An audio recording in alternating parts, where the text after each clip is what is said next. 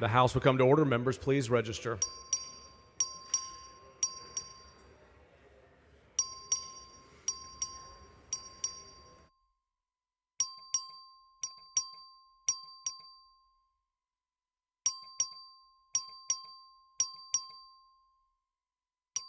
Have all members registered?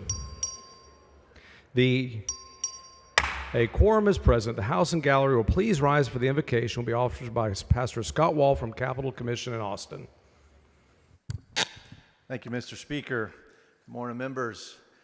Word for the day is Pope. Kind of a weird word, obviously, but we are called to pray for our leaders, and he is the head of the Catholic Church, which they say is about 1.4 billion, a lot of people, and what he says impacts us, and we need to be praying for him. So I'll pray for him and for you this morning. So please join me as we pray. Heavenly Father, today we do especially pray for the newly elected Pope, Pope Leo XIV. We ask that you grant him the strength to stand firm in the face of pressure, the compassion that you've given him to shepherd those in need, and the wisdom to lead with both conviction and grace. May he be willing to take clear, consistent stands on moral issues to help bring sanity to the cultural chaos that has come from postmodernity. And we ask that leaders everywhere, whether in Rome or in Washington or here in this chamber, be guided not by shifting tides of opinion, but by enduring principles of truth. And may our actions in this chamber today and every day reflect a deep commitment to your truth as well. Your Son, Jesus' name I pray. Amen. The chair recognizes the Honorable John McQueenie of Tarrant County to lead us in the pledges of allegiance to the United States and Texas flags. Thank you, Mr. Speaker. Members, guests in the gallery, please join me in the pledges to our nation and our state flag. I pledge allegiance to the flag of the United States of America and to the republic for which it stands, one nation, indivisible, with liberty and justice for all. Now to the great state of Texas. Honor the Texas flag. I pledge allegiance to Texas, one state under God, one and indivisible.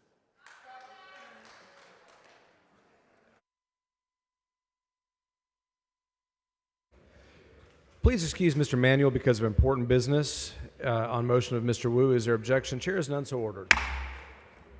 The chair is pleased to recognize Dr. Richard Young from Fort Worth as the Doctor of the Day. Members, join me in welcoming our Doctor of the Day.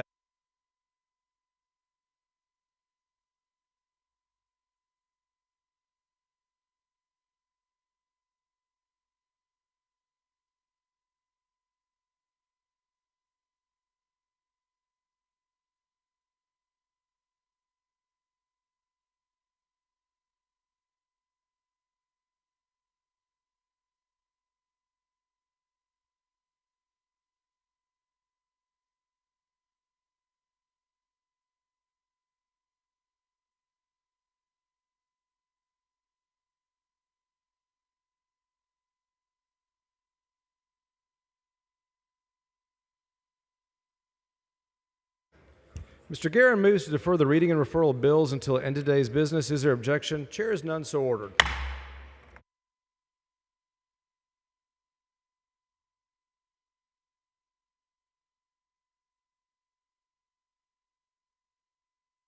The following announcement, the clerk will read the announcements.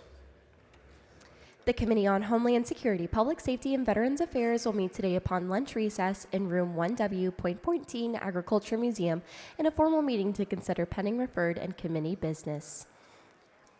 The Committee on Land and Resource Management will meet today upon lunch recess at Desk 15 in a formal meeting to consider pending, referred, and committee business. The Committee on State Affairs, Subcommittee on Telecommunications and Broadband will meet today upon lunch recess at Desk 147 in a formal meeting to consider pending, referred, and committee business. The Committee on Transportation will meet today upon lunch recess in Room 1W.14 Agriculture Museum in a formal meeting to consider pending, referred, and committee business. The Committee on Pensions, Investments, and Financial Services will meet today upon lunch recess at Desk Number 2 in a formal meeting to consider pending, referred, and committee business. The Committee on Corrections will meet today upon lunch recess at Desk 102 in a formal meeting to consider pending, referred, and committee business.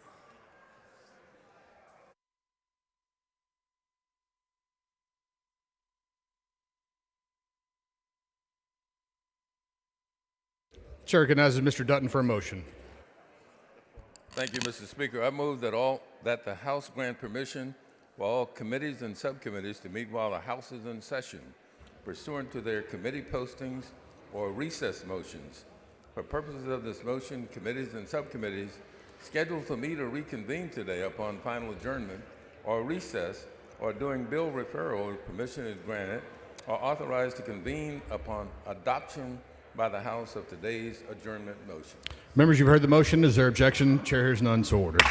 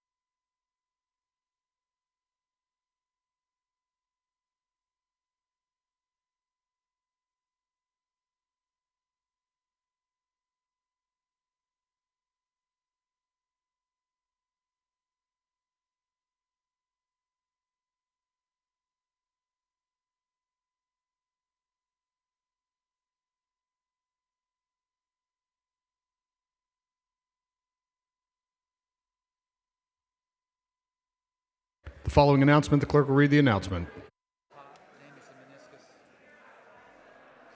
The Committee on Elections will meet today upon lunch recess at Desk 40 in a formal meeting to consider pending, referred, and committee business.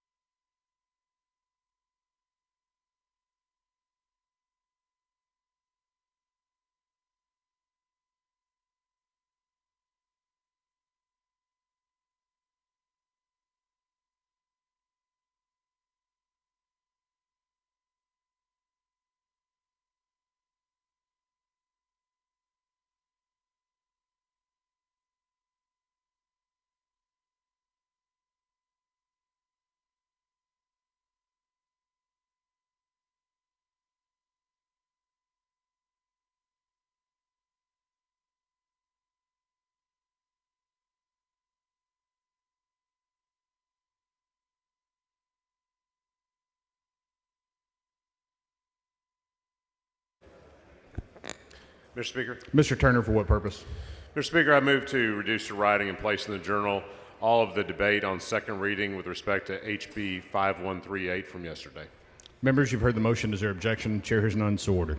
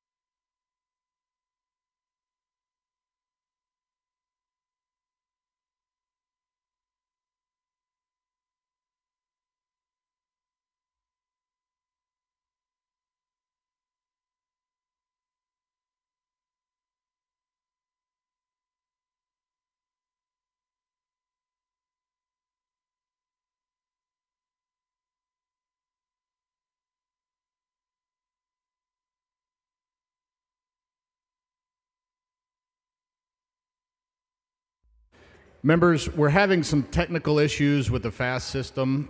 We should be getting on the calendar shortly.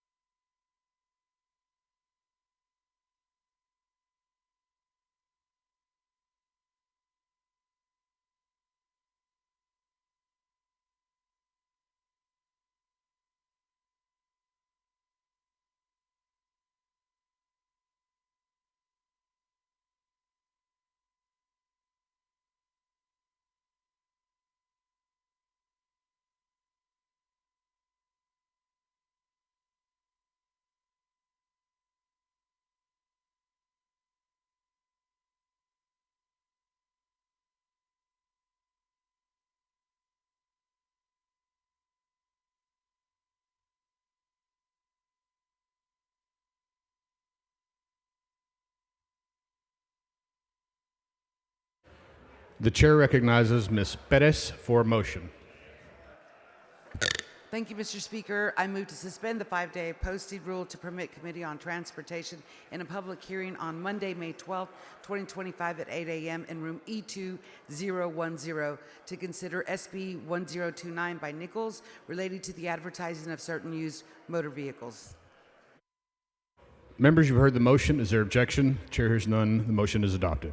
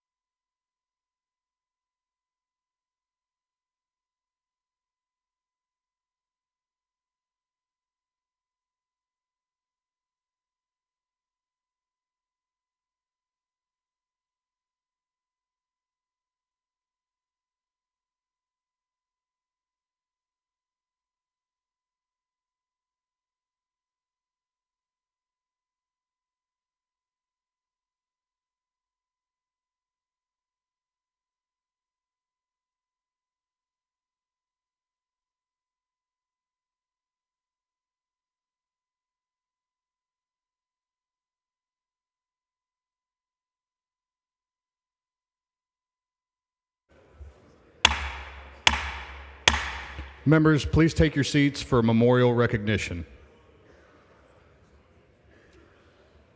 The chair recognizes Ms. Swanson for memorial recognition. Thank you, Mr. Speaker. Members, I'd like to take a moment and recognize the life and legacy of Dr. Edward Uvacek Jr., a Korean War veteran who spent his life serving others.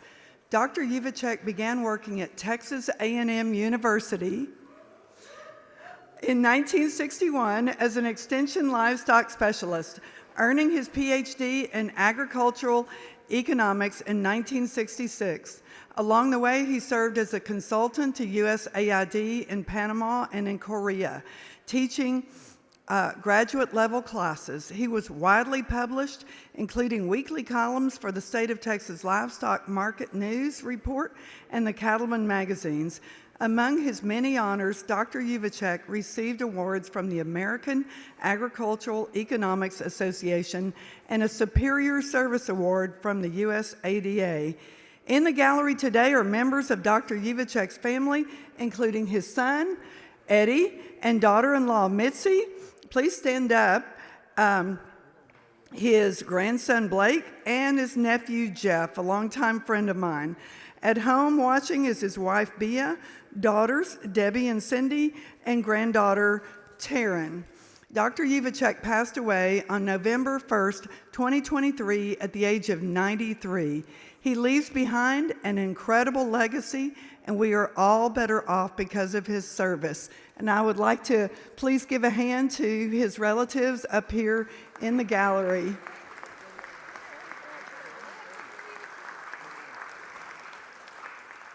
Thank you. Members, please stand for a moment of silence.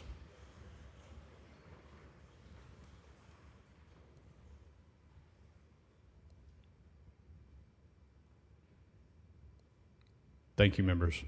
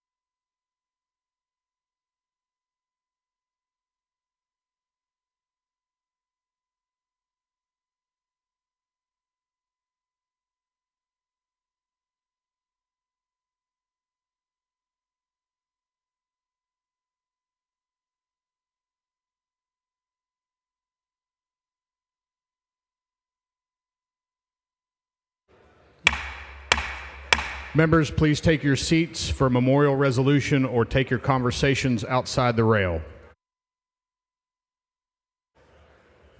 The chair recognizes Mr. Landgraf for a motion.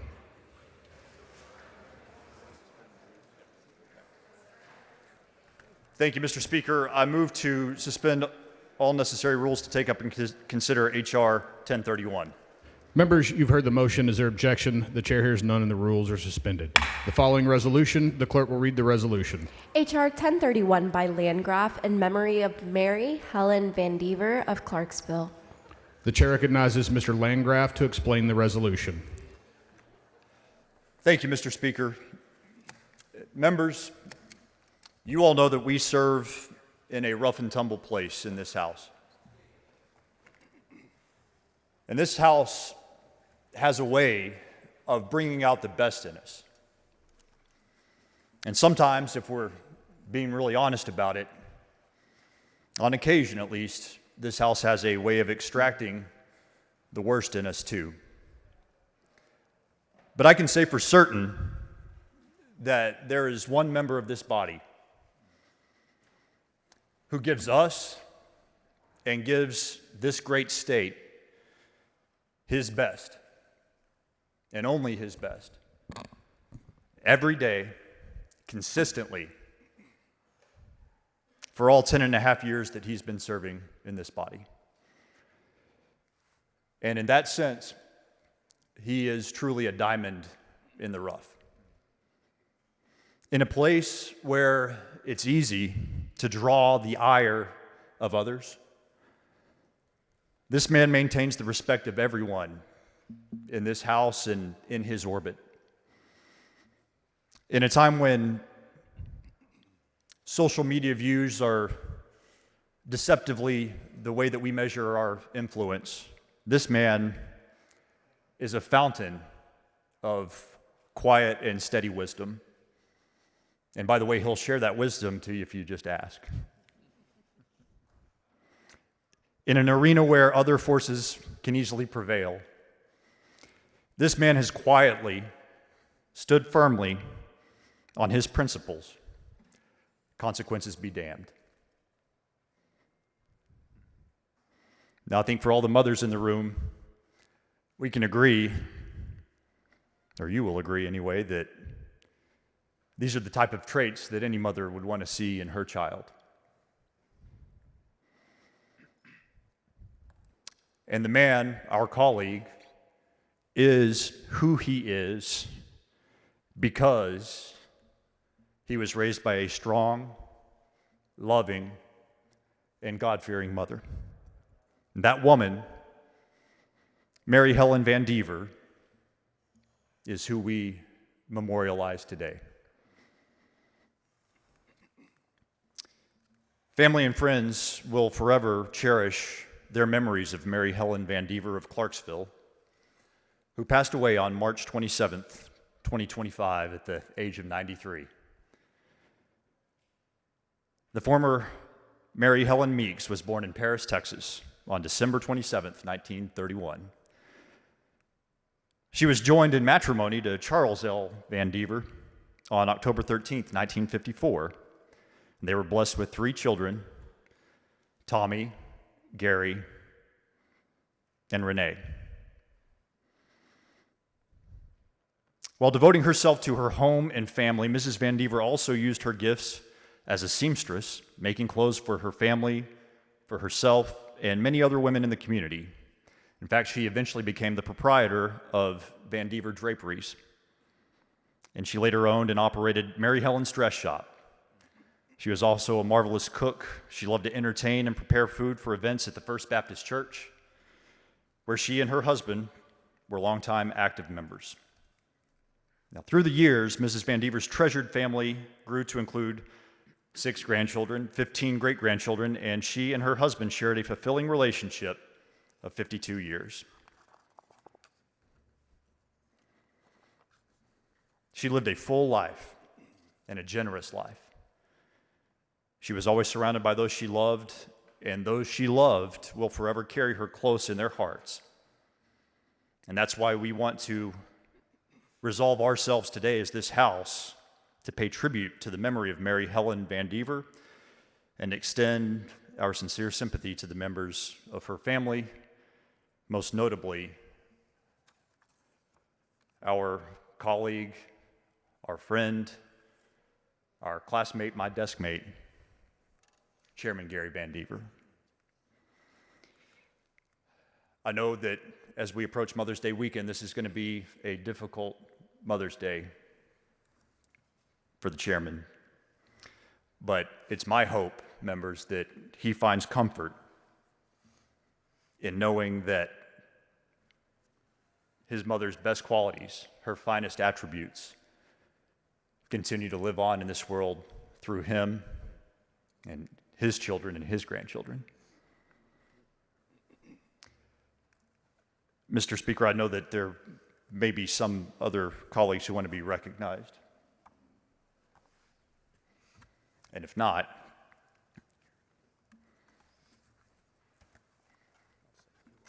okay.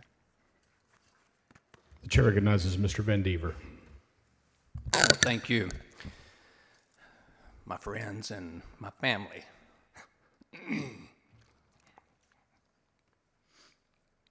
I wish you could have known my mom.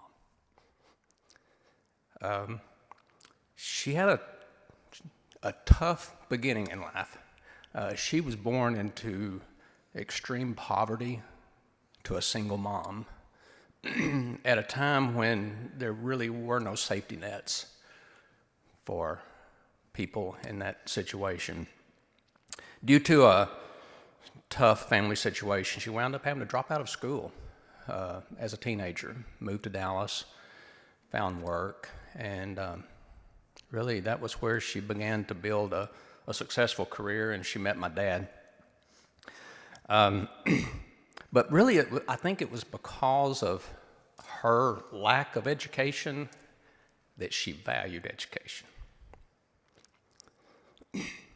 And I think that's what instilled in me a love for education. You know, she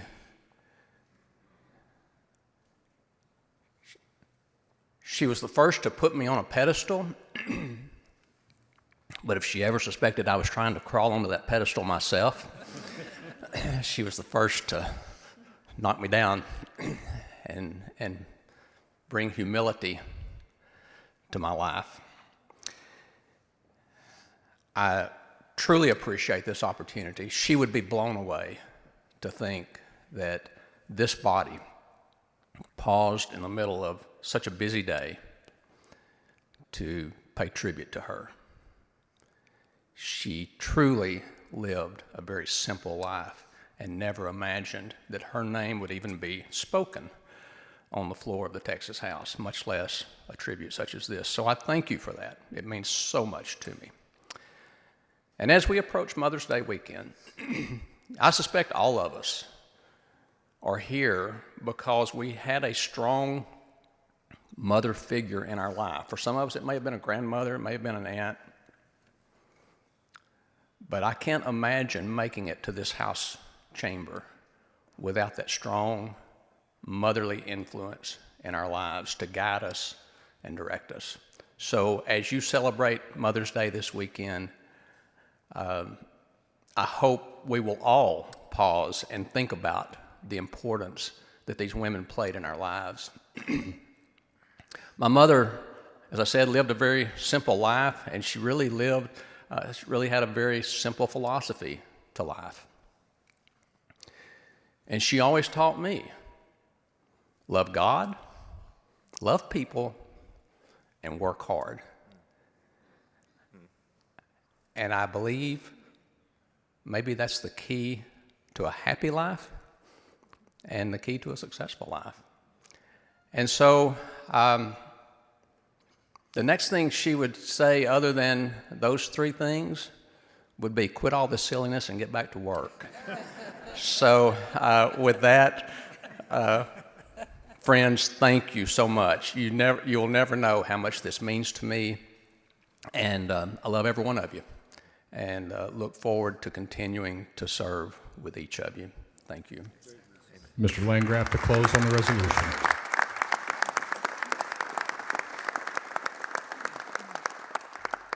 We love you too, Mr. Chairman. Move adoption. The question occurs on the adoption of the resolution. All those in favor, please rise. The resolution is unanimously adopted. Ms. Gonzalez of El Paso moves to add all members' names. Is there objection? The chair hears none, so ordered.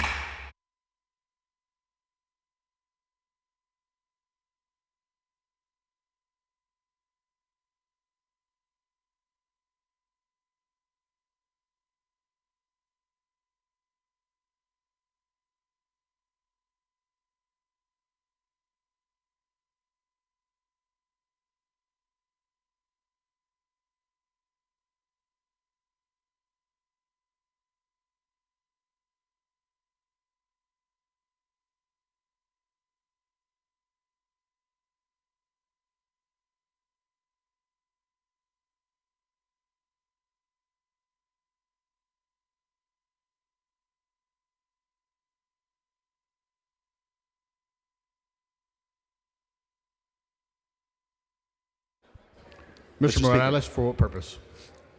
Can the speaker move to record the comments into the journal? Members, you've heard the motion. Is there objection? The chair hears none, so ordered.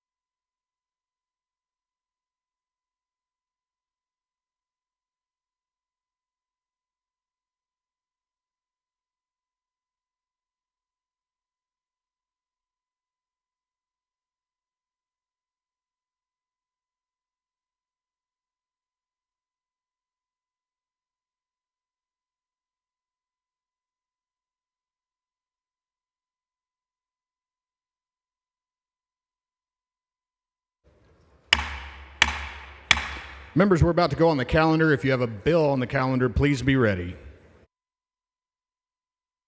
The chair lays out on third reading House Bill 5138. The clerk will read the bill. HB 5138 by Shaheen relating to the duty of the Attorney General to prosecute criminal offenses prescribed by the election laws of this state. The chair recognizes Mr. Shaheen to explain the bill. Thank you, Mr. Speaker. Members, House Bill 5138 restores the authority of the Office of Attorney General. Move passage. Mr. Speaker, Ms. Jones, for what purpose? will the gentleman yield for questions? Will the gentleman yield for questions? Sure, I'd be happy to. Gentleman yields. Chair Shaheen, would you agree that we, the legislature, pass laws for people to follow? Yes, I would agree with that. And didn't the Texas Court of Criminal Appeals, the highest criminal court in this state, say the Attorney General has no independent authority to prosecute criminal cases?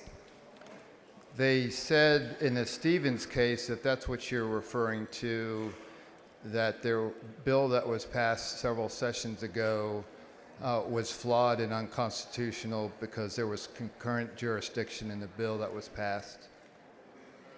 So isn't this bill a direct attempt to sidestep State v. Stevens, even though the court made it clear that only local prosecutors have that power under our Constitution? No, ma'am, it's not. It addresses the issues, the very issues that the Stevens case brought up. So the bill is constitutional. which is why they remanded that case, because it is unconstitutional. And does the author believe the legislature can override a constitutional ruling from our highest criminal court just because it doesn't like the outcome? Again, man, House Bill 5138 takes the issues from the opinion and is crafted to address the concerns in the Stevens case. All right, and if the Attorney General could prosecute without a DA's request, wouldn't that violate the separation of powers and concentrate too much power in one office? I'm sorry, I didn't hear the very I first said part. if the Attorney General Yeah. could prosecute without a DA's request, wouldn't that violate separation of powers and concentrate too much power in one office? No, ma'am. He can. The Attorney General can prosecute cyber crimes if there's a data breach. Over 250 Texans today. Did not the Attorney General talk about the separation of powers in the Stevens case? He referenced the Brady case, if that's what you're talking about. Who is he? It was a case that. No, you said he referenced. Who is he when you said he referenced? It was a case that was when the Attorney General was defending the legislation in front of the Criminal Court of Appeals. So, but what did the Criminal Court of Appeals say? Well, the Criminal Court of Appeals said that you can't have concurrent jurisdiction, so you can't have the Attorney General and the District Attorney both having prosecutorial powers. So what this piece of legislation does to address that is it time boxes when the District Attorney can prosecute a crime and then when the Attorney General can prosecute the time. So there's separate time periods. So it addresses the concern in the Stevens case that you're referencing. And so in State v. Stevens, the Texas Court of Criminal Appeals addressed the constitutionality of the Attorney General's authority to prosecute election-related offenses under Texas Election Code, Section 273.021. Would you agree with me on that? The Criminal Court of Appeals found the legislation that was originally passed to be unconstitutional. And so what this piece of legislation does before the body today is it addresses the concerns in the Stevens opinion. Well, so I'll go back. So you're telling me that in State v. Stevens, the Texas Court of Criminal Appeals did not address the constitutionality of the Attorney General's authority to prosecute election-related offenses under the Texas Election Code, Section 273.021. So if you look at the opinion on page 16. You want to bring the opinion to me? What's that? You want to bring the opinion to me since you're referencing something? No, I'll just read it to you. It talks about concurrent jurisdiction on page 16, and it says, now this is referencing the statute that they found unconstitutional. It says the legislature drafted the statute using the words may prosecute and may appear. This bill before you uses the terms shall. And then on page 19 of the opinion, it says any attempt to overlap the Attorney General's constitutional duties with a county or district attorney is unconstitutional. So that's why you have the time box. So the first 6 months, the district attorney can prosecute. If the district attorney decides not to, then the Attorney General can step in. Go ahead. Go ahead, let me let you finish. No, go ahead, ma'am. Isn't it true that the Texas Court of Criminal Appeals reversed the appellate court's decision, holding that Section 273.021 unconstitutionally delegated prosecutorial power to the Attorney General, a member of the executive branch, infringing upon the judicial branch's authority? And the court emphasized that absent a request from a local prosecutor, the Attorney General lacks independent authority to initiate criminal proceedings. Isn't that true? The Criminal Court of Appeals did find the original statute unconstitutional, so that's why this piece of legislation is drafted the way it is. Now, it actually did find it unconstitutional, which is why they struck down one of the counts, reversed it, because they said that it's infringing on the judicial branch's authority. But in any case, I move on. Okay. And the State versus Stevens was decided by Republican judges, right? You're talking about there's a majority of Texas Republicans? Court, yes, the Texas Court of Criminal there's a Appeals. majority of Republican Okay. judges, yeah. So for the most part, in State v. Stevens, which is dispositive of this issue, the Texas Constitution says prosecution belongs to local DAs. Again, ma'am, there's acknowledgement that the Criminal Court of Appeals found the statute that was passed by this body several sessions ago unconstitutional. I'm not disputing that. Nobody's disputing that. What I'm attempting to articulate is House Bill 5138 addresses the constitutional issues that the Criminal Court of Appeals called out in their opinion, and that's why 5138 is constitutional and will survive potential challenges. And also, isn't it true that in State v. Stevens is significant because it underscores the constitutional limits on the Attorney General's authority in Texas, particularly concerning the prosecution's election-related offenses, which I believe speaks directly to this bill. Yes, ma'am. The Criminal Court of Appeals found the former piece of legislation unconstitutional. That's accurate. And I respectfully suggest it's going to find this piece of legislation unconstitutional. But Okay. and do you not believe that there should be some concern to give a partisan statewide official the power to override local prosecutors and initiate criminal cases? That's not what this piece of legislation does. What it does is it gives the local district attorney 6 months to determine whether they want to prosecute a case or not. And if not, and if they decide not to, then the attorney general has the option whether he or she wants to Actually, prosecute. this bill does exactly that because it allows the AG to come in and override a decision of the prosecutor, of the local prosecutor, because a local prosecutor could evaluate the case, decide there's not a case, and not prosecute. So, and so if we pass this bill knowing it violates State v. Stevens, aren't we knowingly as a body passing unconstitutional legislation?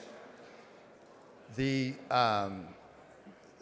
House Bill 5138, again, reflects the opinion from the Stevens case and will be found to be constitutional. It took the issues with respect to concurrent jurisdiction and it addresses that. Are you a I'm just curious, are you a lawyer? No, ma'am. Okay, all right. So I stand by what I said before. I believe the Texas Court of Criminal Appeals Okay. will absolutely strike this down as unconstitutional if we use it. But let's move Okay. on.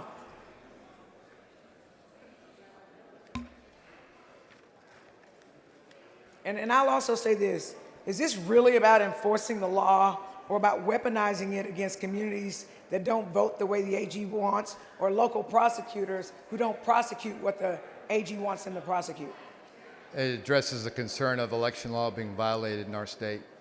And I'll end with is this. This is so that this body knows with eyes wide open that State v. Stevens, the concerns there are still concerns here. And if this bill indeed passed, it's absolutely unconstitutional. I'm certain somebody's going to sue, and the Texas Court of Criminal Appeals is going to come up with the same decision that it made before. But thank you. Thank you, ma'am. I move passage.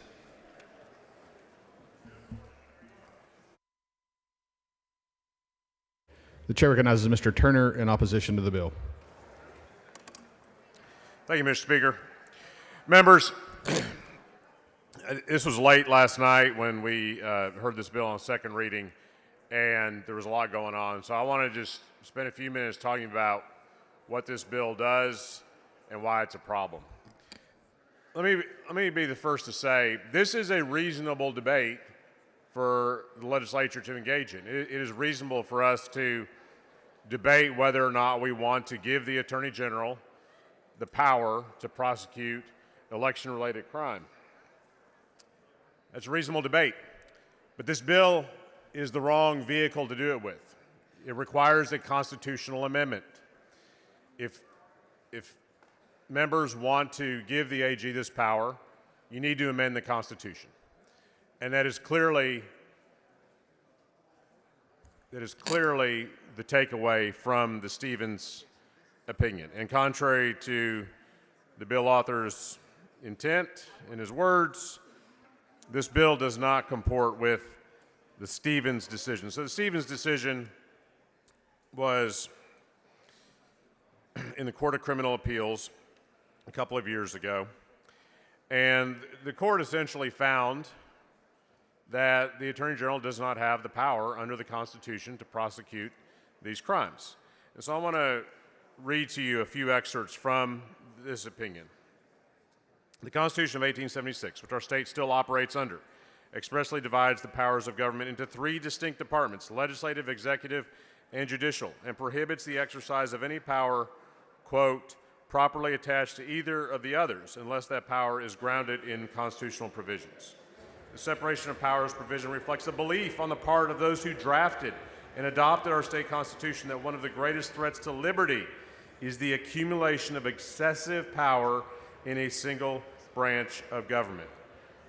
The Texas Constitution contains this explicit separation of powers provision, unlike the federal Constitution, which contains no express separation of powers provision. Instead, separation of powers is implied through the federal Constitution's structure dividing government into three branches. We have previously held that this textual difference between the U.S. and Texas Constitution suggests Texas would, quote, more aggressively enforce separation of powers between its governmental branches than would the federal government. So think about that for a second. This court has held that the way the Texas Constitution is drafted is that it is more aggressive, more serious about protecting those separation of powers than even the federal Constitution, where those separation of powers is very, very well established. The court continues. As previously discussed, the enumerated duties of the Attorney General as specified by the Constitution are limited to inquiring into charter rights of private corporations, suing in state court to prevent private corporations from exercising powers not authorized by law, seeking judicial forfeiture of charters, and providing legal advice to the governor and other executive officers. Notably absent from these enumerations is a specific grant of authority to the Attorney General concerning the prosecution of criminal proceedings. Undeterred by this omission, the Court of Appeals applied an expansive interpretation, holding that because the AG may act on behalf of the state against corporations, and because corporations, like elections and elected officials, are wholly creatures of state actions, it follows that the Attorney General has authority to prosecute. This is a misapplication of the doctrine. The Court of Appeals disregarded the doctrine's fundamental point that, quote, the principle warns against the expansive interpretation of broad language that immediately follows narrow and specific terms and counsels us to construe the broad in light of the narrow. Further, the Constitution already grants this authority to county and district attorneys, as we discussed yesterday on second reading. Because this is already the specific duty of county and district attorneys, the Court of Appeals erred by misconstruing the other duties clause to encompass judicial branch duties. To elucidate the absurd results that such an interpretation of other duties would render, Stevens notes that the Constitution also permits the legislature to assign the Secretary of State and the Texas Water Development Board other duties, to assign notaries public such duties as prescribed by law, to assign duties to county clerks and sheriffs. The court says if we were to adopt the reasoning of the court below, then the legislature could grant the Water Development Board with prosecutorial authority. Perhaps this example is extreme, but it certainly emphasizes how relying on other duties would render meaningless the separation of powers. Absent the consent and deputization order of a local prosecutor or the request of a district or county attorney for assistance, the Attorney General has no authority to independently prosecute criminal cases in trial court. Therefore, while there are some overlapping duties, the Constitution specifically separates the power of the branches. Any attempt to overlap the Attorney General's constitutional duties with county and district attorneys' constitutional duties in the sense of a Venn diagram of sorts is unconstitutional. Practically speaking, any overlap is necessarily invitational, consensual, and by request. A county or district attorney must request the assistance of the Attorney General. Under the current Constitution, overlap of the duties of the Attorney General and those DAs and county attorneys occurs, if at all, on a case-by-case basis. So, members, the court was very clear about this. It was unconstitutional what the AG was doing before, passing this bill will not make it constitutional. It will require a constitutional amendment, which we do not have before us today. And the question, members, really is this: do we care about the rule of law or not? Does the Constitution of this state matter or not? The Constitution is designed to protect the people, to protect all of us, protect our rights, regardless of who is in power at any given moment. The Constitution is the sturdy, resilient infrastructure of our republic, nationally and in Texas. Much Mr. like Speaker, Members, please take your conversations outside the rail. Ms. Mr. Jones, for Speaker. what purpose? will the gentleman yield? I'll be happy to yield in just a moment. Not at this time. The Constitution is the sturdy and resilient infrastructure of our republic. Much like a reinforced building that can withstand an earthquake or a hurricane, the Constitution protects us regardless of what's happening in the moment, the politics of the moment, and who is in power. Members, we have not always had a Republican Attorney General, and we will not always have a Republican Attorney General. So before you grant expansive new powers to the Attorney General in violation of the Constitution, I hope you'll think long and hard about the long-term implications of doing that. I'll be happy to yield for questions. Ms. Jones, for what purpose? Will the gentleman yield? Will the gentleman yield for questions? Yes, I do. The gentleman yields. So, gentlemen, Ms. T walked back here and reminded me of something, and she is a lawyer. Yes, she is. So here's the question. Does this bill 5138 limit the AG to a certain time period to sue? Did you No. see that anywhere? Not that I've seen. So no. there's a time limit for local prosecutors who are Yes, sir. elected by the people that live there, but the AG has unfettered discretion of when to bring a lawsuit, correct? That's absolutely right. And to expand on your point, your question, county and district attorneys, local prosecutors have a constitutional responsibility and a constitutional duty to prosecute these crimes. The Attorney General does not. Why would we limit them but not limit the Attorney General when that office doesn't even have the power? And then also, so when we heard the author of this bill talk about, oh, we're going to pass another law that lets the AG do what the Constitution prohibits, we believe it then becomes constitutional because we give them 6 months. So in other words, time limits it. Yeah. Now, do you see, like I see, and like blind people should see, that the Constitution is the Constitution? If it says that prosecution of criminal cases, especially in the election arena, since State v. Stevens related to election-related incidences, that this doesn't cure the Constitution problem. That's absolutely right, Representative Jones. That's my point. I heard the bill author say those things. That has nothing to do with the fundamental constitutional problem, and that's why this bill is fatally flawed. It is unconstitutional on its face. And I will say this, would this not be a perfect example of why there's a separation of powers? You got a legislative body that wants a law like it wants, and it's like, I be damned with the Constitution. They pass the law as the rules of the legislature require, goes to the Senate, the governor can sign it, and then the judicial branch, which is another branch of government, gets to come and strike it down by the Court of Criminal Appeals and say, hey, legislature, no, no, no, no, no. That's against the Constitution. Gentleman's time has expired. Correct? I won't ask for an extension. Thank you. You answered my question. Mr. Speaker, Mr. Boosie, for what purpose? I request motion to extend the time. Members, you've heard the motion. Is there objection? Chair hears none. The gentleman's time is extended. Mr. Speaker, Mr. Busey, for what purpose? will the gentleman yield Will the for gentleman questions? yield for questions? Yes. The gentleman yields. Thank you, Representative. I was listening intently to your layout and to your exchange with Representative Jones. I thought it was very important. I thought y'all made great points, but if you would, my question is, would you look around the room at our colleagues real quick and notice that I don't think many of them are listening to this exchange of one of the biggest bills. So, Mr. Speaker, can we get some order in the room? Members, please take your conversations outside the rails. This is a bill which I think you laid out really well in your opposition to why we need to oppose this. Unfortunately, our colleagues were chatting about everything else under the sun while you were talking about a bill that deals with the separation of powers. Haven't we done this before? Have we gone down this path before in this body? Well, we have, Representative Busey, and you know, this is an issue that's been much discussed over many years, and I think you've been a leader in exposing some of the fallacies behind some of these supposed voter fraud investigations that the Attorney General's office has undertaken, which, you know, ultimately, you know, led in part to this lawsuit that made it all the way to our state's highest criminal court, Court of Criminal Appeals.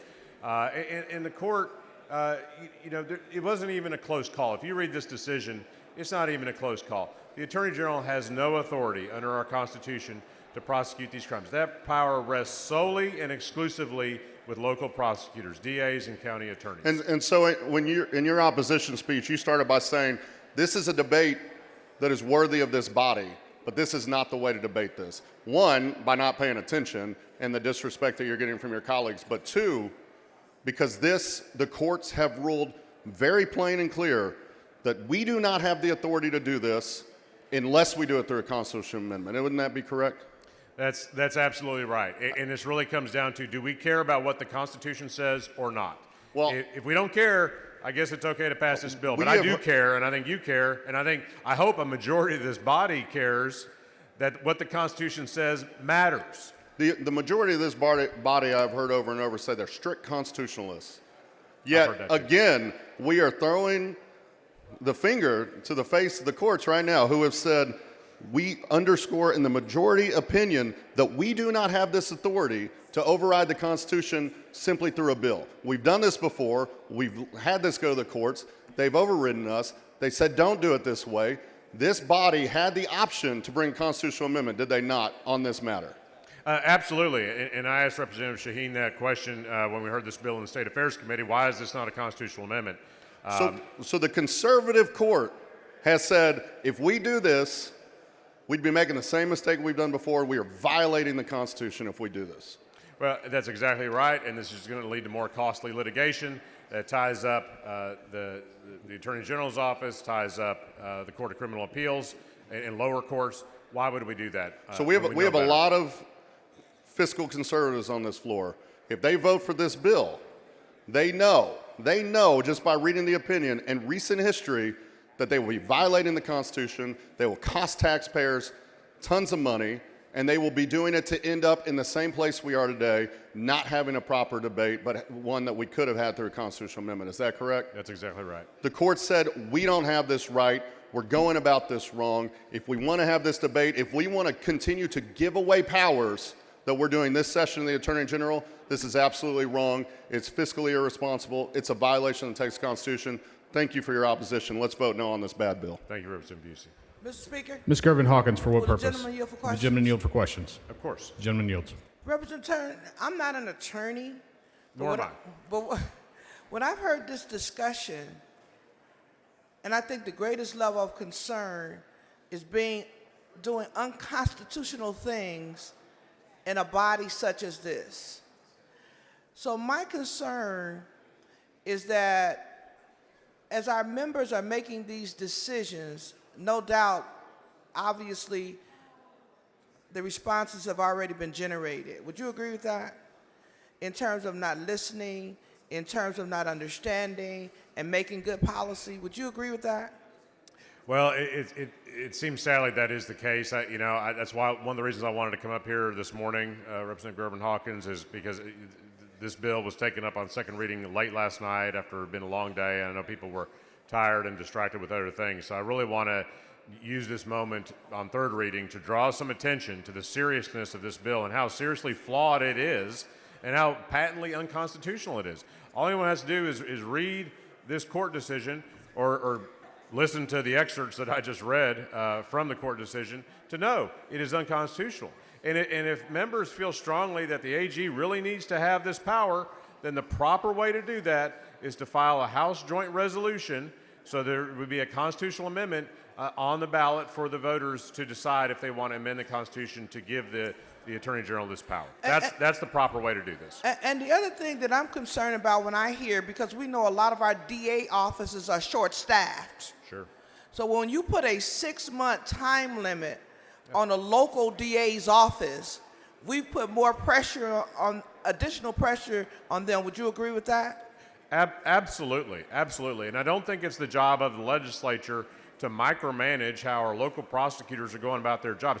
They've got a lot of things to balance, and so they're investigating and prosecuting violent crimes, murders, a host of other things. And so they've got to balance all that with the priorities of their local community in mind. Why would we try to micromanage them and put some artificial timeline on them and then say, we're going to take this away from you and give it to the Attorney General, unconstitutionally, I would add, because you don't get it done in 6 months. That's unrealistic and unfair. So it's, realistic is a slap in the face to the local DAs. Would you agree with that? Absolutely. And I hear a lot, you and I both hear a lot about how we support local prosecutors. This is not the way to support our local prosecutors. Our local prosecutors need to be empowered and respected, not have their constitutional authority whittled away through an unconstitutional bill. And Representative Turner, if we give so much power, because I'm hearing every bill is going to be resolved through the Attorney General, aren't we also putting that additional burden on the Attorney General's office that is so humongous that we will end up in trouble doing things that we need to do that's most important? Look, absolutely. I think the Attorney General's office, again, irrespective of who is in the top office in that agency, needs to be focused primarily on child support enforcement in our state, consumer fraud, and enforcing our consumer protection laws. Those are two of the most important functions of the AG, and I really like the focus of that agency to stay there because our constituents need that help. And not on what the local Attorney General should do. So, you know, when we talk about our various municipalities and areas where our DAs are, right? Sure. So we're literally saying we're going to, after 6 months, if you haven't litigated this, we're going to take that from you. And so wouldn't that delay cases? I think it well could. I think it well could delay, create unnecessary delays and costly delays that again, there's no reason for us to do. And not only that, the big thought that I have too is the DA is so separated from the local community. I mean, not the DA, I'm sorry, the Attorney General, that they don't really even know what's going on in that locale. Well, absolutely. I mean, the Attorney General's office has 254 counties that they have responsibility to. Again, in primary responsibilities such as child support enforcement, consumer protection. I don't know realistically how the Attorney General can take again, irrespective of who's in the office, how that agency could take on this responsibility that is envisioned in this bill. Again, in violation of the Constitution. So our members really need to think twice before they dump a whole new basket into the Attorney General's lap and say, we hope you can resolve it. I agree, and I hope members will vote no on this bill for those reasons. Thank you, Representative Turner, and thank you for bringing it to the light of how this is troubling across the board, no matter what party you in. No matter what party. That's right. It is troubling. That's right. Thank you, sir. Thank you, Representative. Members, I ask you vote no on this bill. The chair recognizes Ms. Johnson to speak against the bill. Mr. Speaker and members, we had this discussion a couple of weeks ago. A couple of weeks ago, there was almost the exact same language on a bill by Chairwoman Hall that said, hey, human trafficking. Human trafficking is so important. We really need to step out on human trafficking, and we need to give the Attorney General more power just for human trafficking. And you remember at the time, I warned, and I said, hey guys, I don't think this is about human trafficking, because none of you here are gonna wanna take a vote that is perceived as being bad against human trafficking.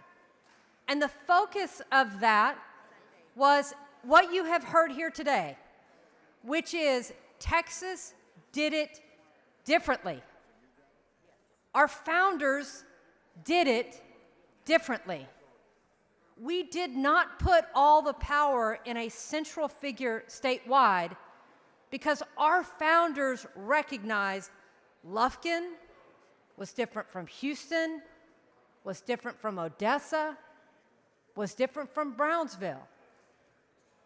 Texas has always done it differently. We have always been a state that protected and preserved local control. Your voters, your district attorney. We have always said that your local elected district attorney is the end-all and be-all on criminal prosecution. What does the AG do? What does the Attorney General do? There is a job the Attorney General is supposed to do that nobody else in this state can do, and that's collect child support. Are they doing that job? Because I don't know about you, but I know a lot of single moms with kids with deadbeat dads who don't get that done by the AG. Let's talk about doing that job. That's the job. Can the AG collaborate on complex issues? Can the AG step in when a county has an issue? Yes, they can. It's already provided by statute, but it is a collaboration. It is supposed to be a collaboration between your locally elected district attorney to say, hey, step in with me here and help me out on this. Let's collaborate. And there are times that's a great thing. This is not collaboration. This is hijacking your local DA's power. And let me tell you, I know you're getting called on this. I know you're getting called on this because I know the DAs, regardless if they're Republican or Democrat, and I know they're telling you, because they told you 2 weeks ago on this other deal, hey man, I'm no longer my office. If you do this creep, which we've done, which is to say, if you file a case around this subject, you got to send all that evidence to the AG. Your local DA is no longer the head of your criminal prosecution. Your local DA will now be subservient to whoever is elected as the Attorney General. This is not about the current Attorney General. This is about whether or not you want to break the system that our founding fathers put in place to maintain local control. And this is the slippery slope. 2 weeks ago, watch out. This isn't just about human trafficking. And already, before we even got out of here, hey, I just need this other little provision. Just give me this other little crime to say, hey, local DA, not you, but me. And so I agree with the number of people who have said this is unconstitutional. And I will tell you, there are times on this floor where we may take a vote that in your heart of hearts, you know it's unconstitutional, but you are waiting for somebody else in the court system to save the day. We are getting beyond that point. This is an example of whether or not we collectively really care about the Constitution, we collectively really care about small government, or if we collectively will protect local control. Protecting your local voters actually means voting no on this bill to set up a program of which you give statewide power to whoever gets elected as DA in the future. Please vote no on this bill. Also, I do want to thank Chairman Shaheen. I do want to thank that he was willing to work with Chairman Moody and accept the amendment that was put on Chairman Hall's bill. I do appreciate that effort, but that doesn't make this bill okay. Please vote no. Chair recognizes Ms. Morales of Harris to speak against the bill. Thank you, Mr. Speaker, members. I'll be quick with my comments, but as somebody who represents a community that's been repeatedly targeted, lied about, and used as a political scapegoat, I want to call House Bill 5138 what it really is. It's a power grab. It's a political weapon and a direct attack on communities like mine, Latino communities, under the false racist narrative that undocumented immigrants are voting in our elections. That is a lie. A flat out lie. There's no widespread voter fraud, none. And the authors of this bill know it. What this bill really does is it gives the Attorney General unchecked power to override locally elected prosecutors to chase after so-called election crimes that don't even exist. All to push a political agenda and keep communities like mine afraid to vote.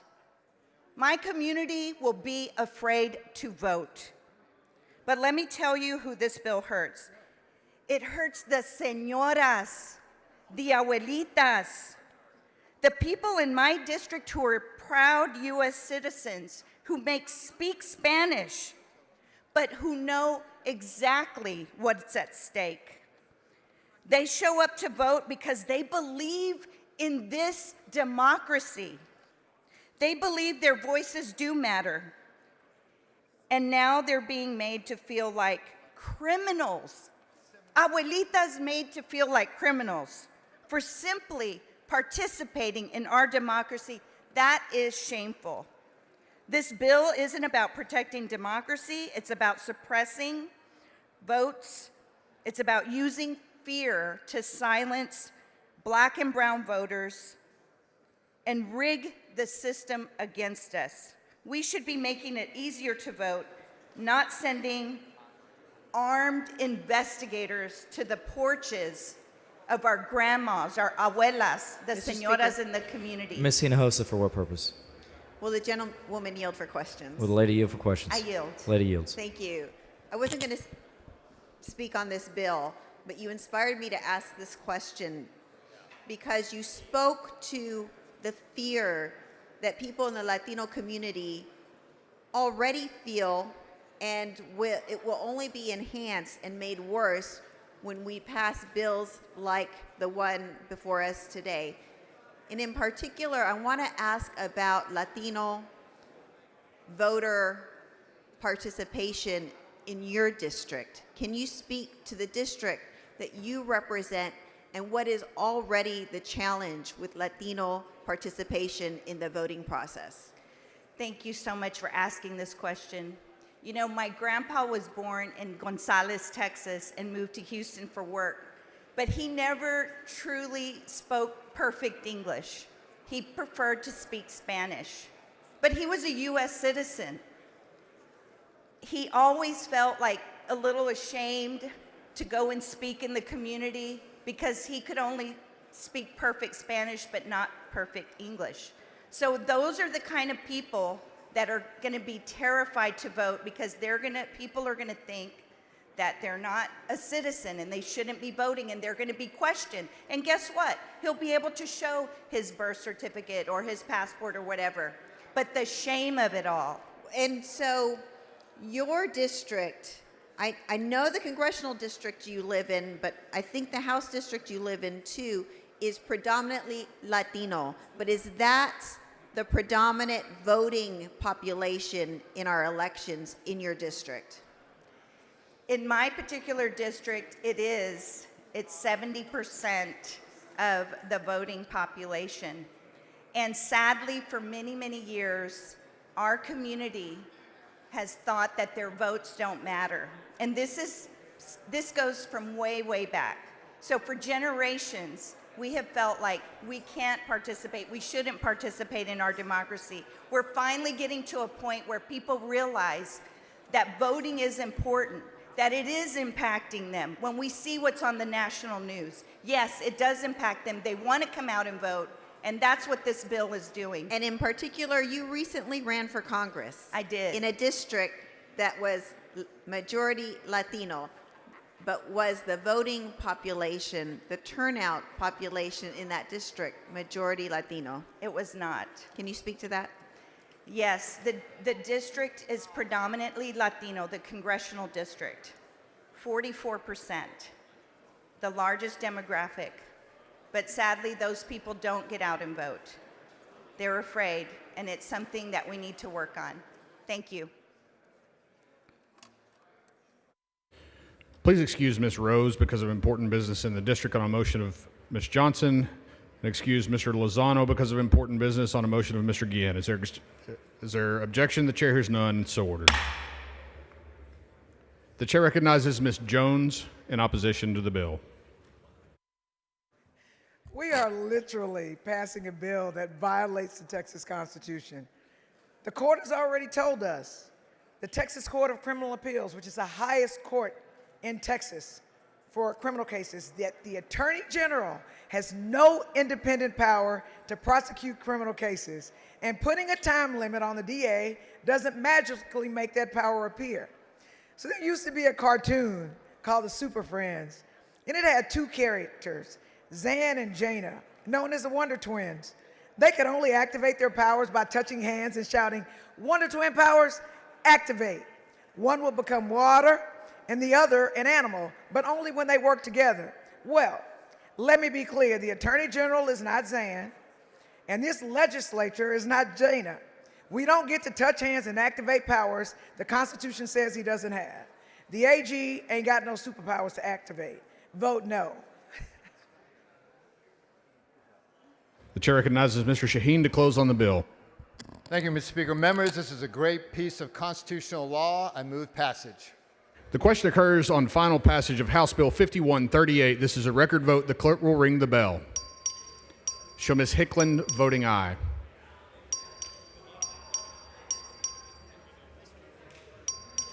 Show Mr. Little voting aye. Show Mr. Hopper voting aye.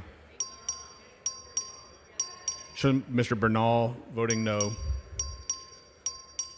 Have all voted? There being 87 ayes, 58 nays, House Bill 5138 is finally passed. The following announcement, the clerk will read the announcement. The Committee on Ways and Means will meet today upon lunch recess at Desk 41 in a formal meeting to consider pending referred and committee business. The Committee on Higher Education will meet today upon lunch recess at Desk 51 in a formal meeting to consider pending referred and committee business.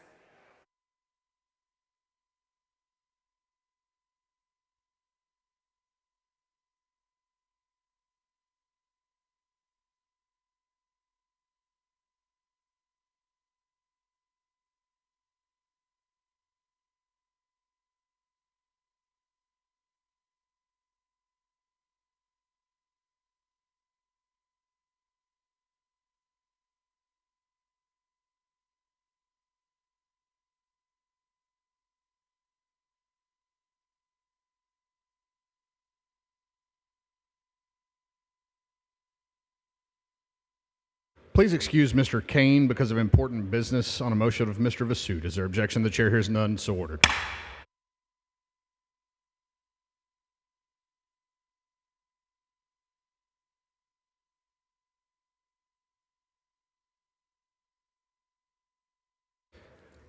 The following announcement, the clerk will read the announcement. The Committee on Natural Resources will meet today upon lunch recess at Desk 74 in a formal meeting to consider pending referred and committee business.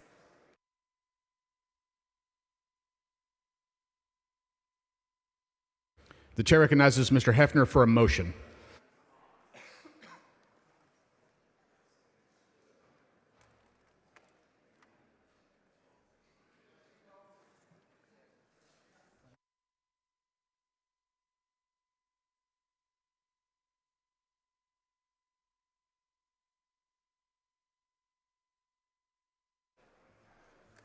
Mr. Speaker, I move to suspend Rule 8, Section 5D to designate as joint sponsors and co-sponsors for HB 17, all joint authors and co-authors for HB 17.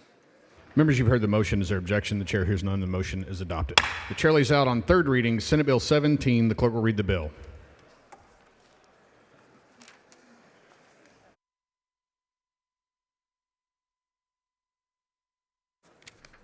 SB 17 by Cold Course relating to the purchase of or acquisition of a title to real property by certain aliens or foreign entities. The chair recognizes Mr. Hefner to explain the bill. Thank you, Mr. Speaker. Members, we hashed this bill out pretty thoroughly yesterday. I just want to reiterate that I'm grateful for the respectful dialogue that we've had on this bill. and for all of your input and feedback during the process.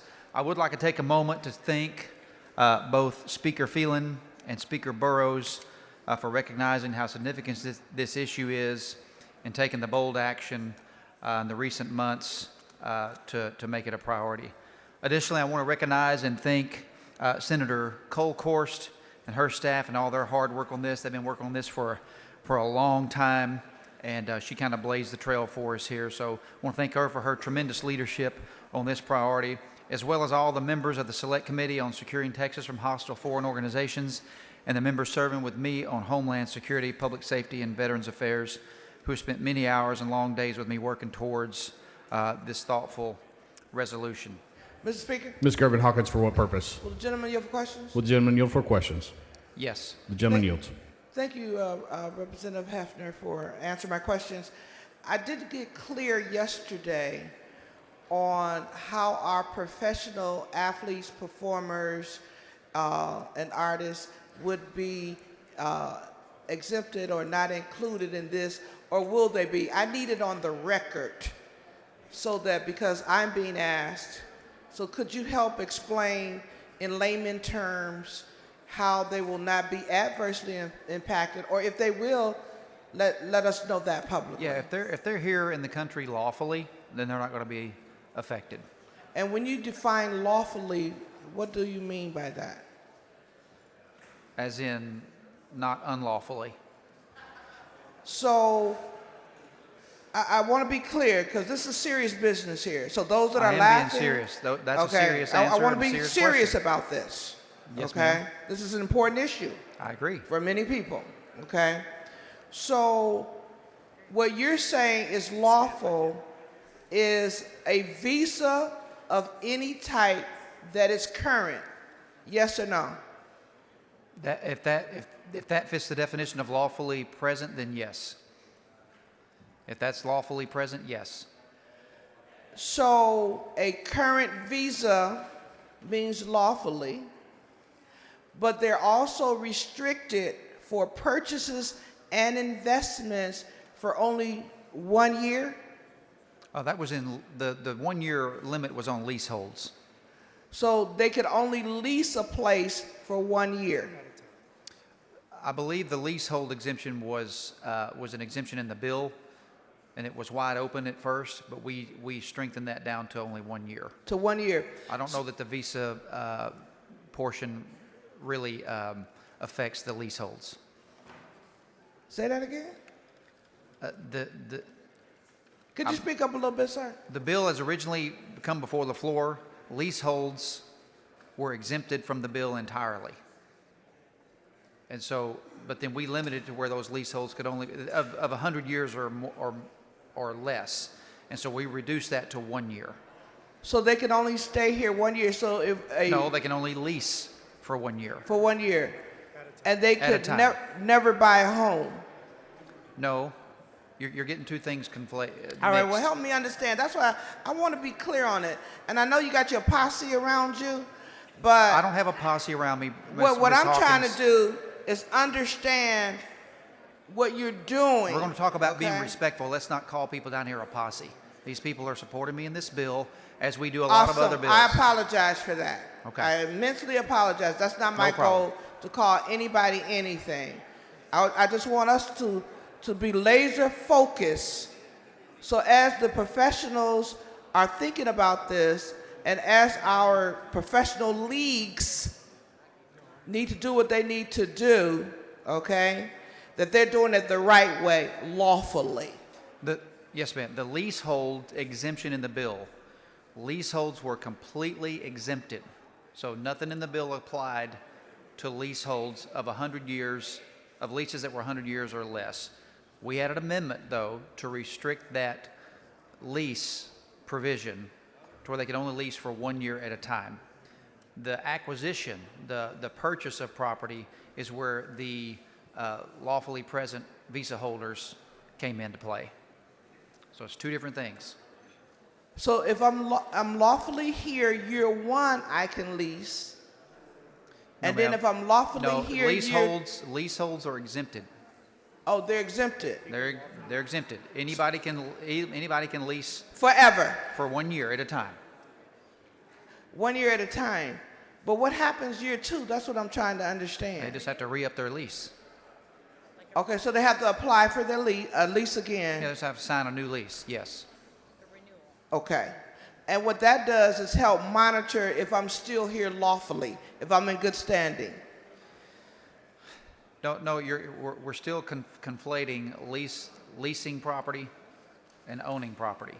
Leaseholds, when the bill got here from the Senate version, leaseholds were exempted from the bill. The bill didn't limit or restrict, had anything to do with leaseholds of 100 years or less.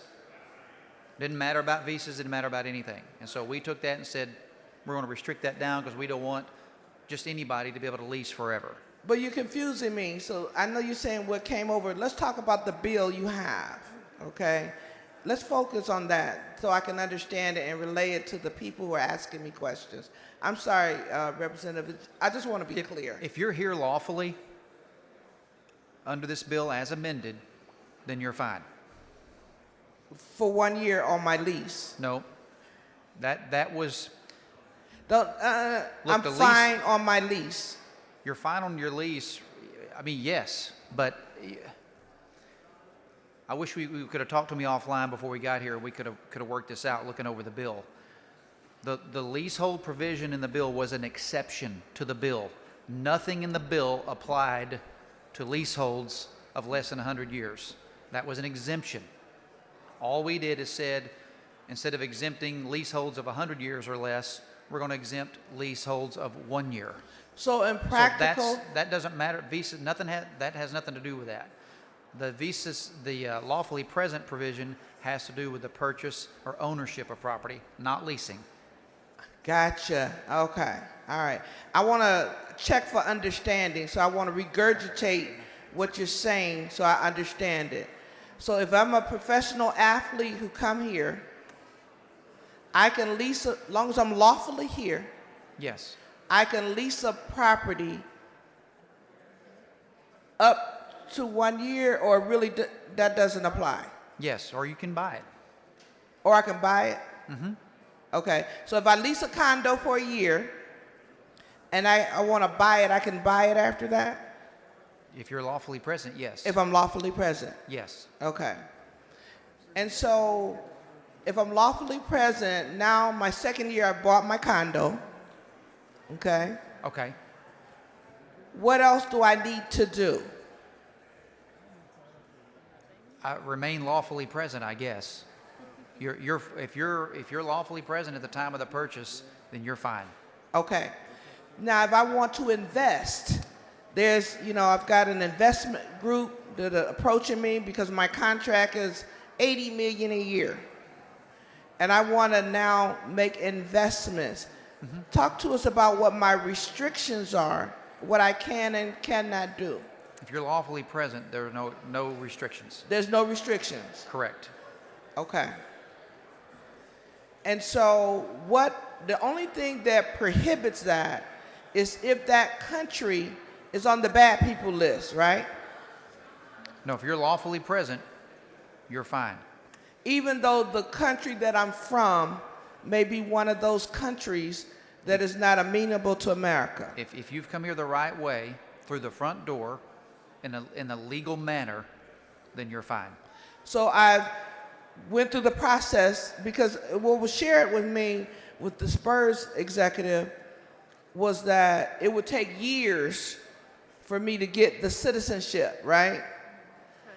I mean, yes, I'm not an expert on the citizenship process, but I do know it's Understood, pretty understood. difficult. Yeah.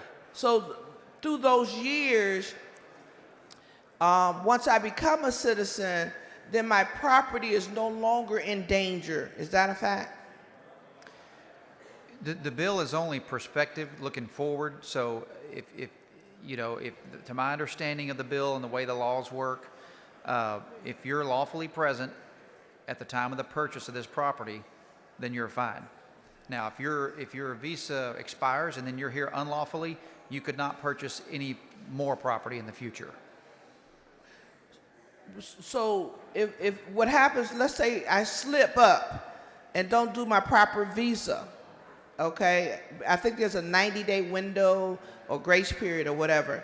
And I hit that, you know, I'm traveling on the road, I forgot, and then I'm no longer lawfully, for the moment, I'll say, okay? Right. What I have bought and invested in is not in danger, correct? That is my understanding, correct. Okay. So then I need to get myself together. Correct. And then get lawful again. Yes. Okay. And that's on purchasing, leasing, or whatever I need to Right, do. and that's why the bill is prospective looking forward. It doesn't go retroactive and look back. That would be unconstitutional. So those individuals who have done those things today, as of or until the bill takes effect, their property is not in jeopardy, correct? That's correct. Okay. Thank you, Representative, for Yes, answering ma'am. my questions. I really Yes, ma'am. appreciate it. You bet. Mr. Speaker, Ms. Jones, for what purpose? will the gentleman yield? Will the gentleman yield for questions? I do. Gentleman yields. So, under this bill, even if someone is lawfully present, they can only lease property. And let me say this, I don't have a lot of questions. I'm asking yes or no answers. You can choose to answer them yes or no or not, but it'll be way quicker. I like yes or no, Okay, unless all it's a right. gotcha. Let's do this. So under this bill, even if someone is lawfully present, they can only lease property 1 year at a time, correct? It doesn't matter if you're lawfully present or not. You can only lease land 1 year at a time Okay, if you're from a designated country. okay. So at the end of that year, are they required to vacate the property? Say that again. At the end of the year, when the lease ends, are they required to vacate the property? I mean, they would have to renew the lease or So- vacate the property. So they can stay at the same property? Yes. Okay. If they renew their lease. I'm sorry, I didn't, Mr. That- Speaker, I can't hear. Members, please take your conversations outside the rails. The lease would have to be renewed. Okay. But the bill really isn't about leases. The leaseholds were exempted for leases of 100 years or less. Except we just for a took year. that down to a year. So it is included. But which is why I'm concerned. I mean, I grew up as a kid. My mother, we leased and we moved from place to place if she couldn't get her You can lease renewed. for a year and you can Right. you can renew that lease forever. Okay, so if they can't renew their lease for whatever reason, maybe because they're targeted, because of this bill, so do they have to leave the state? What happens then? I'm not advised. This bill doesn't require anybody to leave the state.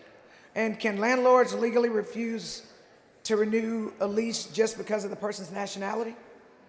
I'm not advised of all the legalities around that. That would be worked out between the lessor and the lessee. So, have you thought about how renters are supposed to plan their lives if they have to renegotiate housing every 12 months? This bill is about preventing hostile foreign adversaries from owning land or real property in the state of Texas. I understand I mean, what you're getting off on leaseholds over here. That's like a little bitty speck of the bill. But That it's is an exemption in the bill. They can do leases wide open up to 1 year. But and but that actually is if you've never like grown up like being a renter, that's a really big deal. Housing stability is a really big deal, Okay. right? So if you own a house, obviously you can stay there forever. But when you're renting, you're constantly worried about if you have a 1 year contract, and just like every other contract in this state, at the end of that contract can be renewed, renegotiated, canceled. I mean, that's between the lessor and the lessee. Right, but when you're a poor person, sometimes they want you to have longer contracts, right? They're going to go with somebody who can Longer enter than into a it. year? Oh yeah, On a there home? are people that like stability. They want rental income coming in. So trust me, that happens. So what I'm saying is, Well, I would people- suggest they get lawfully present, and then they're but they fine. are, and therein, which brings me to this: if you are here lawfully, you are not from you are not like you're from maybe I don't know from whatever country the hostile country police decide is hostile. If you're from one of those countries and you fled there and you're here, that's the last thing you want to have to worry about is whether you have a place to stay. like every year. That's a big deal. Well, get your paperwork in order and it'll be That's fine. a big deal. But have you thought about that this could result in a situation where families with children are forced to move year after year, school after school? Have you thought about that? This bill does not affect anything to do with look, they would do their business just like any other lease, Representative Jones. At the end of the lease, it has to be renegotiated. That's just the way the world works. Right, but leases like just because aren't just limited to a year. There are leases that are longer, is the point that I'm making. There are not very many residential leases longer than a year. But there are. Well, I grew up in that situation. then they'll have to renegotiate it a year under this bill. And does this not create a it actually creates state mandated instability for renters who are here lawfully? I mean, and I guess that's my problem. I think a one-year lease is sufficient for stability. That is standard. A one-year lease is standard. I think, Mr. Chair, that this is problematic, and I think that the fact that people don't think that rental lease agreements for a year are like no big deal. Well, I right? disagree. Housing instability is a really big problem in Texas. Well, then they need to And get this their is just legal gonna status in cause more order, of it. and then they won't have an issue. But thank you. Thank you. Mr. Speaker, Mr. Wu, for what purpose? I motion to preemptively extend the time. You're good right now. Okay. Mr. Speaker, will the gentleman yield? Will the gentleman yield for questions? Yes. The gentleman yields. Thank you. Mr. Hefner, yesterday, I remember you kept repeating a statement saying that you're not going after an immutable characteristic in this law. That is a fact. Okay. And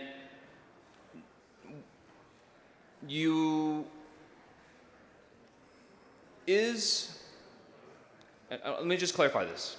Is national origin an immutable characteristic in your mind? Yes. Okay. And what is it about this bill, what decision in this bill are you basing the function of your bill on that you say is not an immutable characteristic? This bill is based on your actions or your affiliations with hostile foreign adversaries. Okay.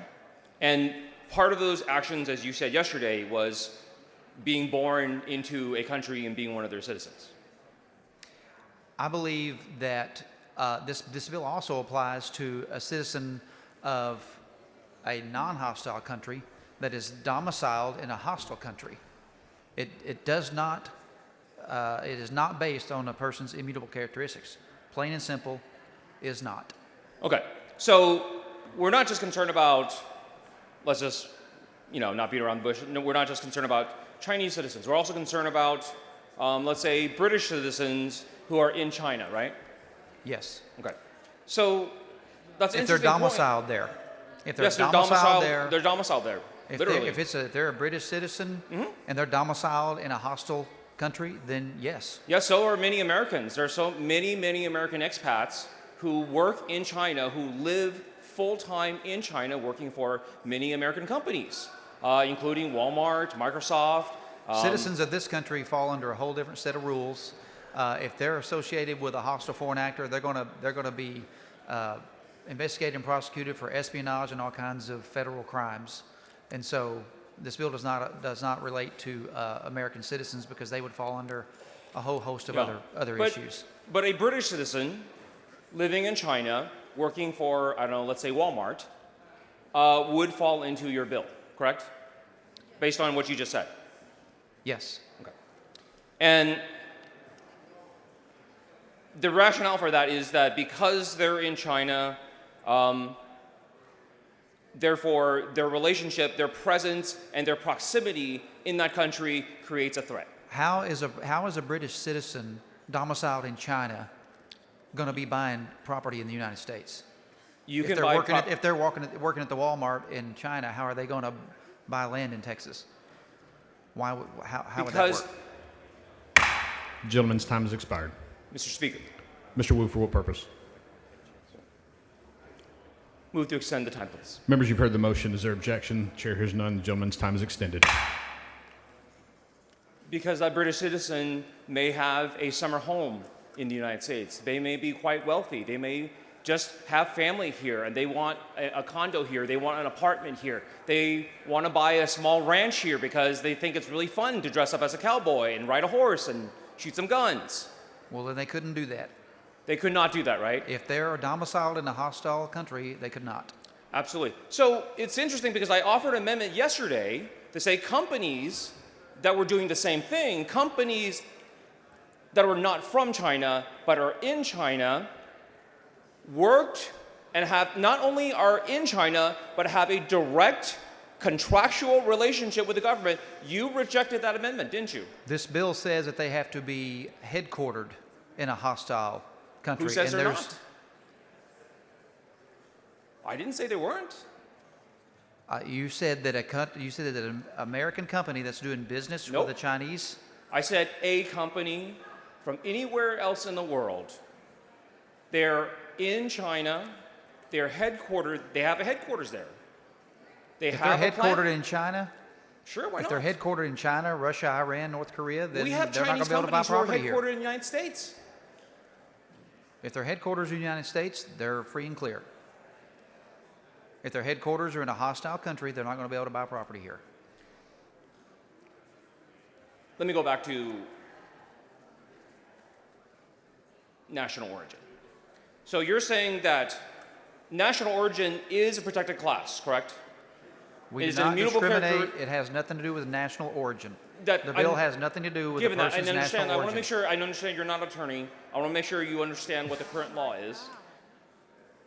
Do you agree with me? Thankfully, I'm not an attorney. I'm glad I'm not. Go ahead. Do you agree with me that national origin is a protected class under the Civil Rights Act of 1964?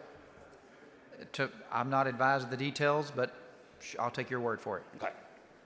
You wouldn't challenge me that. You wouldn't challenge the Supreme Court on that. You understand that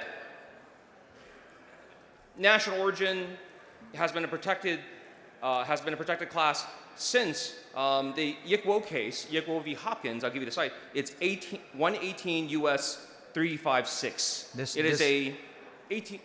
This is a bill U.S. does not Supreme Court affect case. people based on their national origin. But you're saying that somebody being born in a country, having that citizenship, that is something that they do themselves, and that has nothing to do with It's national based on the affiliation or the actions with that foreign adversary, not where they were born. And yesterday you argued that affiliation can be as simple as, well, being born in that country. Having that being a citizen of a country is in itself affiliation. But there is a case where that person is trying to sever those ties with that hostile country and come here the right way and come here legally and escape the oppressive actions of those countries. And so, I mean, the United States is made up of people who have escaped other countries and came here the right way. And we explained and we to want to you- make sure that that's still available. We want that, and we that explained lane to to be you open. numerous times that people cannot do that. They cannot relinquish their own past citizenship until they become United States citizens. Did you heard that, right? They can take action before they're officially a citizen to sever ties with a hostile foreign adversary. There are many actions that can be taken. How would they legally do that? Well, they could apply for citizenship. They could apply for a legal permanent residency. There's a host of different ways. Do you know that you have to be a permanent resident before you can be a citizen? There are many steps along the way that a person would you- can begin to sever ties with a hostile foreign adversary. Would you take my word for it that you have to be a green card holder, a permanent resident, before you can become a citizen? I'll take your word for it. Okay. But so this bill doesn't say you have to be an American citizen. in order to become, like, Mr. Hefner, you are saying that being a citizen is being born in a country, being a citizen of that other country is a choice that someone can make, and they can unmake that choice anytime they want, right? You're saying they can unmake that choice anytime they want by becoming a citizen, but they cannot become a citizen if No, they cannot you be a green said- card holder, you said- and they cannot become a green card holder if they You cannot said prove they can they have become the a citizen. ability to live here permanently. You're the one that said they have to become a citizen, not me. I said they have to take action to sever ties with a hostile foreign adversary. And what is that action? There are many actions. They can apply for their legal permanent residency, work visa. There was many actions. Okay. Very good. Earlier, you had stated the urgent need to do this. I've heard you and many others speak repeatedly about the urgent need for China. And could you tell me some of the urgent needs for North Korea? The urgent needs apply to all hostile adversaries, Mr. Wu. It's not about one country or another. It's about people's actions. Absolutely. So you with people who want to do us harm. Absolutely. Do you who listen actively for... talk about having a nuclear button on their desk. I don't want somebody coming from a country working for a dictator that says he wants to nuke the United States, owning land up next to one of my water treatment facilities or a military installation or one of my schools. And I'm not going to apologize for that. Mr. Hefner, do you understand that just because someone is from a country does not mean that they're an agent of that country? Of course. But your speech really sounds like that every single person from a No, country sir. is an agent Don't, of you're the not going to country. put words in my mouth, Mr. Wu. No, Nobody in ever fact- said that. In fact, many other people on this floor who came to the back mic said the same thing, and you never corrected them. I have never said anything about any particular people. Okay. This is about actions. Can you tell me some of the dangers that are posed by North Korea? Well, I'll tell you what the North Korean Kim Jong-un said December the 31st, 2017. I'm going to Things that finish he this did- statement, Mr. Wu. He said the entire United States is within range of our nuclear weapons. A nuclear button is always on my desk.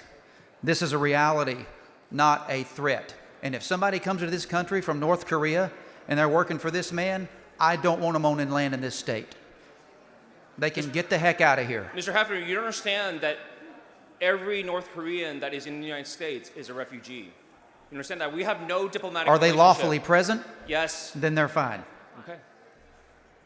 So why are you worried about them? I'm worried about the ones that are affiliated with and working on behalf of the North Korean government. And you say affiliated with, is just People being who from that haven't country. taken actions to sever the ties with a dictatorial, evil regime. Isn't fleeing that country enough to sever the ties? To say, I'm severing these ties by fleeing this country? If they're fleeing lawfully, if they just So they- leaving the so they country, don't have to become they could citizens. leave the country to come here to do harm.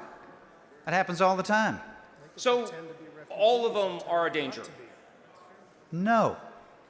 Which Why one- do you which- keep which putting one of words in my them? mouth? Which one of them are a danger? There are people that are coming here Which to ones? escape the oppressive communist regimes, and then there are people that are coming here to do us harm. If I brought you a group of North Korean refugees here, could you point to me which one? That's why we have an investigation process, Mr. Wu. That's why we have a system in place. There's an immigration system, there's a visa system, there's processes for all these things. This bill spells out an investigatory process. We're not going to round up people based on the way they looked. We're not going to do that. This doesn't have anything to do with a person's immutable characteristics.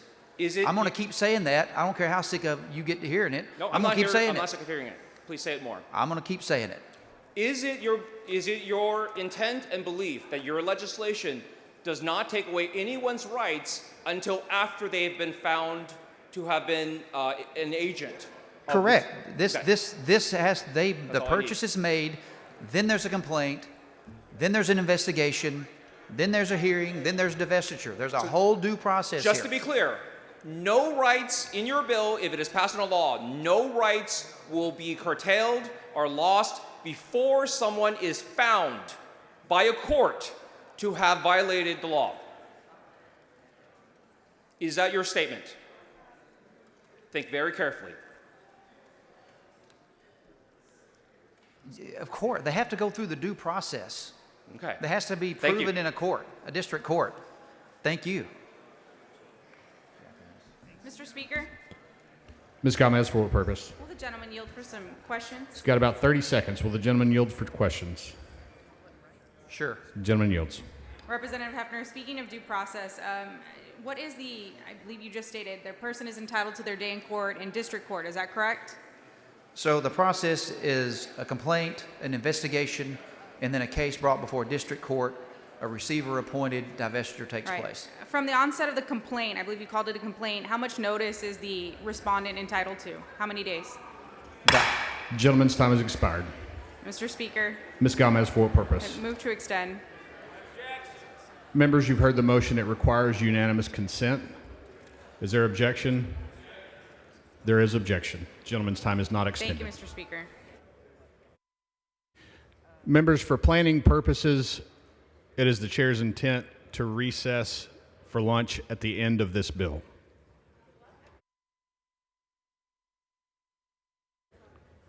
We do have a couple of amendments. Mr. Tenderholt, for what purpose? The following amendment, the clerk will read the amendment.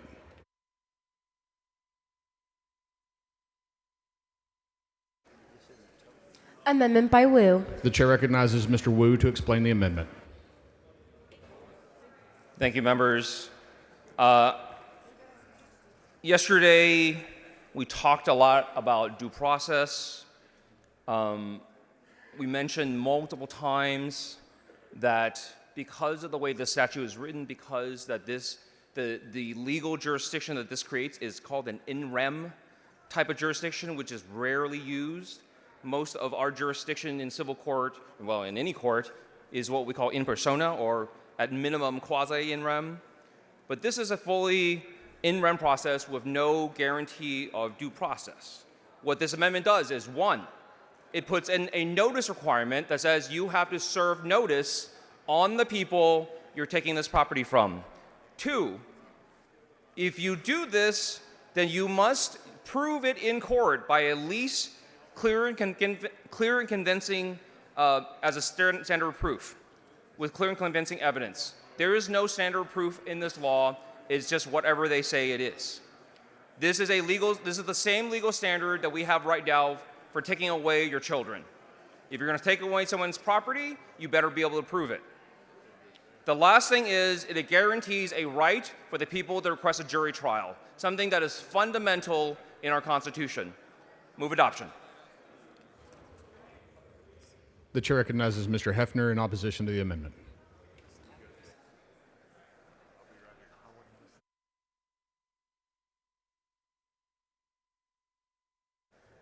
Thank you, Mr. Speaker. Members, move to table the amendment.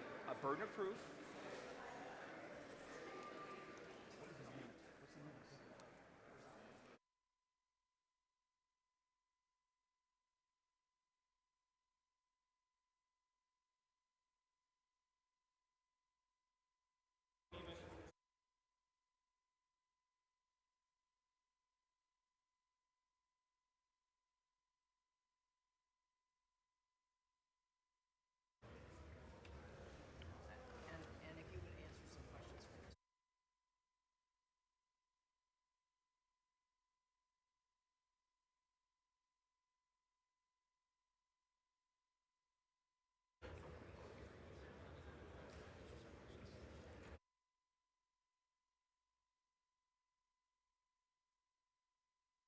The motion to table is withdrawn.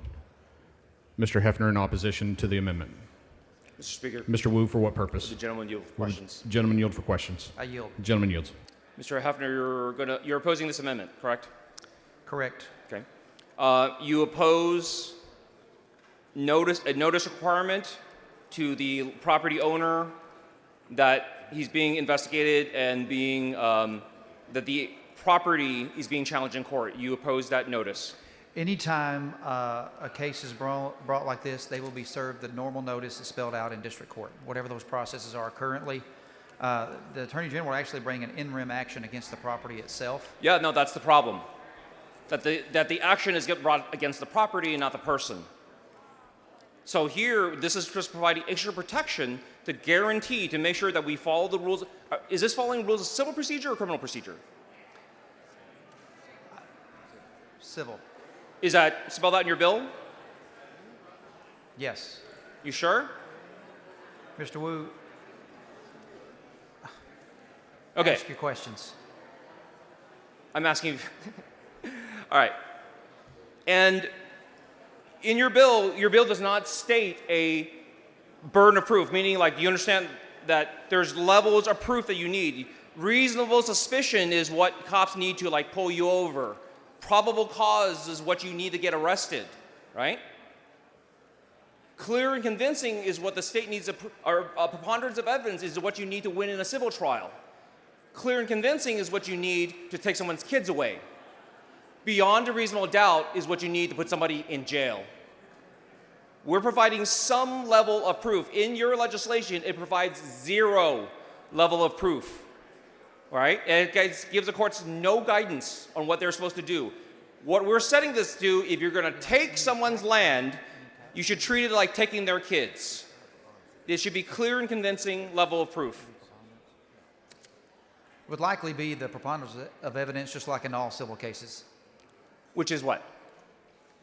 Preponderance of evidence.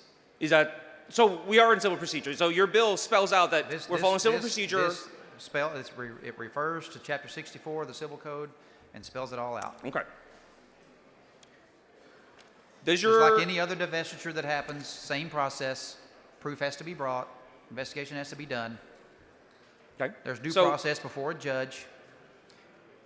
Are you opposing the request to make sure that you have a right to a jury trial, a fundamental protection in this country? What if this person's not, maybe they bought this property and they've left the country? And? That's why we have the in rem action portion in the bill. So you can take it when they're gone? What?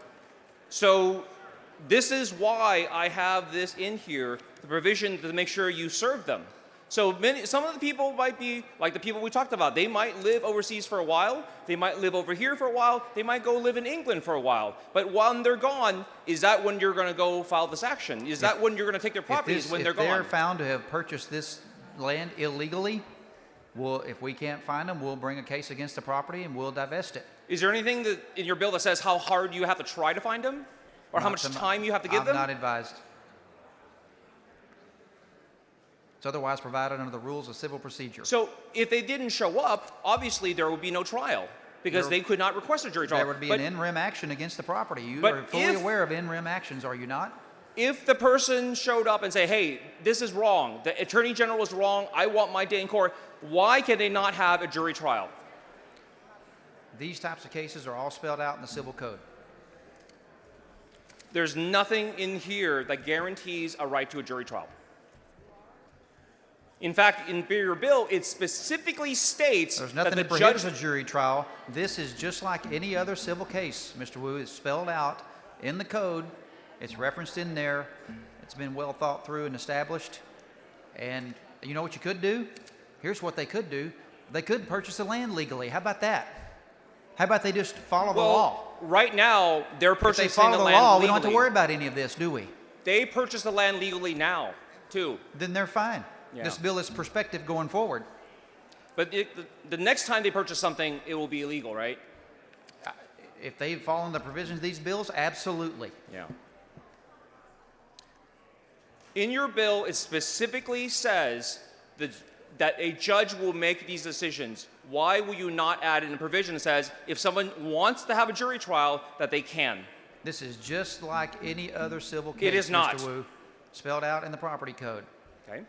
In your bill, it specifically lists out the action to be taken by a judge, including the findings. When you spell out that the judge must do those things, the interpretation is only the judge can do those unless you include a provision that says that you can request a jury trial. I'm not going to accept an amendment to allow a jury trial because the person may not be present.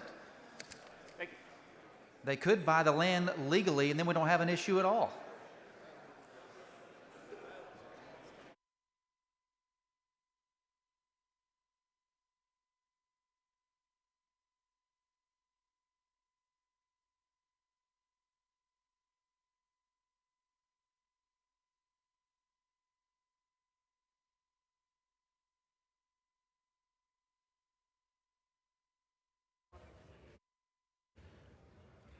Mr. Wu to close on the amendment. Thank you, members. I think I have everything I need. Thank you. Please vote yes. Mr. Speaker. Mr. Rosenthal, for what purpose? Would the gentleman yield for a question? Will the gentleman yield for questions? Yes, I will. The gentleman yields. Thank you, Representative. This amendment that you've brought, this is exactly the topic of conversation you and I were having last night. Is that right? That's right. So what is the reason that we need to have some form of boundaries? So, in most cases, in most type of statutes like this, if you follow if it's just a regular civil case, you would fall under regular rules of civil procedure. But this law is almost unlike anything else we have. And the way it works is very complicated, it's very convoluted, involving the courts, involving the Attorney General. And even in rem jurisdiction lawsuits are extremely, extremely rare. They're really only used when people are collecting judgments, going after old debts and things like that, where people have long absconded and there's no possible way. But in civil jurisprudence, you're required to go try to find the person. You have to show the court that you cannot find them. That's not what this bill lays out. This bill just says, all you have to do is put it in the county registry. That's enough notice, right? So people might have their land taken and never know it. And not only that, when you put into a law that a judge makes the decisions, that by its plain and clear interpretation means that a jury does not do it. There is no right to a jury because the bill has foreclosed on it. That is it. And I think having a right to a jury trial, having 12 citizens of your peers, of people in the community to make that decision so that not one man gets to decide by himself. So would you call that due process? Absolutely. It is fundamental. It is a fundamental right for all people in these United States. Exactly. So if the bill as written has no standard of proof, how do we know if there's an actual violation, or does just one guy get to decide? And I think because they're intentionally leaving it so much interpretation, because they can say, well, we'll just do whatever we want. And that's probably why. I find that problematic. Thank you for your amendment. Thank you so much. Please vote yes. Mr. Wu sends up an amendment. The amendment is not acceptable to the author. The question occurs on the adoption of the amendment. This is a record vote. The clerk will ring the bell. Show Mr. Wu voting aye. Show Mr. Hefner voting nay. Show Mr. Bryant voting aye. Show Ms. Morales-Shaw voting aye. Show Ms. Kerwin voting nay. Show Mr. Louderback voting nay. Have all voted. There being 59 ayes, 83 nays, the amendment fails. Mr. Guerin for an announcement. Thank you, Mr. Speaker and members. The lunch special today in the members' lounge is the Cubano sandwich, and it's ready now. The following amendment, the clerk will read the amendment. Amendment by Money. The chair recognizes Mr. Money to explain the amendment. Mr. Speaker, members, I know we had a long debate last night, and the more I thought about this issue, the more I became aware that the policy that we discussed, particularly surrounding the Shaheen Amendment, may have been confusing to some of you. It was even more confusing than what I thought, and I don't want to rehash everything. I want to take just a few minutes, reinforce my concerns, and give the members of the body an opportunity to vote on the policy they think would be best. Just to be clear, the original language of this bill, which I'm trying to reintroduce, that was in both the House and the Senate versions of this bill, says that an individual is prohibited from owning land in Texas if they are domiciled in a designated country. For clarity, that means that their home is in a designated country. They might have a temporary visa here, but this is not their home, and they're still under the jurisdiction of that hostile foreign government. I don't believe that those individuals should be able to buy land in Texas, and neither did the House or Senate author of this bill. Members, yesterday I heard a lot of people talk about their doctors, their neighbors, people they go to church with, and for the vast majority of them, they are here on immigrant visas where they are legal permanent residents, and they would not have applied to this bill. Our federal government issues two classes or types of visas to foreigners. There are immigrant visas, which are issued to people who are seeking to become legal permanent residents. And there are non-immigrant visas, which are temporary visas, which require an applicant to plan to return to their home country, even as soon as their visa has expired. These include student visas, temporary work visas, tourist visas, and other kinds of visas. The intent of this program is to allow foreign nationals to visit our country for the purpose that is specified in their visa and not to immigrate to our country. If someone is here on a non-immigrant visa, that means that Donald Trump's State Department has determined that it is okay for them to visit our country. It does not mean that it is okay for them to stay. I want to reiterate that. Donald Trump's State Department has determined that it is okay for them to visit temporarily and work or visit or go to school in our country, but that means that at the end of that term, they have to go back to their home country when that expires. I do not think that we should allow someone that the State Department has said cannot stay in our country to be able to buy Texas land, but that was the effect of yesterday's Shaheen amendment. All of the other amendments yesterday strengthened this bill, and this amendment specifically weakened it in a way that hostile foreign actors would prefer. I want to be clear. Under the new language, a Chinese or Russian or Iranian or North Korean resident who lawfully comes to the United States on a vacation or a student visa would be able to legally purchase 1,000 acres of farmland next to an Air Force base. I don't think that's what many of my Republican colleagues intended.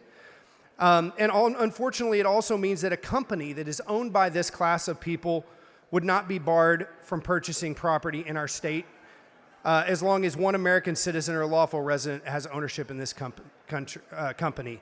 It's my sincere belief that our enemies will, as the current bill reads after the Shaheen Amendment, continue to direct their citizens and people who are domiciled in their country to acquire land in the United States, concealing the nature of their relationship with these individuals and counting any who are caught as merely the cost of doing business.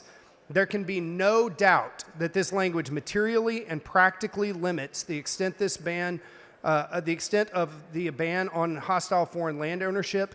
It's not what the Texas Senate passed. It's not what this bill author proposed to this body, and it's not what our voters expect of us. And I ask you to vote with me to remove the language from the bill. Mr. Speaker. Mr. Tinderholt, for what purpose? Will the gentleman yield for Will the questions? gentleman yield for I questions? will yield for questions. Gentleman yield. Thank you. Representative Schoolcraft and I were looking on our phones and laptops, and are you aware that at Stanford, for instance, in the last 24 hours, that there is a case of Chinese espionage at Stanford University for people on one of these visas? That does not surprise me at all, and I'm sure it's happening in campuses all over this United States. I think it's common with many of these countries that are adversaries of the United States. I was also looking up data today, and are you aware that since 2016, so in the last 8 or 9 years, that espionage against the United States by visa holders in the United States has increased by over 600%. That does not surprise me one bit, and that's just what we have found. And so a lot of people don't understand how this espionage works. So let me explain it and ask you a few questions, see if you understand.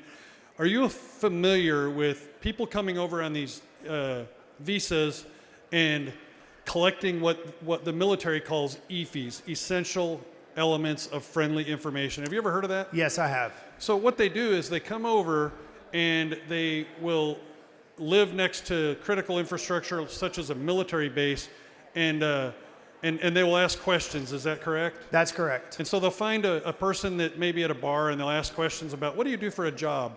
How many aircraft are you a maintenance worker for? And they do this with 20, 30, 40 people. Is that correct? Yes. And what do you think they do with that intelligence, these little itty-bitty pieces of intelligence? They report it back to these hostile foreign governments who collect it and prepare whatever they're going to do to us later. And so they're here on these visas, and they're collecting this intelligence, and they're providing it back to their country of origin. And when you get 10, 50, or 1,000 EFIs, it equals really high-level classified information. Isn't that correct? Yes, could be. And so these people come here, and they collect this intelligence, and we want them to be able to buy property in the United States. Is that kind of what this exception allowed? This exception allowed those people to purchase not just a home or a condo, but land here.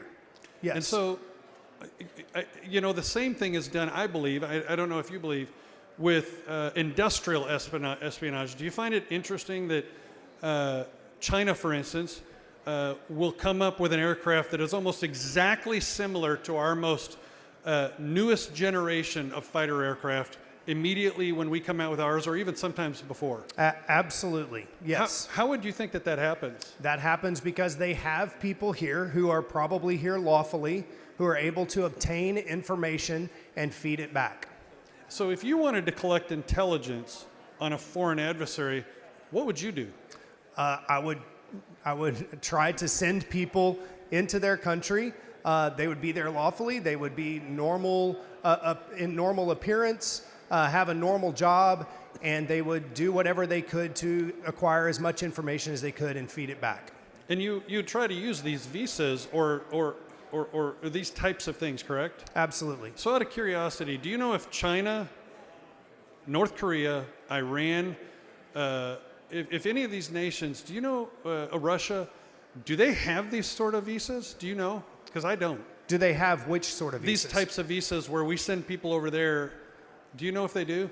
I don't know the immigration policies of those countries or the visitation policies of these countries. I do know that a lot of those countries don't allow us to buy property in those countries for this reason that you and I are talking about, and other reasons, just to maintain their state sovereignty.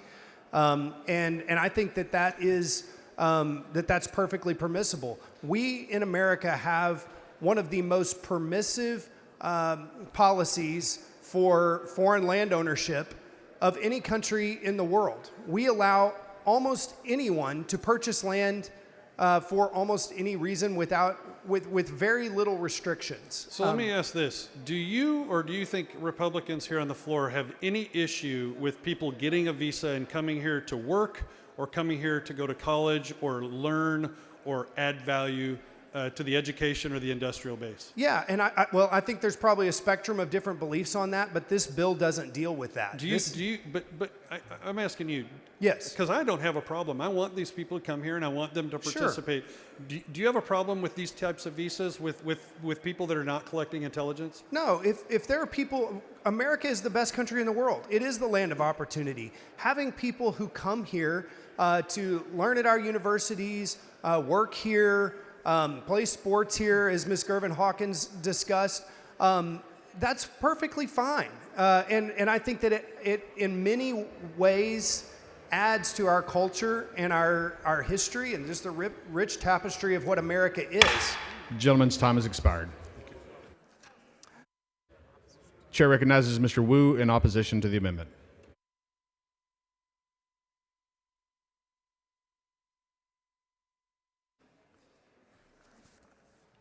Once again, I think we've proven why we should not listen to certain people, because we explained this part in detail yesterday.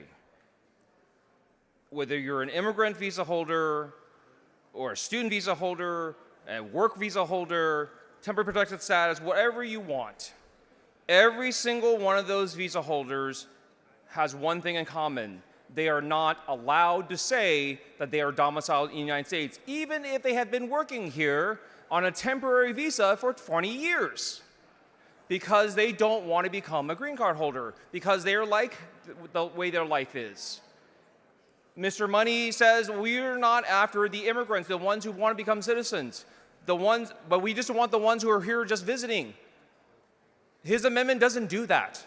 His amendment covers all visa holders, because he does not understand immigration law and has never asked. Please vote no.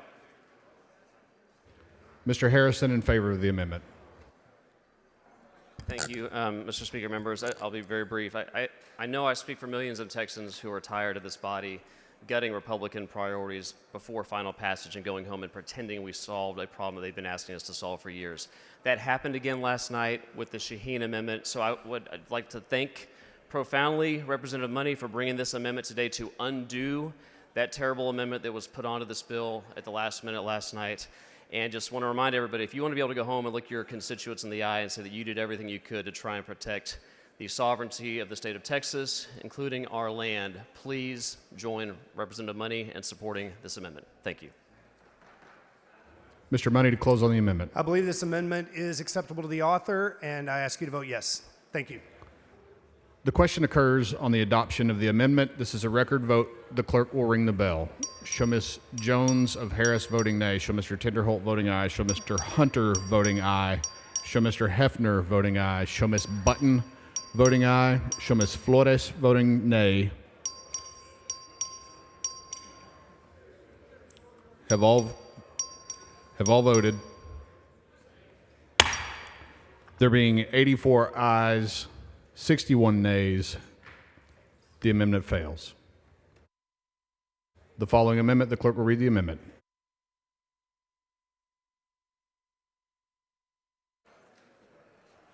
Amendment by Toth. The chair recognizes Mr. Toth to explain the amendment.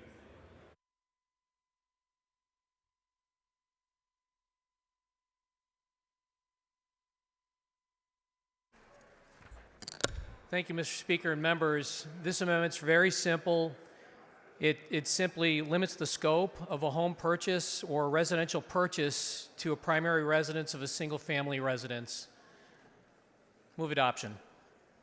Speaker, will the gentleman yield? Mr. Tinderholt, for Will what the gentleman purpose? yield for a Will the question? gentleman yield? Yes. The gentleman yields. So is this kind of an amendment that really cleans up this process and allows people to actually have property here in the United States? It is, and if you'll recall last evening, I think it was Mr. Anchia that said that wanted to offer an amendment to the amendment limiting this to a single-family home and asked if it would be accepted.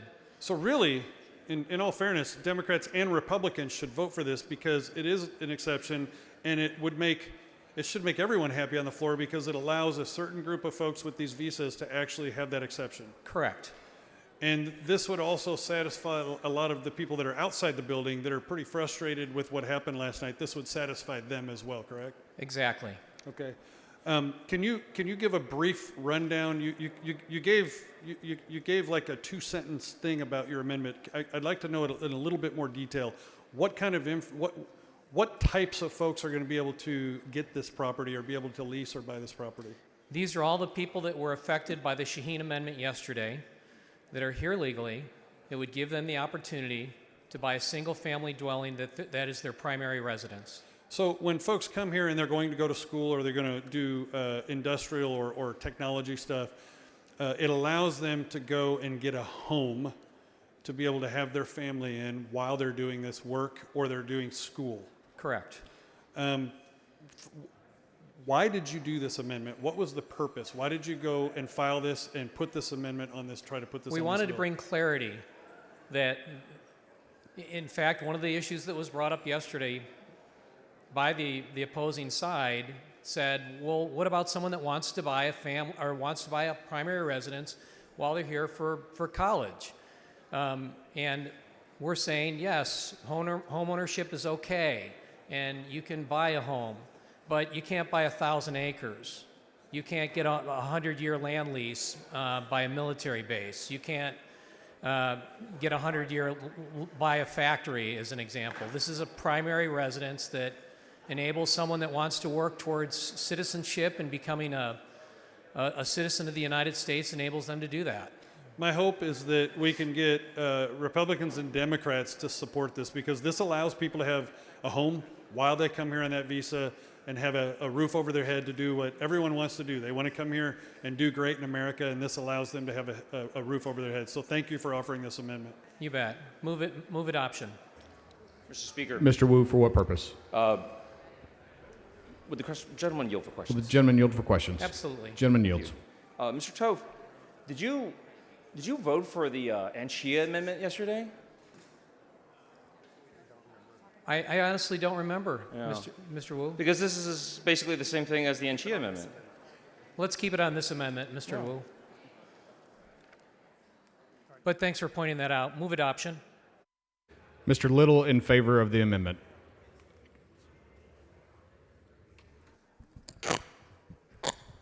Thank you, Mr. Speaker. Members, last night went very quickly, and we moved through a number of amendments. I think we had 16 of them in total.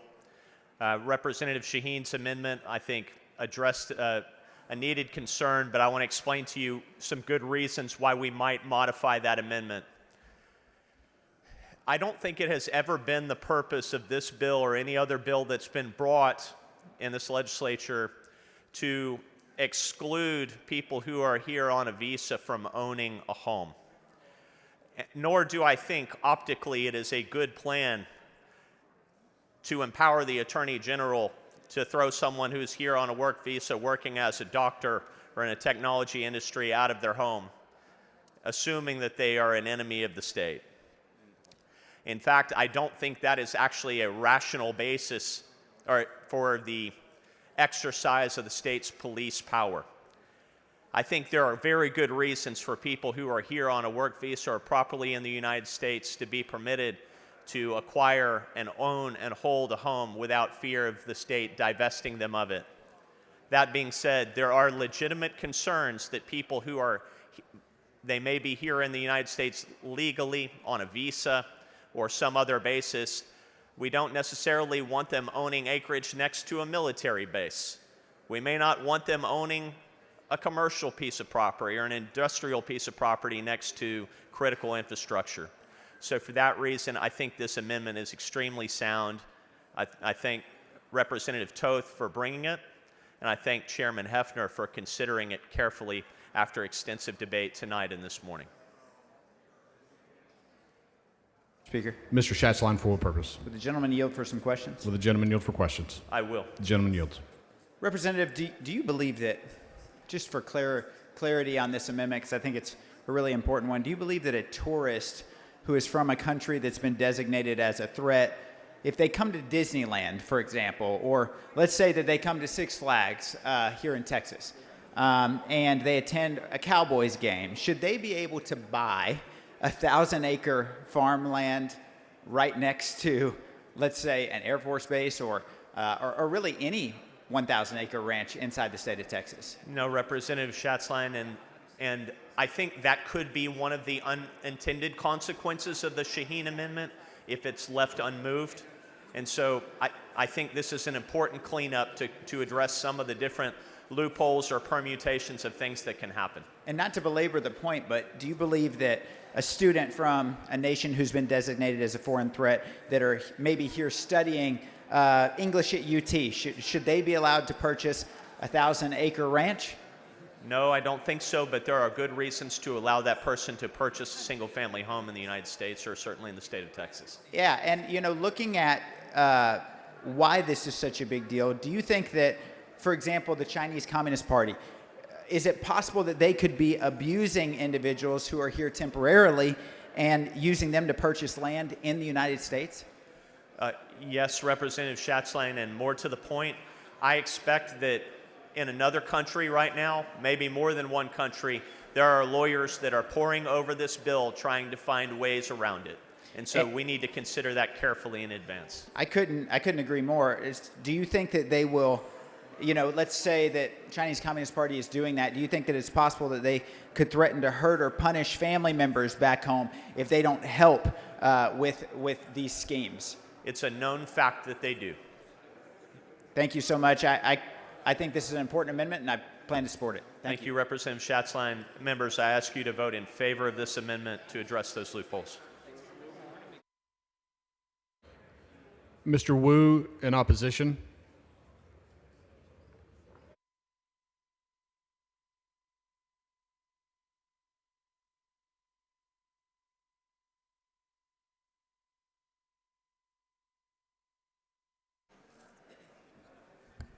Please vote no.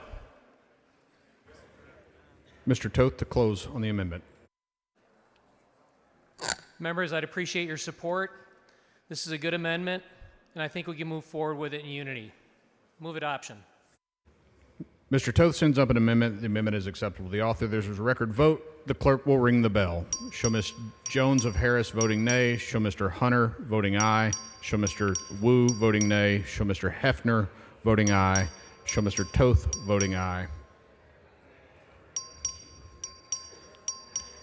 Have all voted? There being 85 ayes, 58 nays, the amendment fails to adopt. Does anyone wish to speak on, for, or against Senate Bill 17?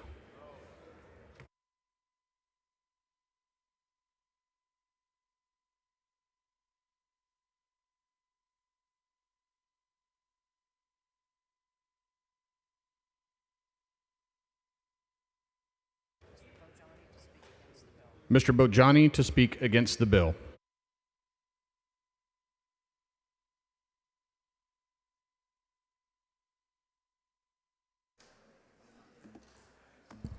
Thank you, Ms. Speaker. Members, I don't often come on the front or back mic to give long remarks, but today I feel it's important to share my perspective with this body. So I humbly request for your patience and careful consideration of this important matter.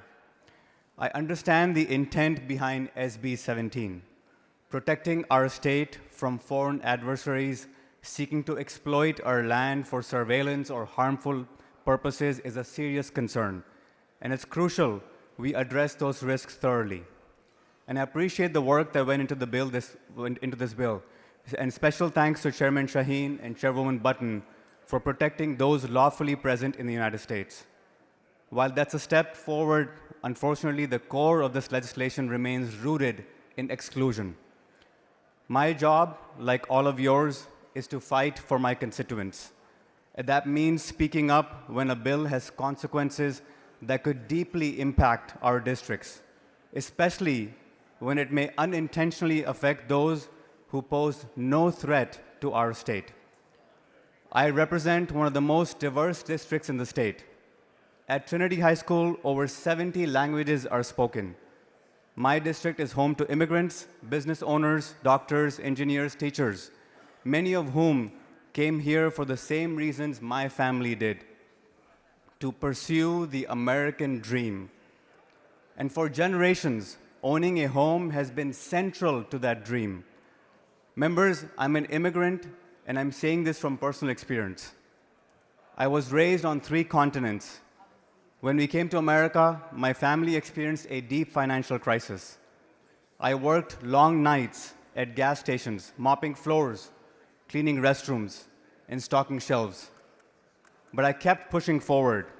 I built a life, became a small business owner, a real estate attorney, a city council member, and now a state representative.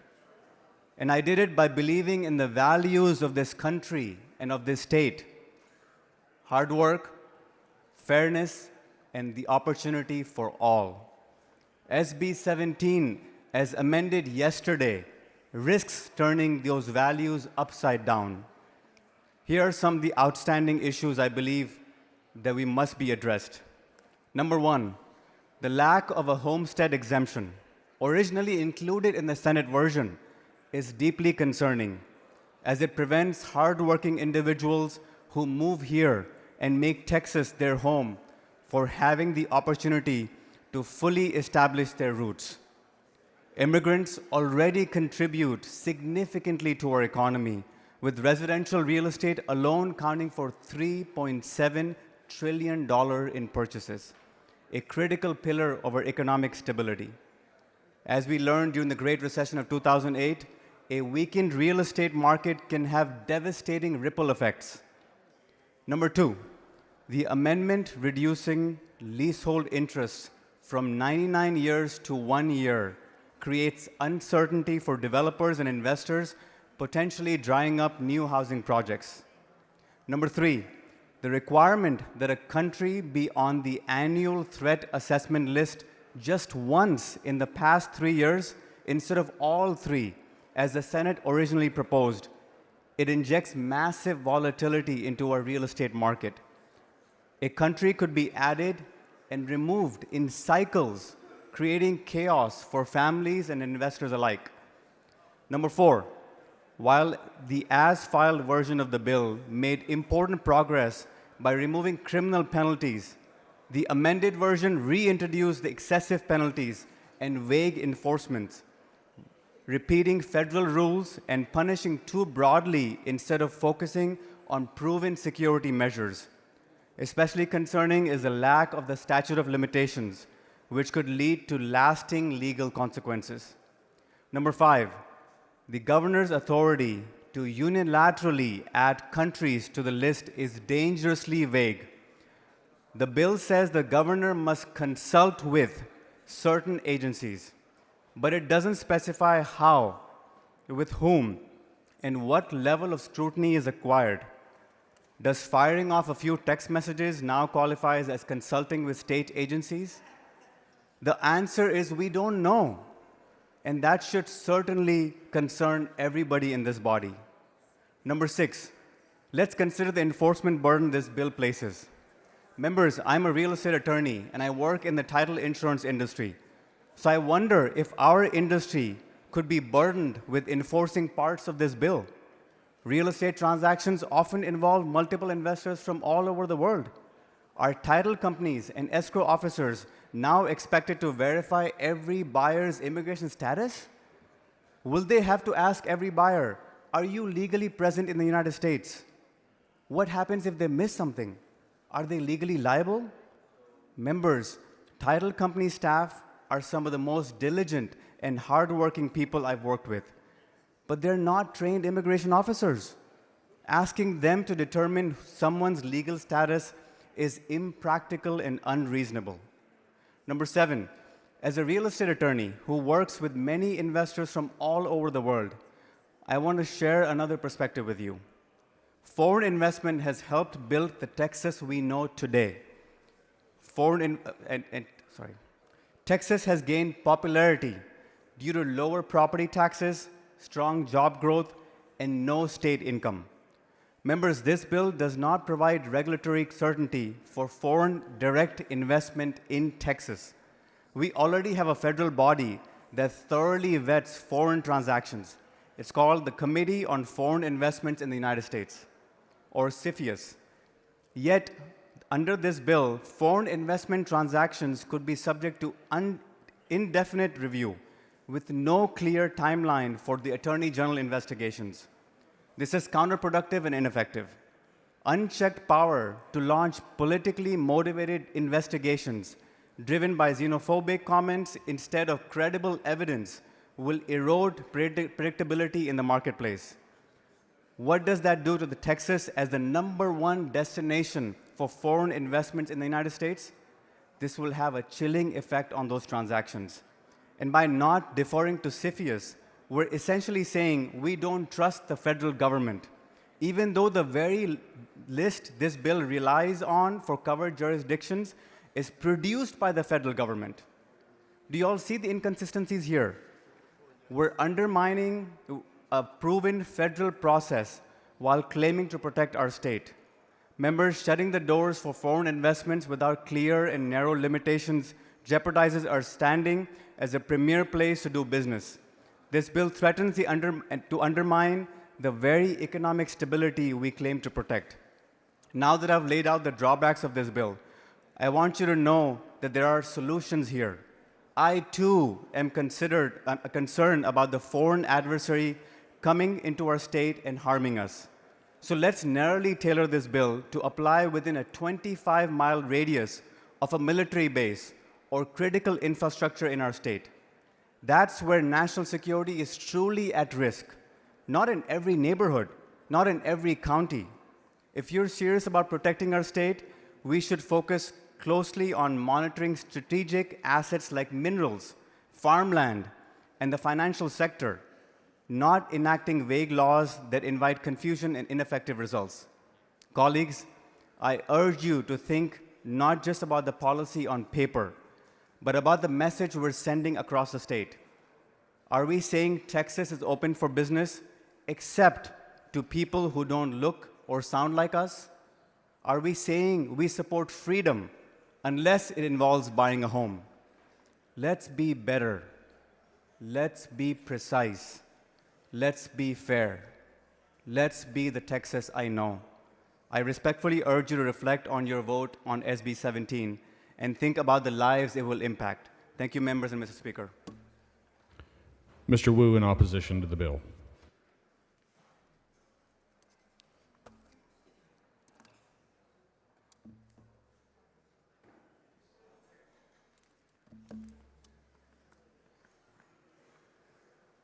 Thank you, Mr. Speaker.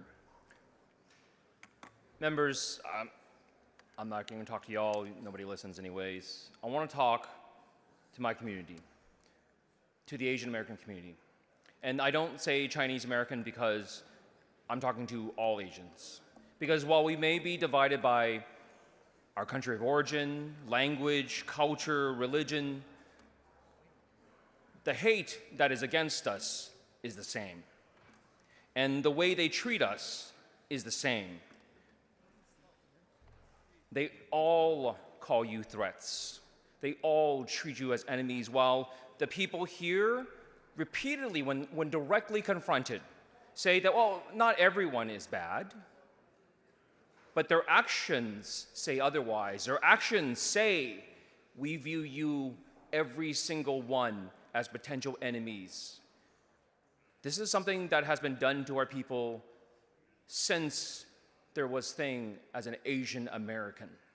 We have been treated this way in this country for over 150 years. In the beginning, they called us rats, vermin.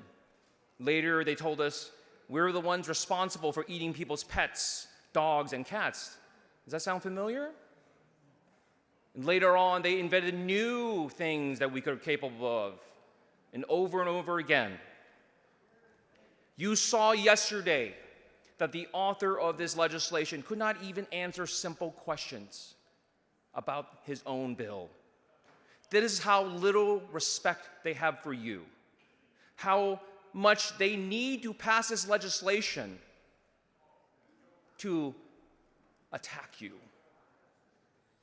But they have done this to others. We have spent time and time again defending against the same things, against the Black community, the Latino community, Muslims, Jews, LGBTQ. And here's the thing that is different for us. This will not stop at land, because it did not stop at land in the past. They will go after your right to education, which they have filed those bills. They will go after your right to employment. They have filed those bills. They will go after your immigration and your ability to bring your family and everyone else. They have filed those bills. This only ends in one place.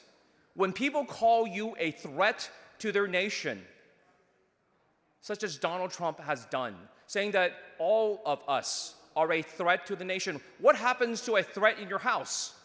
If there was a threat in your house, what do? Do you just leave it there? You get rid of it, just like they did in the past.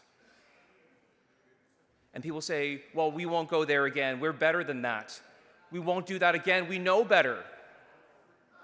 This law that we're trying to pass now was passed in 1891 and repealed in 1965.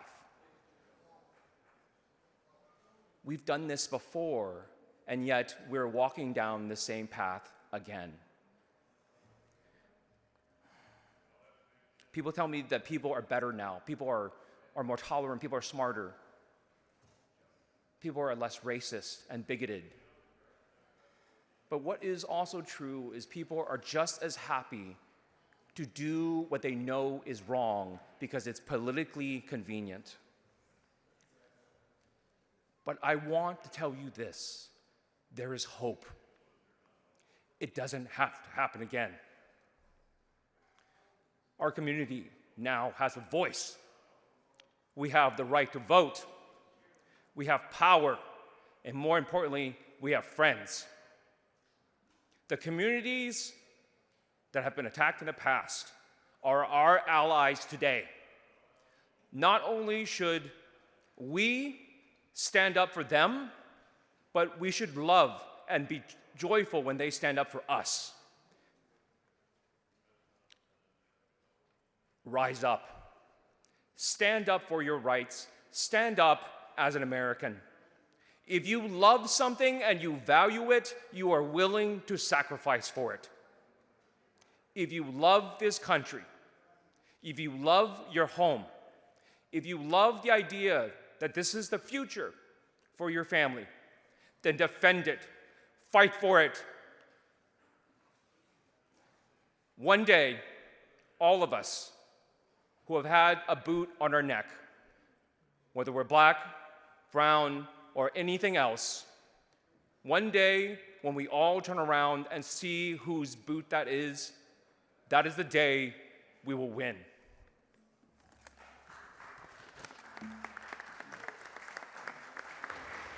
Mr. Hefner to close on the bill.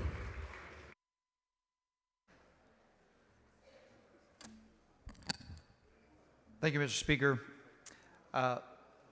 This bill does not affect individuals based on their immutable characteristics. Plain and simple. Mr. Speaker, Ms. Jones, for what purpose? will the gentleman yield? Will the gentleman For yield for questions? Reluctantly, yes. Chair Hefner, my friend, this whole bill is about divestiture. So before you finish your closing and move past this, which I'm certain you will, I need to ask you some questions. If someone is ordered to divest, what exactly does that require them to do?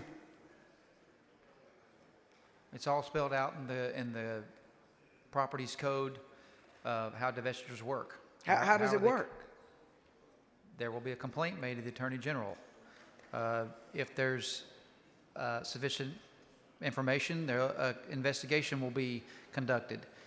If there's sufficient evidence, a case will be brought in district court. A hearing will be held.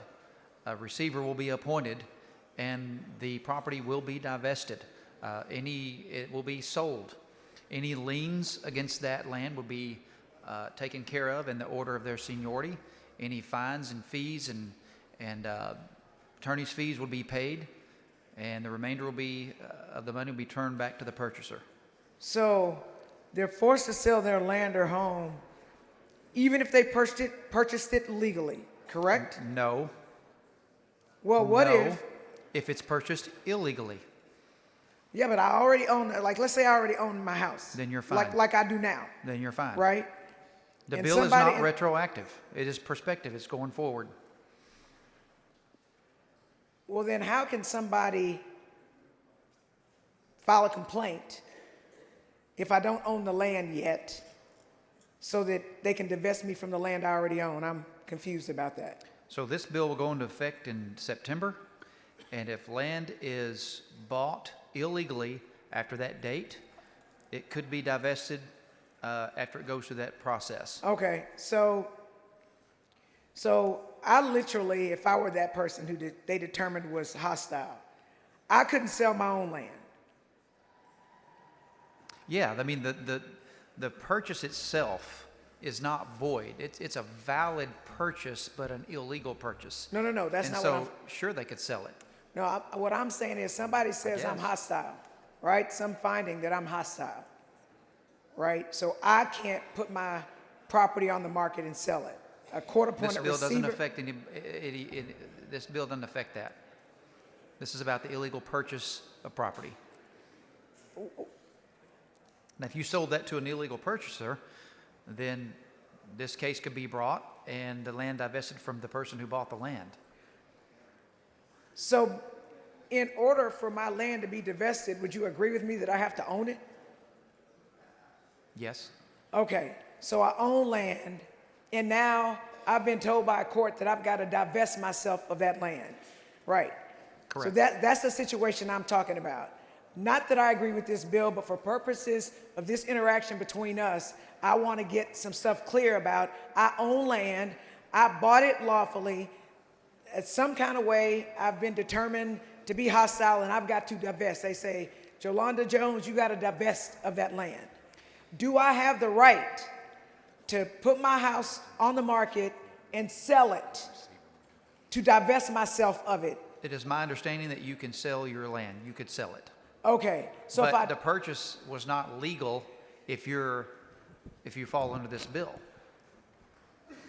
I would respectfully submit to you that that's actually going retroactive. But I just it want to absolutely explicitly is not retroactive. So if I don't want to divest myself, a court-appointed receiver comes in to divest me of my land? If after this bill goes into effect, if you purchase land and it is found that it was purchased illegally based on this bill, then you would be forced to divest if the facts in the case Right. proved up. But that's what I want to talk about, what forced to divest means, right? So if the market is not good for sellers, I'm forced to sell low and lose money on my property. Is that accurate? If this divestiture is not you selling it, it is the state appointing a receiver through this process and taking that property. But I thought you said that I could sell it. You didn't say that just a You second could ago? sell it. All right. So, well, but I'm confused because just a second ago you said that I could not sell it, that the state's gonna divest me No, of I it. said, if you purchase land illegally and an investigation is conducted and this case is brought before the district court and it is found to have been illegal under this bill, then the state would divest you of that property and sell it to the highest bidder. Even if the market isn't good. It had nothing to do with the market. Yeah, it is. When you sell it your doesn't. property, yes, it does. This bill doesn't have anything to do with the real estate market. So, how do I transfer land? How do I transfer real estate? Is there not some We're sale talking that about happens? the state coming in and we're not talking about you out there buying and selling land. We're talking about the land was bought illegally. There's going to be a case brought, an investigation, district court, all the due process, and the land is going to be divested. It's going to be forcefully divested by the state. Again, for purposes Representative, of why this, don't people just buy land legally and then we don't have an issue? but my, Then so we don't even maybe have I'm to have not this conversation. So maybe I'm not explaining where you can understand. I want to get to the point. I'm going to take everything you just said as true, right? That you say that I'm hostile, whatever, right? Now I've got this property that the state is going to divest from me, right? So that looks like what? I don't have to do anything. Is that accurate? The state's going to do everything to divest me of this land. Correct. Is that- It's all okay. spelled out in the property code. So the state's gonna, how are they gonna divest me of it? What are they gonna do? The state's gonna put it on the market, they're gonna sell it, and then It's all spelled out in Chapter 64 of the Civil I'm Property asking Code. you. I'm telling you, it's all spelled out in the code. It's how every divesture's ever been done before. It's the same thing. We're just amending that code to say if you buy land illegally, then you're going to fall through that process, that divestiture process. It's been on the books for decades. So what are my legal remedies?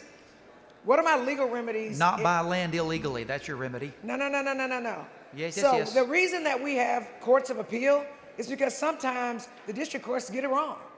If the courts were always right, we wouldn't need to appeal anything. In fact, those courts shouldn't even exist. So in the instance that someone wants to challenge the divestiture, what remedies does that person have in this bill? Well, they could, I guess they could appeal it to the Court of Appeals. It's all spelled out in the Chapter 64 of the code. Would divestitures happen now? This just amends that to apply illegal purchases to that divestiture process. For purposes of, again, For I'm the gonna say this- purposes of not having hostile foreign actors buy up land in this state. I get your talking point, so I get that That's you're not a saying talking that. point, that's a I'm fact. talking about logistically. As a kid who grew up and my mother never owned property, it was a big deal for me to buy the property that I own now. A huge deal. I understand Because I wanted that. to have something to leave to my son because there's nothing's This getting left bill to me. doesn't affect you Yes, in it any does, way. because It does not. Most people's largest asset is their home. I'm aware of that. This bill does not affect you in any way. I'm not worried about me. I'm worried about my constituents who may be mislabeled as hostile to this country. That's why I'm we have trying- an so what- That's why we have an investigation process and due process in district court to protect Except the for- rights ex- of the people. Except for you rejected the amendment that would cause you guys to notice my little guy constituent who doesn't know he's being That's investigated. already spelled out in the code. Notices and everything that are there would still have to be performed just like is in the code currently. So, again, on the face of this bill, without the amendment that said that I get notice, I mean, if it's so easy to get notice, then notice This is bill no big deal. amends the Civil Properties Code, Chapter 64. So all those processes, those legal notices, all those things would still have to be performed just like is in the code. It's already there. So, for the most part, if I own land and I've been determined to have to divest my land, the state's going to do everything and take my land however they see fit to take my land. And I'm just stuck with it. there has to be a case brought. It has to be proven that you're a hostile actor or acting on behalf of a hostile foreign adversary. What's a hostile actor? People who want to do us harm, Representative, it's all spelled out in here. Communists, the CCP, the In the event that somebody's watching this, right, because they own property, and they're like, say, from China or if some they own country. property right now, this bill doesn't affect them. So I want to have a conversation, because everybody doesn't know about the civil code or whatever. So I'm asking you, the bill's author, to explain it. I've explained it till I'm blue in the face. There is a Actually, complaint. you're not blue in the face. I mean, owning property is super important. Yes, ma'am, and that's why we have been very careful and even taken attacks from outside groups, because we wanted to be very careful that we protected the private property rights of citizens that are doing things here the right way. We don't want to give the government too much power to abuse those rights. We believe this bill is carefully crafted and sets a process in place that protects those rights, but still protects us from hostile foreign adversaries taking over our food supply, our supply chain, espionage. Roll your eyes all you want to.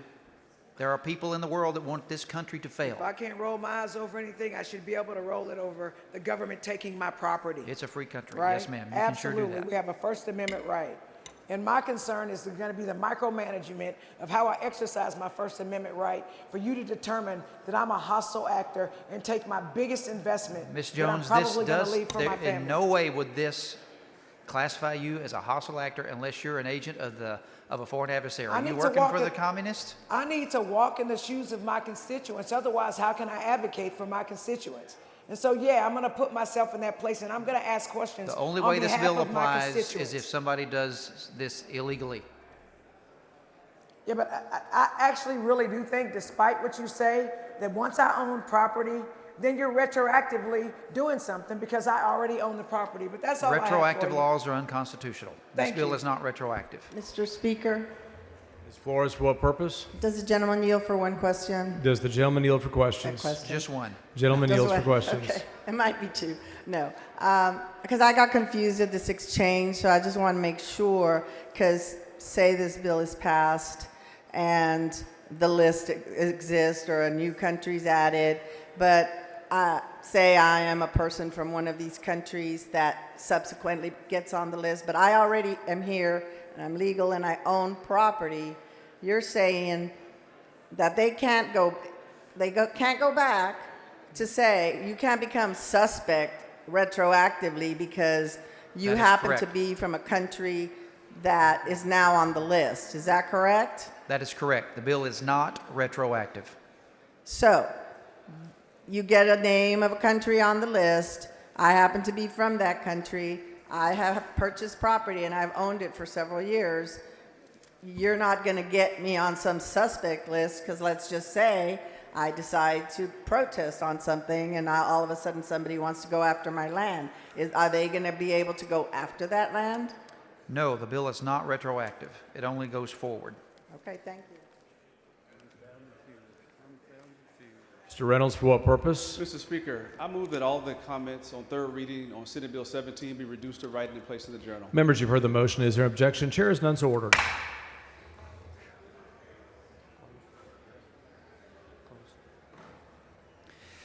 Members, if we don't pass Senate Bill 17 today in the House, we run the very real risk of losing our land, our natural resources, and our supply chains to our adversaries.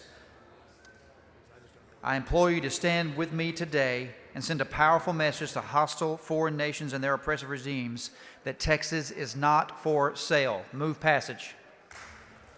Question occurs on final passage of Senate Bill 17. Record vote. Clerk, ring the bell.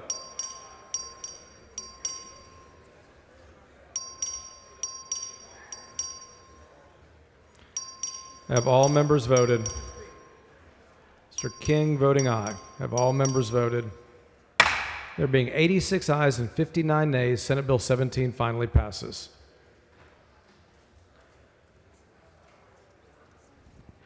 Mr. Speaker. Mr. Doorkeeper, Mr. Speaker, I have a messenger from the Senate. admit the messenger. Thank you, Mr. Speaker. I am directed by the Senate to inform the House that the Senate has taken the following action. The Senate has passed the following measures. HB 140, Noble, sponsor Colkhorst, relating to advisory bodies for the Department of Family and Protective Services, including the creation of the Child Protective Investigations Advisory Committee and the abolition of the Family and Protective Services Council, committee substitute.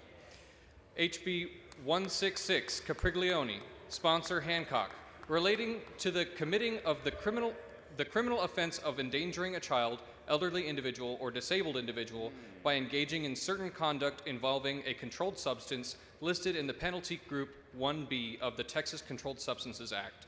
HB 331, Patterson, sponsor Chuy Hinojosa, relating to the certain presumptions applicable to the claims for benefits or compensation for certain medical conditions brought by certain first responders. HB 353, Patterson, sponsor Hagenbu, relating to creating the criminal offense of trespass on or near school or daycare center property. HB 467, Keith Bell, sponsor Nichols, relating to the procedure for the dissolution of the Cedar Creek Hospital District and the disposition of district money. HB 767, Cecil Bell, sponsor Bettencourt, relating to the designation of the portion of State Highway 249 in Montgomery County as the Paul P. Menendez Memorial Parkway. HB 1089, Paul, sponsor Alvarado, relating to the creation of the Gulf Coast Protection Account to be administered by the General Land Office. HB 1244, Guillen, sponsor Bettencourt, relating to the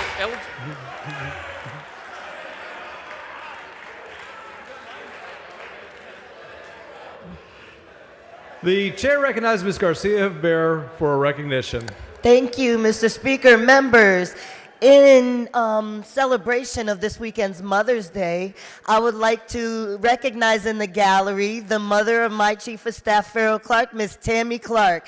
She has been an educator in San Antonio and Bexar County for over 15 years, and we couldn't be more proud than to have her love and support on our crazy, wild journey. Happy Mother's Day, Ms. Tammy. Ms. Turner, for what purpose? Mr. Speaker, I move to reduce the riding all debate on third reading on House Bill 5138 and place it in the journal. Members, you've heard the motion. Is there objection? Chair is none, so ordered. Mr. Speaker, Ms. Griffin-Huggins, for what purpose? the messenger was nice. What I heard was a lot of Senate bills and a lot of Republican bills. Is there any Democratic bill on the list? Can you look through it real quick? The chair is not advised at this time. Thank you. Mr. Anchia for an announcement. Thank you, members. The Subcommittee on Telecommunications and Broadband will be having a formal meeting, just a reminder, at my desk at the break. Thank you.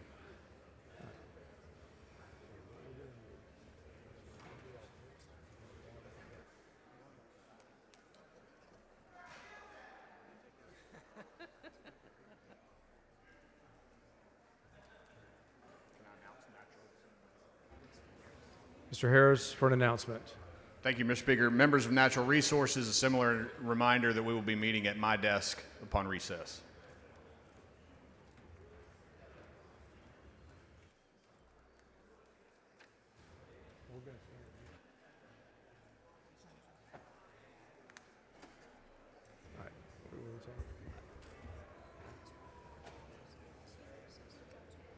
Mr. Metcalf moves that the House stand in recess until 2 p.m. Is there objection? Chair hears none, so ordered. So if y'all want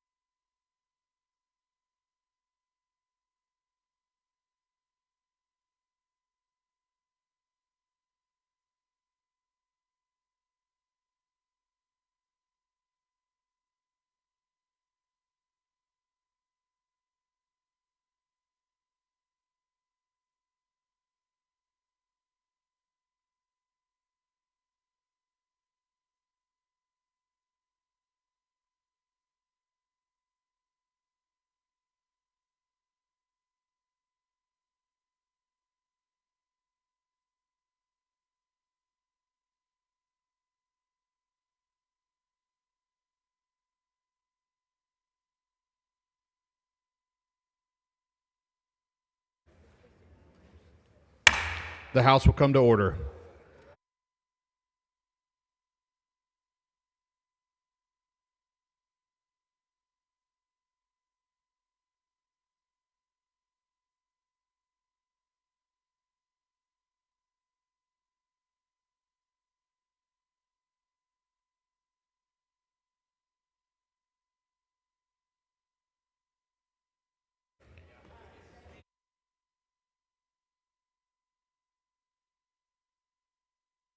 The chair lays out on third reading House Bill 4944. The clerk will read the bill. HB 4944 by Moody, relating to the establishment of a grant program to provide financial assistance to counties for transportation assistance to indigent litigants.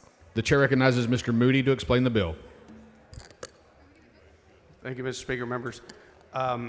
This bill was changed on second reading to limit the types of indigent folks that we're addressing, so those only that are found indigent in the criminal process, family law process, and the juvenile process. We took out the civil stuff at the request of Mr. Schofield, so by definition it made my bill much better. I move passage. Question occurs on final passage of House Bill 4944. This is a record vote. The clerk will ring the bell.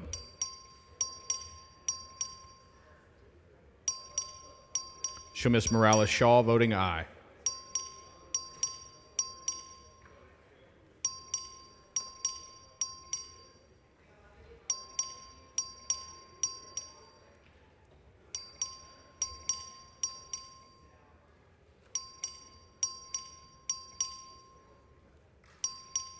All voted. There being 75 ayes, 47 nays, House Bill 4944 is finally passed.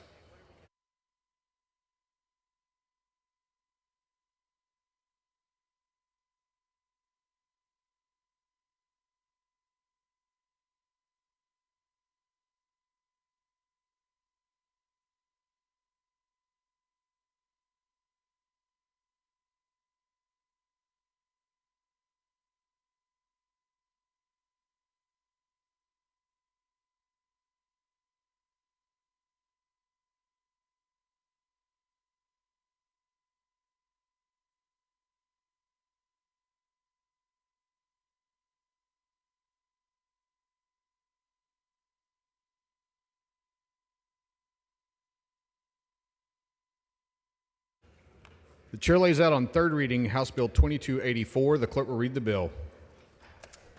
HB 2284 by Johnson, relating to licensing and regulation of music therapists, requiring an occupational license and authorizing fees. The chair recognizes Mr. Guerin for a motion. Thank you, Mr. Speaker and members. I move to postpone further consideration of HB 2284 till the end of today's third reading calendar. Members, you've heard the motion. Is there objection? Chair hears none, so ordered. Chair lays out on third reading House Bill 3421. The clerk will read the bill. HB 3421 by Hayes, relating to descendants' estates and other matters involving probate courts. The chair recognizes Mr. Guerin for a motion. Oh, I'm sorry.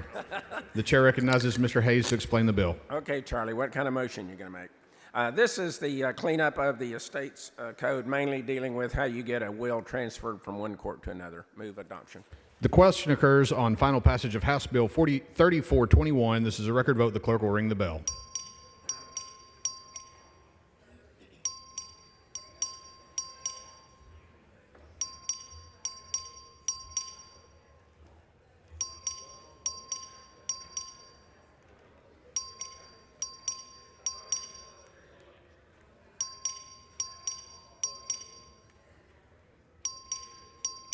Have all voted.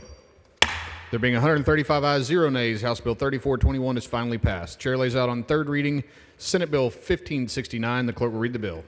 SB 1569 by King, relating to the availability of certain personal information of a member of the governing board of an institution of higher education, the chief executive officer of the institution, or the chief executive officer of a university system. Chair recognizes Mr. Darby.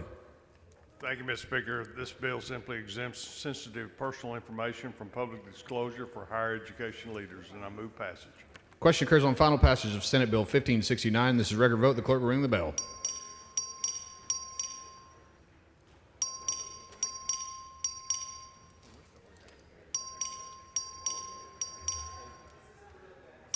Have all voted. There being 135 ayes, 0 nays, Senate Bill 1569 is finally passed. Chair lays out on third reading Senate Bill 2420. The clerk will read the bill. SB 2420 by Paxson relating to the regulation of platforms to the sale and distribution of software applications for mobile devices. Chair recognizes Ms. Fairley to explain the bill. Thank you, Mr. Speaker. This is the bill we heard yesterday about the App Store Accountability Act. I move passage. Question occurs on final passage of SB 2420. This is a record vote. The clerk will ring the bell.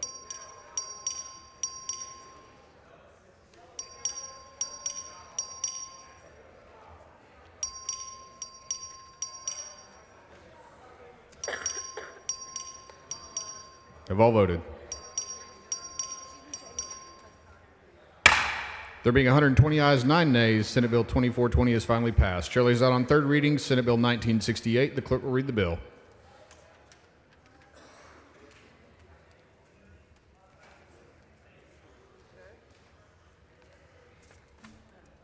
SB 1968 by Shortner relating to licensing and regulation of certain real estate professionals by Texas Real Estate Commission. The chair recognizes Mr. Guerin for a motion. Thank you, Mr. Speaker. Members, I move to postpone further consideration of HB 1968 until the end of third reading calendar today. Members, you've heard the motion. Is there objection? The chair hears none, so ordered. Chair lays out on third reading this Senate Bill 2351. The clerk will read the bill. SB 2351 by Alvarado relating to the construction of certain concrete plants under a standard permit. Chair recognizes Mr. Wally to explain the bill. Thank you, Mr. Speaker. SB 2351 gives TCEQ discretion to require concrete batch plant permit holders that have requested an extension for construction to update their permit to the new standards. I'll move passage. The question occurs on final passage of Senate Bill 2351. This is a record vote. The clerk will ring the bell.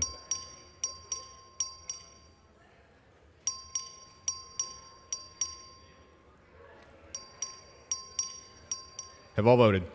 There being 106 ayes, 31 nays, Senate Bill 2351 is finally passed. Chair lays out on third reading Senate Bill 2544. The clerk will read the bill.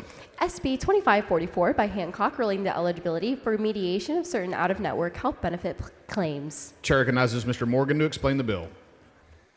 Thank you, members. This is just a cleanup bill we passed yesterday on adding some time frames on mediation. Thank you. Move passage. Question occurs on final passage of Senate Bill 2544. This is a record vote. The clerk will ring the bell.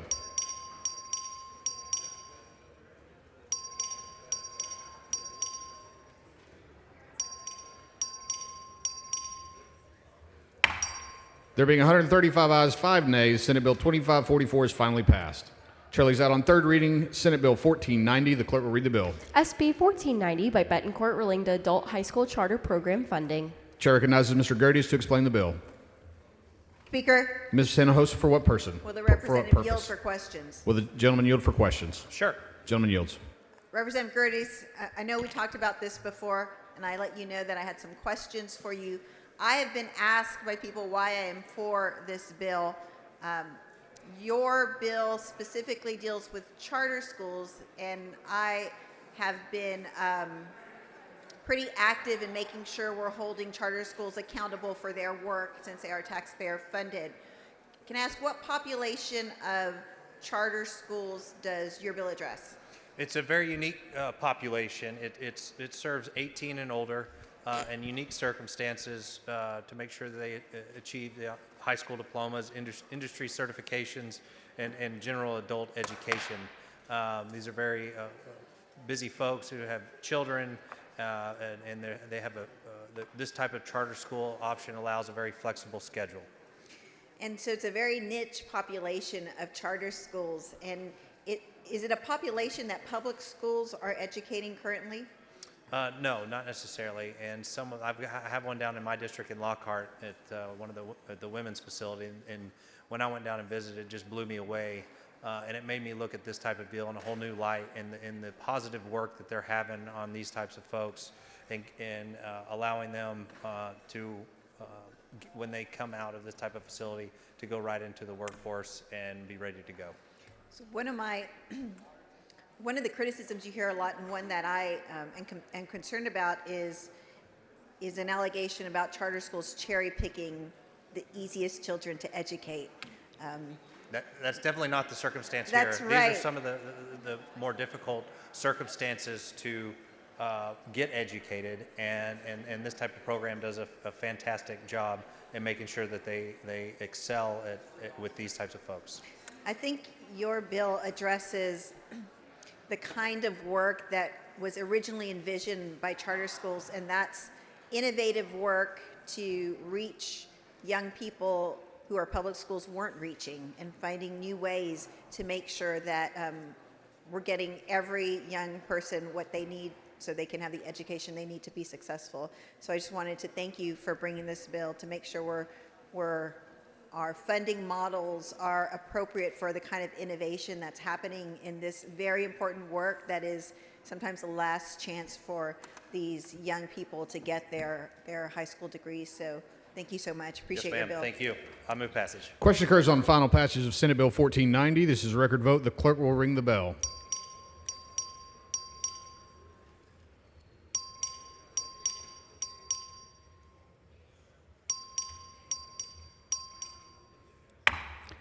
There being 124 ayes, 14 nays, Senate Bill 1490 is finally passed.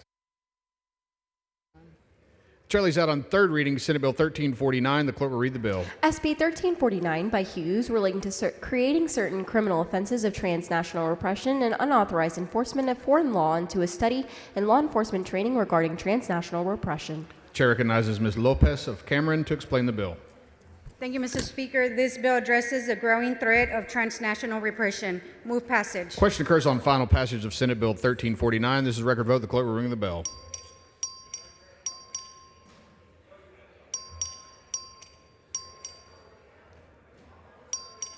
Have all voted. There being 125 ayes, 15 nays, Senate Bill 1349 is finally passed. Chair lays out on third reading Senate Bill 1568. The clerk will read the bill. SB 1568 by Zaffarini relating to the issuance of animal-friendly specialty license plates. Chair recognizes Mr. Curry to explain the bill. Thank you, Mr. Speaker. This is the animal-friendly license plate. Zero fiscal note. Pay attention, dog and cat lovers. Do vote. Move passage. Question occurs on final passage of Senate Bill 1568. This is a record vote. The clerk will ring the bell.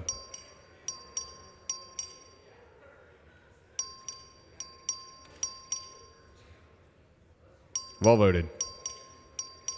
There being 102 ayes, 36 nays, Senate Bill 1568 is finally passed. Chair lays out on third reading Senate Bill 2776. The clerk will read the bill. SB 2776 by Hinojosa Adam relating to the disclosure of certain information by the Texas Juvenile Justice Department. Chair recognizes Mr. Lujan to explain the bill.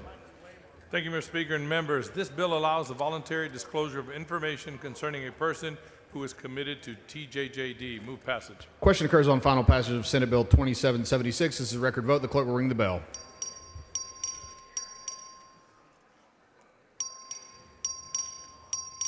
Have all voted. There being 137 ayes, 0 nays, Senate Bill 2776 is finally passed. Chair lays out House Bill 2284 as a matter of postponed business on third reading. The clerk will read the bill. HB 2284 by Johnson relating to licensing and regulation of music therapists requiring an occupational license and authorizing fees. Chair recognizes Ms. Johnson to explain the bill.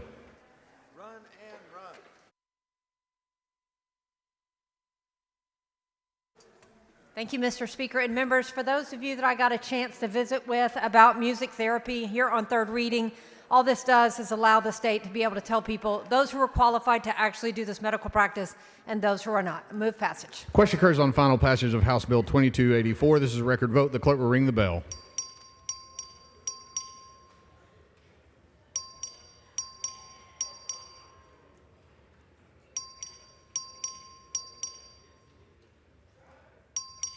There being 96 ayes, 46 nays, House Bill 2284 is finally passed.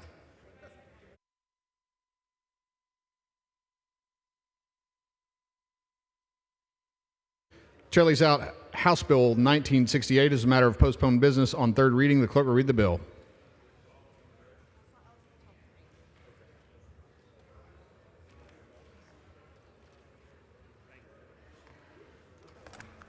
SB 1968 by Shortner relating to licensing and regulation of certain real estate professionals by the Texas Real Estate Commission. Chair recognizes Mr. Harless to explain the bill. Thank you, Mr. Speaker. Members, this is our Real Estate Licensing Act cleanup bill. I move passage. Question occurs on final passage of House Bill 1968. This is record vote. The clerk will ring the bell.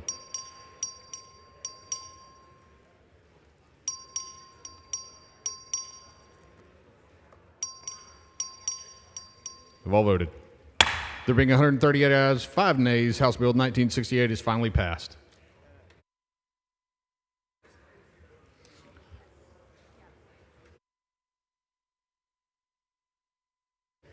Members, we're moving on to postponed business. Next bill on the calendar is House Bill 3531. The Senate companion is over and eligible. The chair lays out on second reading Senate Bill 2007. The clerk will read the bill. SB 2007 by Hagan Bew relating to the voluntary disclosure by an applicant for registration of a motor vehicle of the applicant's military status. Chair recognizes Mr. Morgan to explain the bill. Thank you, members Speaker. This bill is a simple bill. It's a voluntary bill for active duty military to allow them to disclose that they're active duty in case they get deployed and their vehicle gets towed, so that they actually have an attorney ad litem and other things from the federal government that will help them. It's a totally voluntary thing, and it will help our active duty military. I move passage. Question occurs on passage to engrossment of Senate Bill 2007.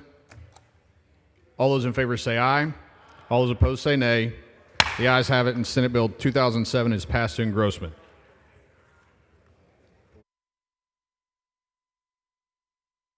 Mr. Morgan moves to lay House Bill 3531 on the table subject to call. Is there objection? Chair hears none. The motion is adopted. Chair lays out House Bill 2149 as a matter of postponed business on third reading. The clerk will read the bill. HB 2149 by Tupper relating to nonconforming land uses after adoption of or change to a zoning regulation or boundary. Chair recognizes Mr. Tepper to explain the bill. Thank you, Mr. Speaker. House Bill 2149 ensures a person can continue nonconforming land uses, including repairing or modifying a nonconforming use. I have a third reading amendment. The following amendment, the clerk will read the amendment. Amendment by Tupper.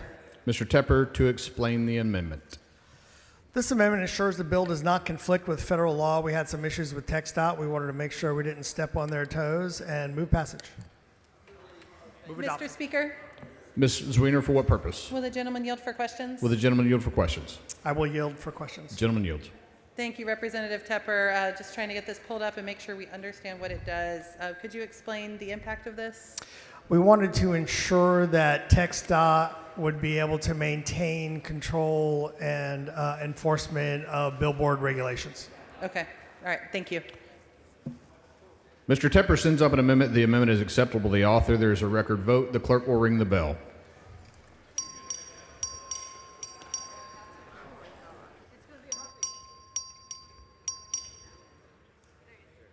Have all voted?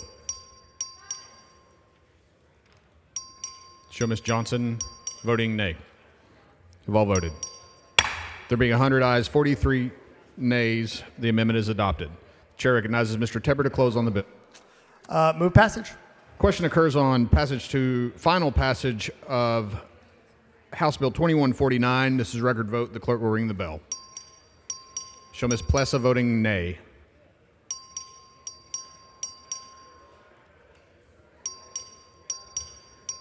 Have all voted? There being 87 ayes, 54 nays, House Bill 2149 is finally passed.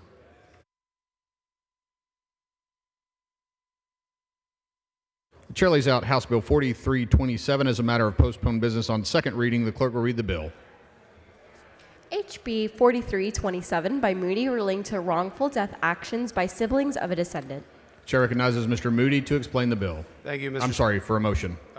Thank you, Mr. Speaker. Members, in furthering my amazing collaboration with Mr. Schofield, I move to postpone further consideration of HB 4327 until 8 a.m. Monday, May 12th. Thank you.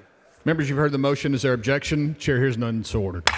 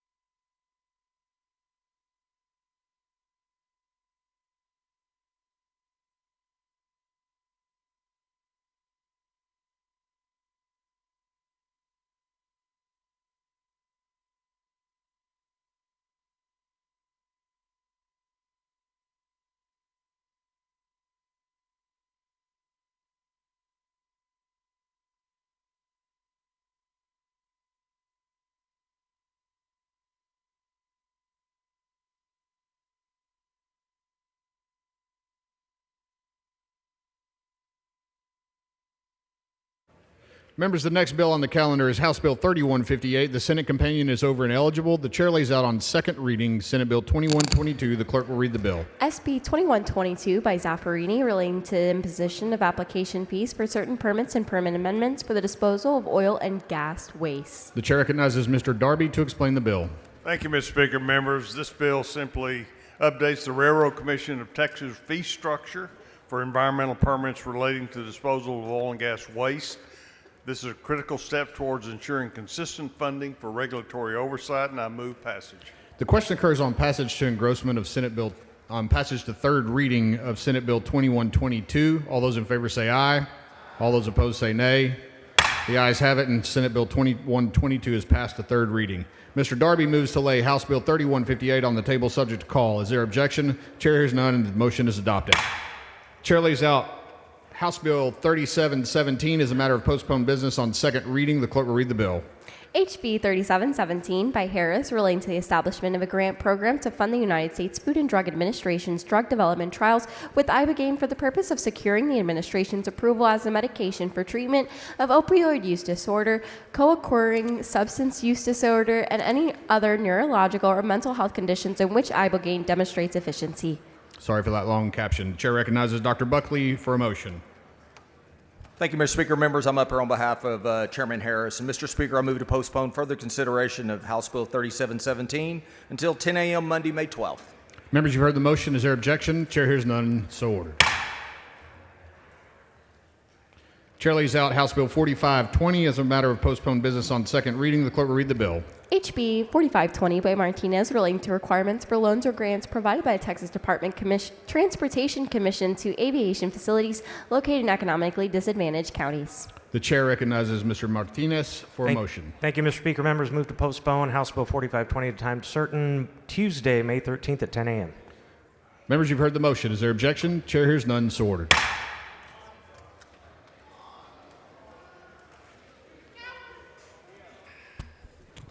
Mr. Speaker. Mr. Doorkeeper. Mr. Speaker, I have a messenger from the Senate at the door of the House. Admit the messenger. Thank you, Mr. Speaker. I am directed by the Senate to inform the House that the Senate has taken the following action. The Senate has passed the following measures: local and uncontested calendar. HB 22, Noble, sponsor Adam Hinojosa, relating to the exemption from ad valorem taxation of intangible personal property. HB 1392, Busey, sponsor Betancourt, relating to the postponement of the delinquency date for a payment of ad valorem taxes imposed by a taxing unit if the office of the controller for the taxing unit is closed on the delinquency date. HB 3093, Villalobos, sponsor Juan Chuy Hinojosa, relating to the calculation of certain ad valorem tax rates of a taxing unit for a year in which a property owner provides notice that the landowner intends to appeal an order of an appraisal review board determining a protest by the owner regarding the appraisal of the homeowner's property.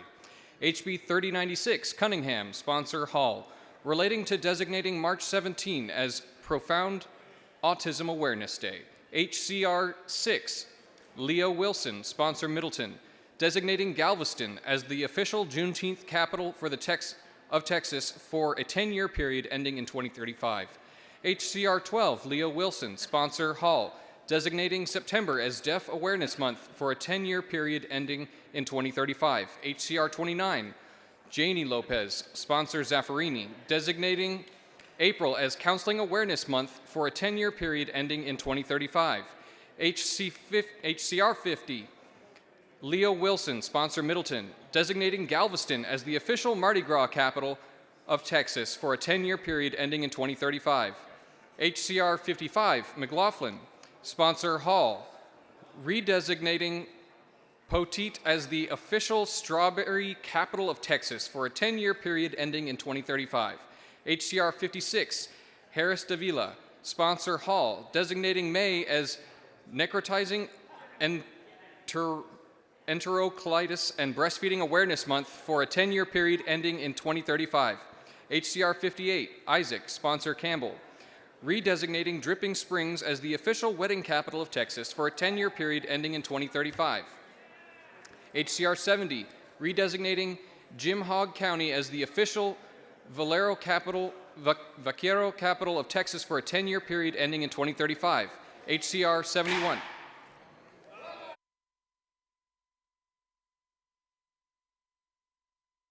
The chair lays out Senate Bill 888 as a matter of postponed business on third reading. The clerk will read the bill. SB 888 by Cole Course relating to Attorney General's defense of a district or county attorney against certain lawsuits in federal court. The chair recognizes Mr. Leach to explain the bill. Thank you, Mr. Speaker. Members, this bill that I've worked on with Senator Course just gives the Attorney General the authority, if asked, to represent a county or district attorney at a federal suit relating to a state statute. Move passage. Question occurs on final passage of Senate Bill 888. The clerk will ring the bell.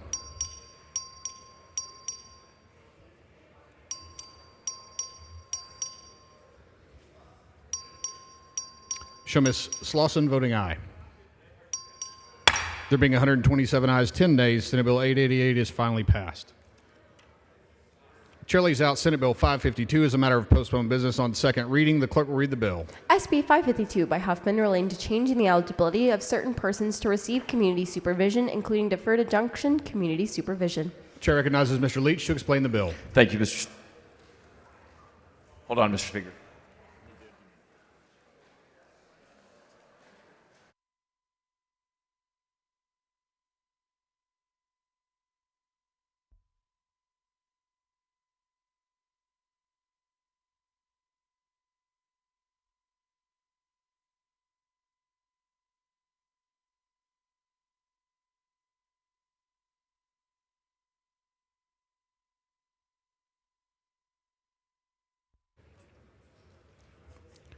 Chair recognizes Ms. Leach for a motion. Back up, members. I move to postpone further consideration of Senate Bill 552 until 9 a.m. Monday, May 12th. Members, you've heard the motion. Is there objection? Chair hears none, so ordered. Chair lays out House Bill 3138 as a matter of postponed business on second reading. The clerk will read the bill. HB 3138 by Lopez of Cameron relating to the authority of a municipality or county to regulate certain matters related to firearms, air guns, archery, equipment, and other weapons and related supplies. The chair recognizes Ms. Lopez of Cameron for a motion. Thank you, Mr. Speaker. I move to postpone further consideration of HB 3138 until 10 a.m. Monday, May the 12th. Members, you've heard the motion. Is there objection? Chair hears none, so ordered. Chair lays out House Bill 3704 as a matter of postponed business on second reading. The clerk will read the bill. HB 3704 by Anchia relating to notaries public creating criminal offense. Chair recognizes Mr. Anchia for a motion. Thank you, members. This is my notary bill. I move to postpone further consideration of House Bill 3704 until 10 a.m. Monday, May 12th to allow the Senate bill to come on over. Members, you've heard the motion. Is there objection? Chair hears none, so ordered.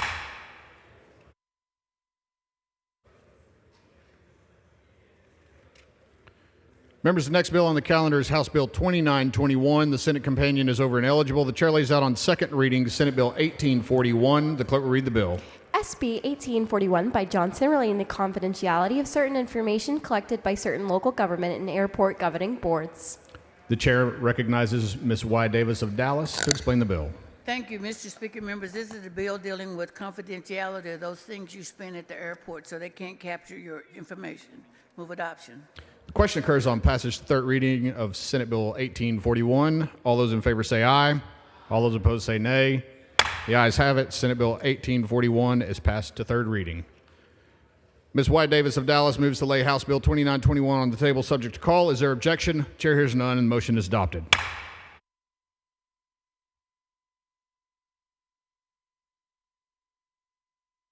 Next bill on the calendar is House Bill 4853. The Senate companion is over ineligible. The chair lays out on second reading Senate Bill 2371. The clerk will read the bill. SB 2371 by Nichols relating to skimmers on electronic terminals, authorizing civil penalty and creating criminal offenses. The chair recognizes Ms. Pettis of Harris to explain the bill. Thank you, Mr. Speaker. Members, SB 2371 expands the Financial Crimes Intelligence Center's authority over skimmers. The goal is to equip law enforcement with the tools needed to combat card skimming across a broader range of devices, such as ATMs and point-of-sale terminals. And I have a perfecting amendment. The following amendment, the clerk will read the amendment. Amendment by Perez of Harris. Chair recognizes Ms. Pettis to explain the bill. Thank you, Mr. Speaker. The Members, amendment. This is a perfecting amendment that ensures that the administration and enforcement of this chapter is handled by the Commission of Licensing and Regulation, since the FCIC does not have that ability or authority. I move adoption. Ms. Pettis sends up an amendment. The amendment is acceptable to the author. Is there objection to the adoption of the amendment? The chair hears none, and the amendment is adopted. Chair recognizes Ms. Pettis to close on the bill. I move passage. Question occurs on passage to third reading of Senate Bill 2371. All those in favor say aye. All those opposed say nay. The ayes have it, and Senate Bill 2371 is passed to third reading. Ms. Pettis of Harris moves to lay House Bill 4853 on the table subject to call. Is there objection? Chair hears none. Motion is adopted. The chair lays out House Bill 4506 as a matter of postponed business on second reading. The clerk will read the bill. HB 4506 by Bonner relating to electronic delivery of notice for certain municipal zoning changes. Chair recognizes Mr. Capriglione to explain for a motion. Mr. Speaker, I move to postpone further consideration of House Bill 4506 until today at 5 p.m. Members, you've heard the motion. Is there objection? Chair hears none. So ordered.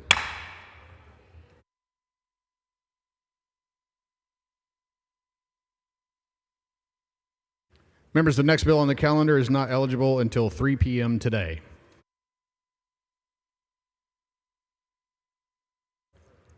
Chair recognizes Mr. Shaheen for a motion.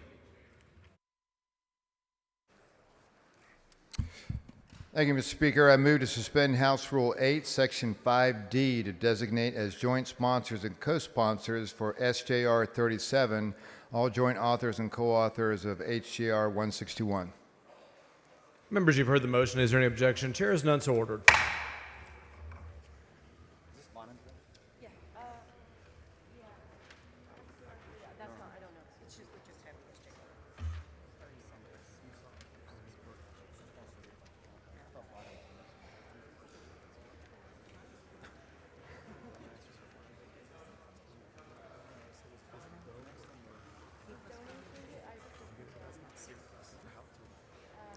Members, the next bill on the calendar is HJR 161. The Senate companion is over and eligible. Chair lays out on second reading SJR 37. Clerk will read the bill.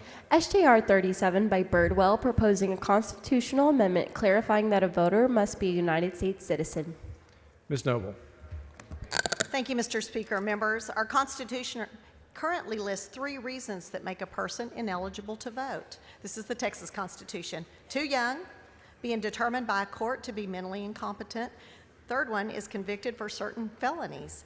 SJR 37 gives the citizens of Texas the decision in November if we should add citizenship to our constitutionally important criteria for those who may vote. Mr. Romero, for what purpose?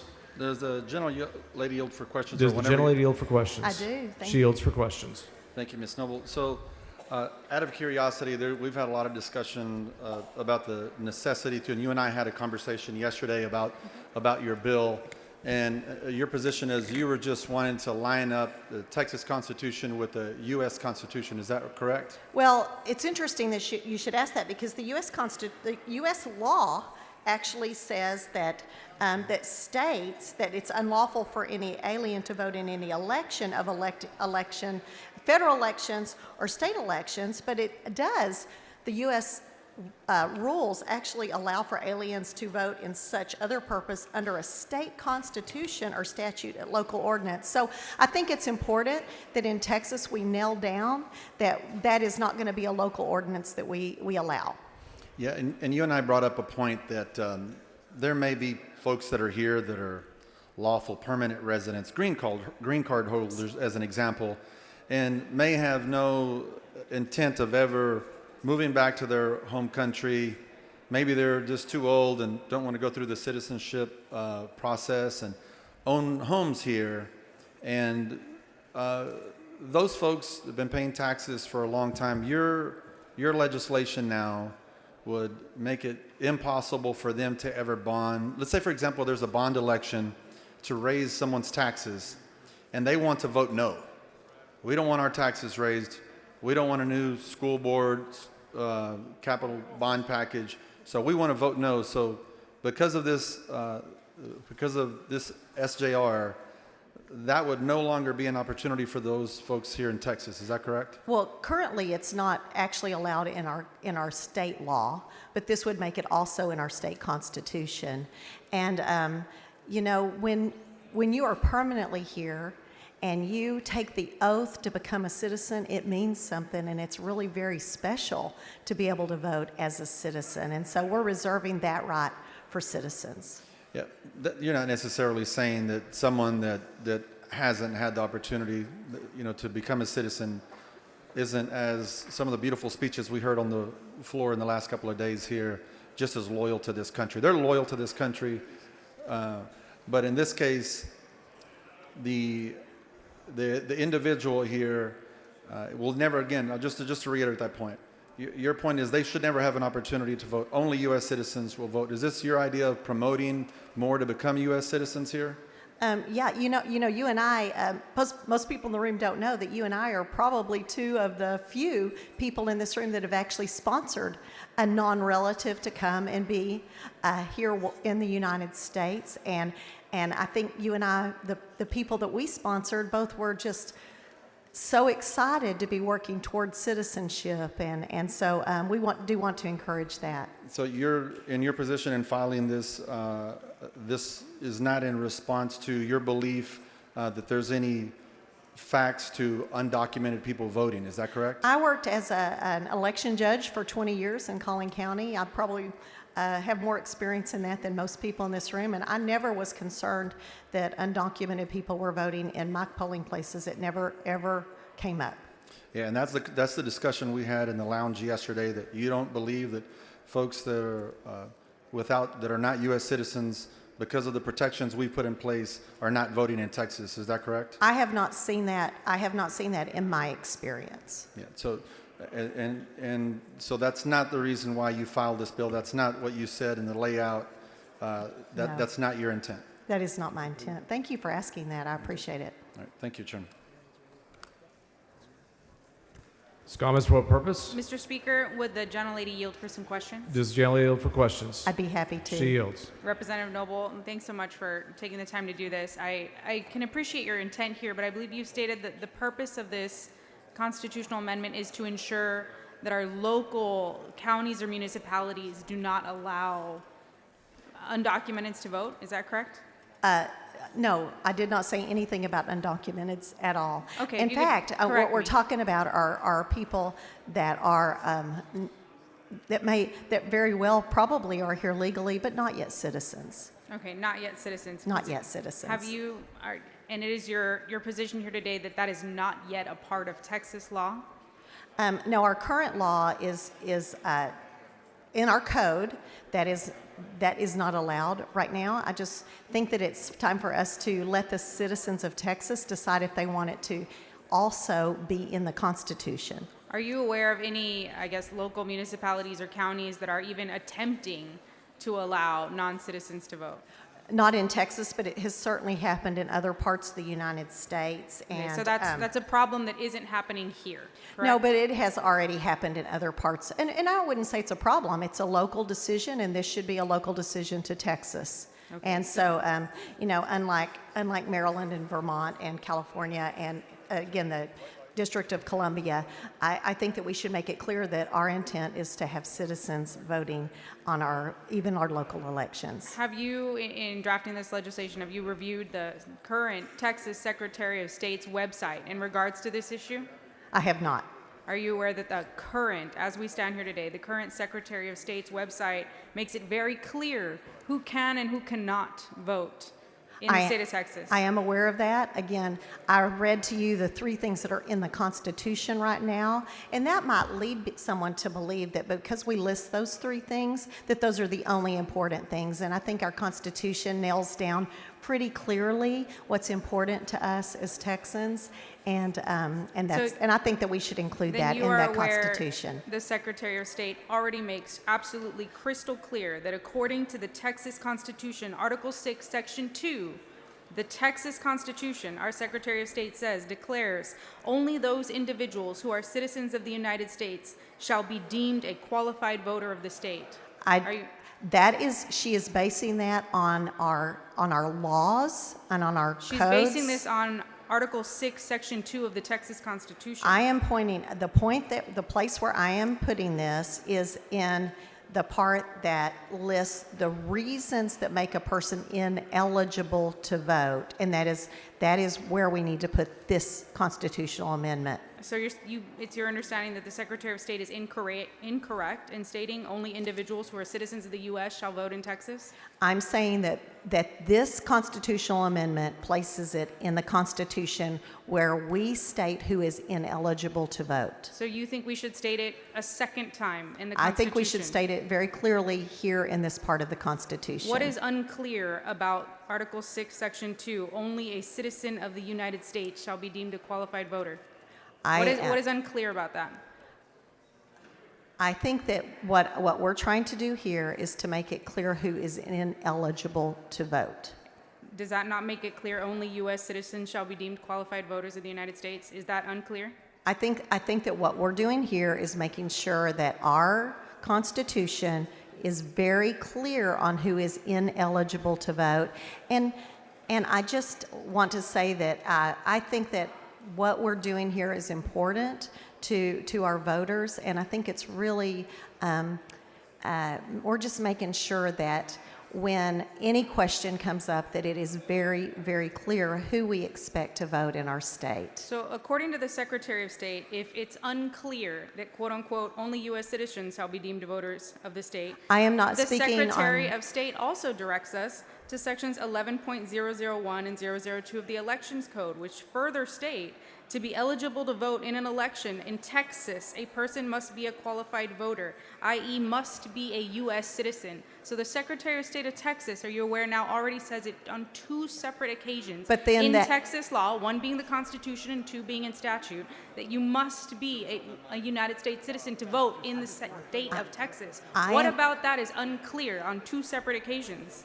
The code is easily changed, as we know in here. We do that every day to update it. And so the Constitution is much harder and more clearly stated, and that's what we need to do today. Okay, so aside from Article 6, Section 2, aside from Sections 11 of the Election Code, are you aware that the Secretary of State also, on a third occasion, points you to Section 13 of the Texas Elections Code, which states that which states to be eligible to register as a voter in Texas, a person must be a United States citizen. That is now 4 separate occasions in Texas law, both the Constitution and the statute, that she stated that. Is that unclear to you? So what we are doing here today is making clear under the federal statute Because who the is prior ineligible. 4 I'm sorry, instances it's were my not turn clear? to. I'm sorry, I let you ahead. finish your question, Go so ahead. let me finish mine.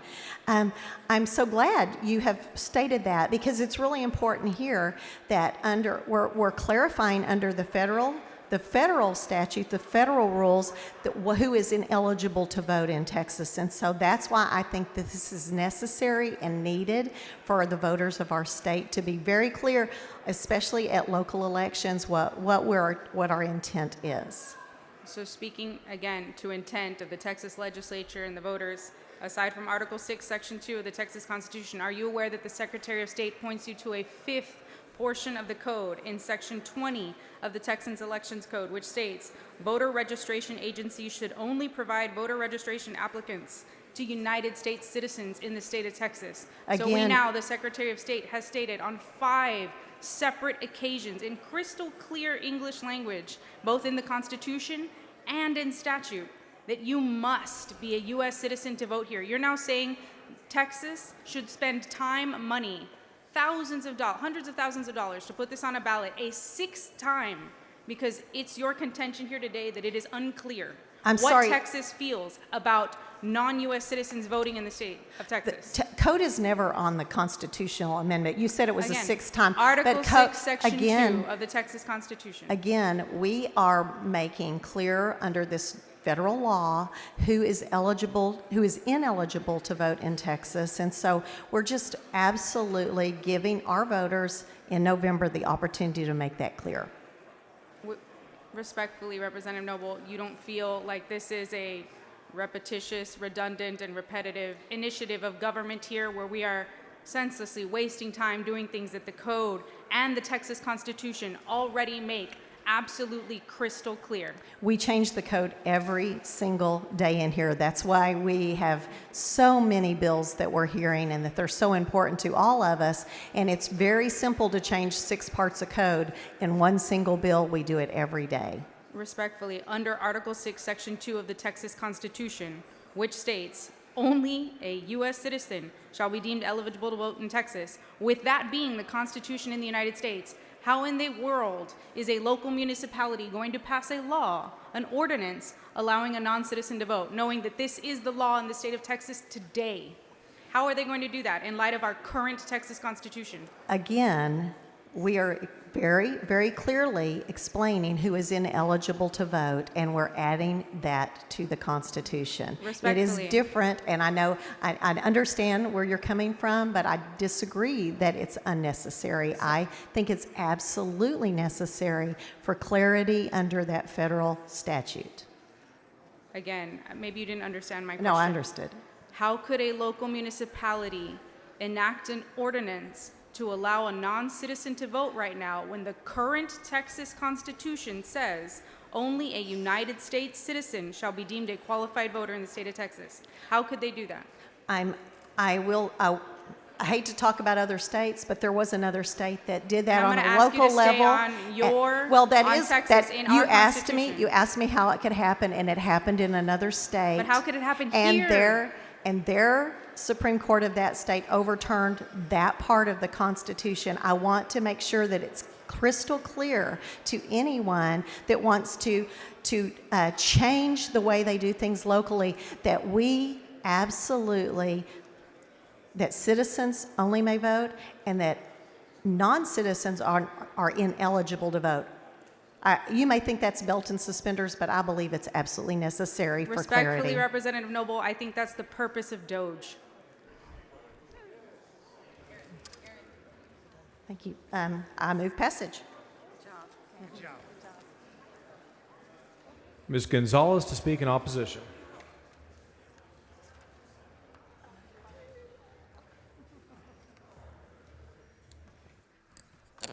Thank you, Mr. Speaker. Members, I have 2 wishes for today. My first wish is that I wasn't having to give an opposition speech to a bill by my friend. My second wish is that we lived in a different world and in a different place in this moment in time. You see, if we were just having this conversation about the policy in front of us, it might be a different conversation. But we don't live in that world. We live in a world right now where there is a lot of anti-immigrant rhetoric, policies, actions, and those dynamics have real consequences. The worst moment of my 13-year political career happened a few years ago when I got off a plane and turned on the news and saw dozens of the people of my community had been killed through the Walmart shooting. And after you investigate that moment, you recognize that that young person who drove over 500 miles to target people who were immigrants and Latinos, that the reason he came was because of the rhetoric that was being shared about the immigrant community. There is no one on this floor who wants people who are not eligible to vote to vote. What we do have concerns about, or what I have concerns about, is creating another avenue that can continue to perpetuate these conversations. If the conversation about this policy was just me and my friend, Representative Noble, I would have a lot of faith about how we could have that conversation. But what terrifies me, because I've seen the ultimate consequences of what happens in this conversation when it leaves this chamber. When it leaves this chamber, other groups take this avenue and manipulate it for other causes. And I have seen firsthand what that looks like and what that means. Here's the truth. We don't need this bill if you are concerned about this issue. We have all the belts and suspenders. And as a policy-making body, we shouldn't have duplicative governance. We have federal laws. We have state laws. So why do we need this law this HJR that would create a possibility for us to have a conversation that isn't as welcoming as I know our Texas could and should be. I have the most respect for Chairwoman Noble. I really believe in her heart, and it has nothing to do with the goal in which she is trying to do, but everything to do with the fact that at some point we have to say, enough is enough. When do we stop scapegoating immigrant communities for things that are not happening? When do we make sure that we are the Texas that has the values of inclusivity and love and compassion? And so for that, I urge you to either white light or vote no on this HJR, with all respect. Chair recognizes Ms. Noble to close. Speaker. Ms. Gomez, for what purpose? Mr. Speaker, I rise to issue a point of order surrounding background and purpose, Rule 4, Section 32C1, given that the background and purpose is substantially misleading. Bring your point of order down front.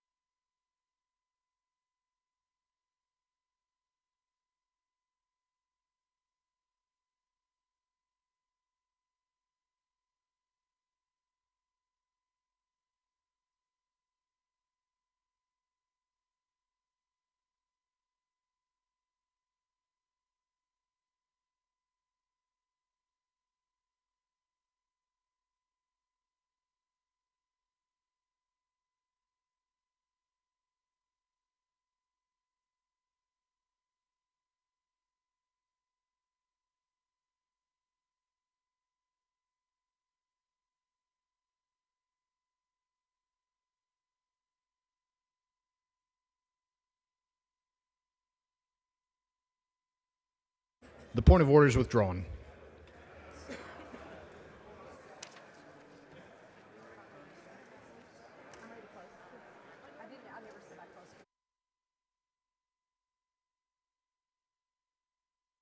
The chair recognizes Ms. Noble to close on the resolution. Thank you, Mr. Speaker. Members, I am just so pleased to tell you that this bill was passed on a bipartisan vote in the Senate. It passed 28-3, and I just would encourage you to join the Senate in making sure that our Constitution, that our citizens have the opportunity in November to make this decision. I move passage. Strict enforcement has been requested. Members, you may vote from your seats.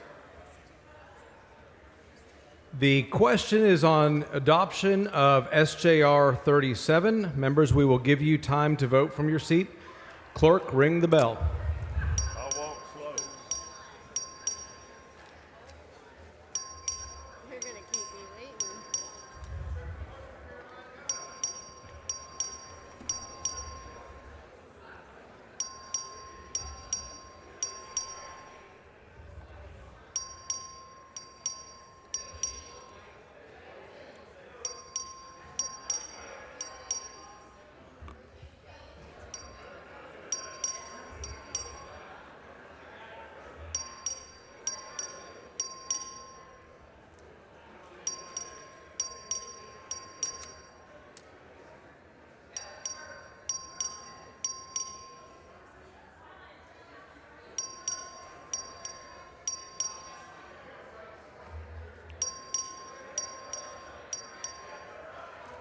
Always.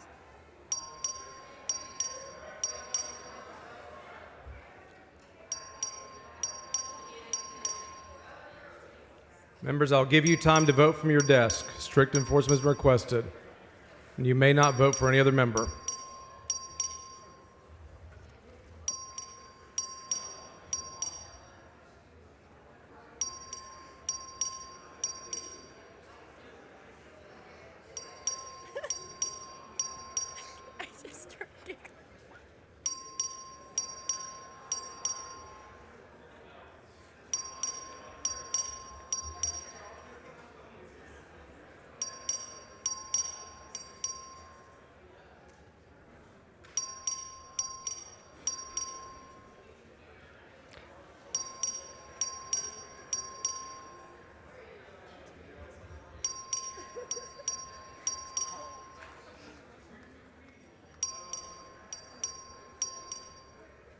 Have all members voted?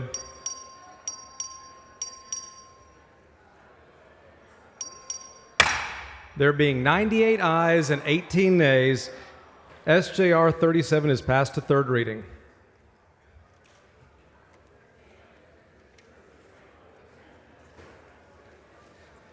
Ms. Noble moves to lay HJR 161 on the table, subject to call. Is there objection? Chair is none. The motion is adopted.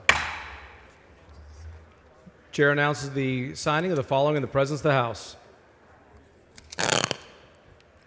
SB 703, SB 855, SB 906, SB 929, SB 1019, SB 1229, SB 1316, SB 1364, SB 1744, SB 1877, SB 1998, SB 2231.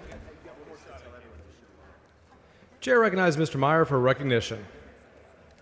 Thank you, Mr. Speaker. Members, I would just like to recognize the fourth grade class from Grace Academy for my district. Welcome, they're right up there, y'all. Welcome to your Texas house.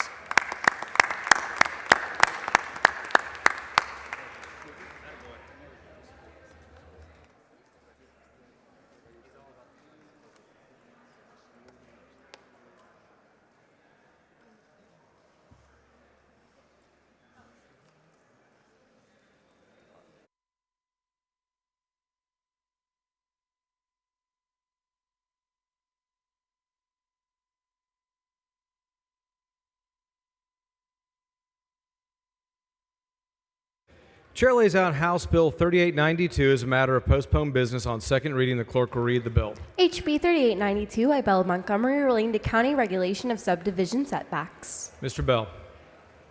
Thank you, Mr. Speaker. Members, we're actually working on this bill hard and heavy, so I move to postpone further consideration of HB 3892 until 3 p.m. Saturday, May 10th. Members, you've heard the motion. Is there objection? Chair is none, so ordered. Chair lays out on second reading HJR 175. Clerk, read the bill. HJR 175 by Gertis, proposing a constitutional amendment relating to the right to own, hold, and use a mutually agreed upon medium of exchange. Mr. Gerdes. Thank you, Mr. Speaker. Member, HJR 175 recognizes and protects the right of Texans to use any mutually agreed upon medium of exchange when trading and contracting for goods and services. This proposed constitutional amendment is important for upholding individual liberty, promoting market efficiency, and maintaining a healthy balance of power between the state and its citizens. I move passage. Question occurs on the adoption of HJR 175. Record vote. Clerk, ring the bell. Mr. Capriglione voting aye.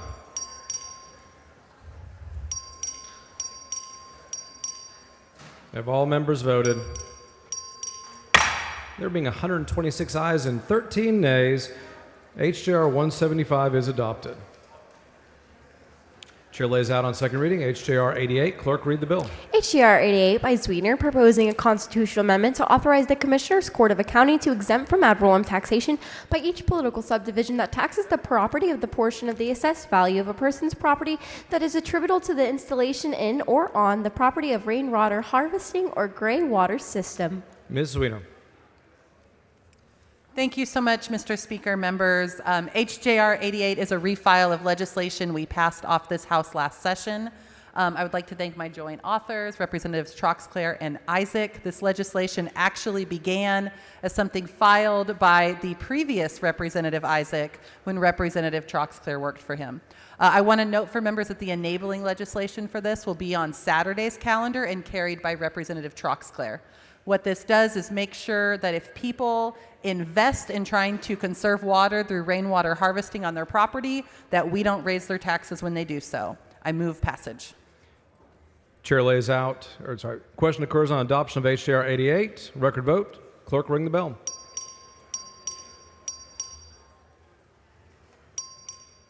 Have all members voted? 104 ayes and 29 nays. HJR 88 is adopted. Members, the next bill on the calendar is HB 1937. Senate companion is over and eligible. Chair lays out on second reading SB 266. Clerk, read the bill. SB 266 by Perry, relating to certain tax and fee collection procedures and taxpayer suits. Speaker Craddock. Mr. Speaker, members, SB 266 expands the refund bypass mechanism to include results of the managed audit for sales and use taxes for natural gas production. You know, all taxpayers to file suit after a bypass conference with the controller, avoiding SOHO, which is long and expensive. I move adoption. Question occurs on passage's third reading. All those in favor say aye. All those opposed say nay. Ayes have it. Senate Bill 266 passed to third reading. Mr. Craddock moves to lay House Bill 1937 on the table subject to call. Is there objection? Chair is none. The motion is adopted.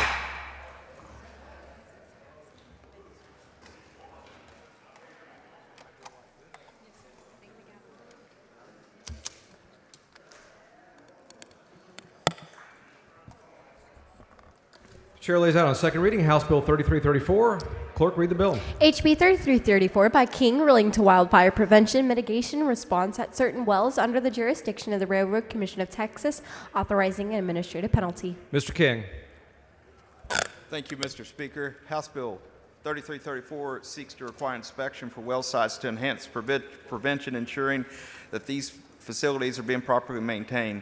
During the investigative committee on Panhandle wildfires, it was noted that thousands of fires are started in these fields, and landowners in my district have suffered for years over this.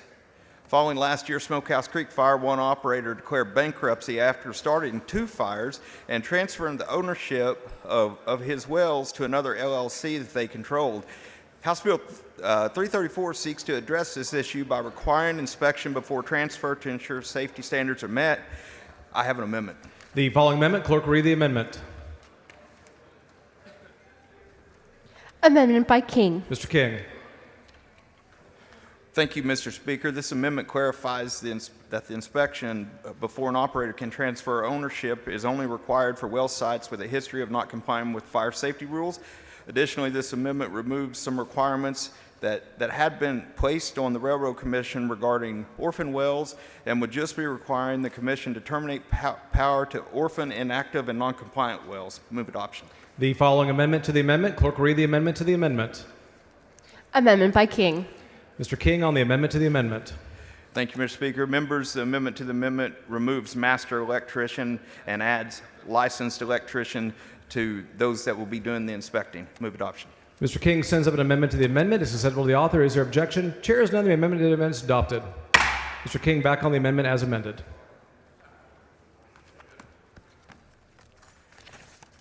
As I did explain the amendment before, now it just simply allows for a licensed electrician to inspect wells before they can be transferred. Move passage. Mr. King sends up an amendment. It's acceptable to the author. Is there objection? Chair has none. The amendment is adopted.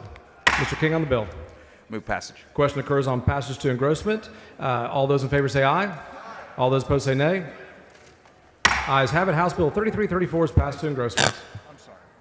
How's that? Nope, you're okay. Yeah. They came to see me.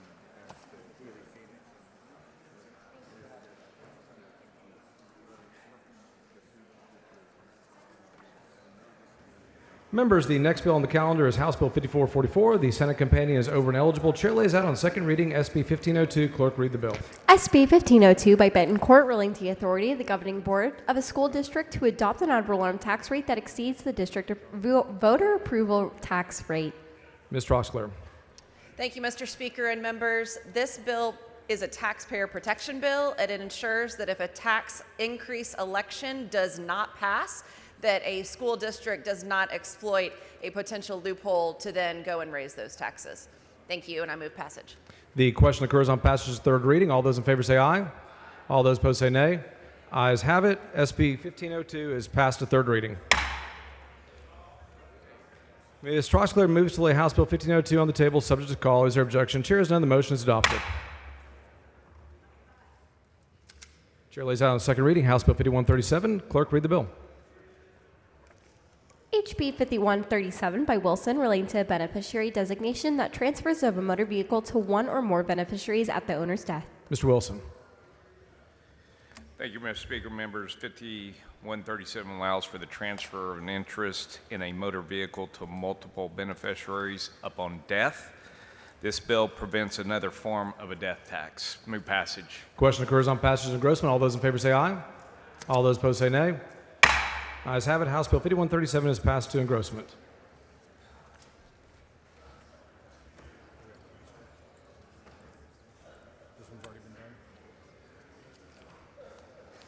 Chair lays out on second reading House Bill 361. The clerk will read the bill. HB 361 by Bernal, relating to the appraisal of a resident's homestead for ad valorem tax purposes. The chair recognizes Mr. Bernal to explain the bill. Thank you. Thank you, Mr. Speaker. Members, this is another bill designed to keep people in their homes, to keep them from the indignity of being taxed out of a home they own. It would require the chief appraiser to only consider the value of other properties with residence homestead exemptions. What that means is when they're doing their job, it should only be homestead to homestead, where I live with my family compared to where you live with your family, not the short-term rental next door that makes in a weekend what we pay in a month. Move passage. The question occurs on passage to engrossment of House Bill 361. All those in favor say aye. All those opposed say nay. The ayes have it, and House Bill 361 is passed to engrossment. Chair lays out on second reading House Bill 321. The clerk will read the bill. HB 321 by Busey, relating to implementing an express lane option under Medicaid and the Child Health Plan program. Chair recognizes Mr. Busey to explain the bill. Thank you, Mr. Speaker. Members, House Bill 321 promotes smart government, parental empowerment, and most of all, the health and future of Texas children by using already verified eligibility information to offer enrollment in CHIP or Medicaid with parents' affirmative consent. This is a bureaucratic cleanup bill that could have easily have gone to the DOJ committee. With that, Mr. Speaker, I move passage. Question occurs on passage to engrossment of House Bill 321. All those in favor say aye. All those opposed say nay. The ayes have it. House Bill 321 is passed to engrossment. Members, the next bill on the calendar is House Bill 5447. The Senate companion is over and eligible. The chair lays out on second reading Senate Bill 1023. The clerk will read the bill. SB 1023 by Benton Court, relating to the calculation of certain ad valorem tax rates. Chair recognizes Ms. Troxler to explain the bill. Thank you, Mr. Speaker and members. This is another tax transparency bill. It's a great day for taxpayers. This bill says provides them with a hyperlink to the underlying documents for the Truth in Taxation form, which is the form used to calculate the no new revenue rate. Thank you, and I move passage. Question occurs on passage the third reading of Senate Bill 1023. All those in favor say aye. All those opposed say nay. The ayes have it. Senate Bill 1023 is passed to third reading. Ms. Troxclair moves to lay House Bill 5447 on the table subject to call. Is there objection? Chair hears none. The motion is adopted. Chair lays out on second reading House Bill 464. The clerk will read the bill. HB 464 by Gonzales Silva Paso relating to the establishment of a grant program to support the elimination of illegally disposed of scrap tires. The chair recognizes Ms. Gonzalez of El Paso to explain the bill. Thank you, Mr. Speaker. Members, we passed this bill unanimously. I want to thank Chairman Landgraf, who's helped me make sure that we can address scrap tires in rural communities, and I move passage. The question occurs on passage to engrossment of House Bill 464. This is a record vote. The clerk will ring the bell. Show Mr. Landgraf voting aye. Show Mr. Wale voting aye.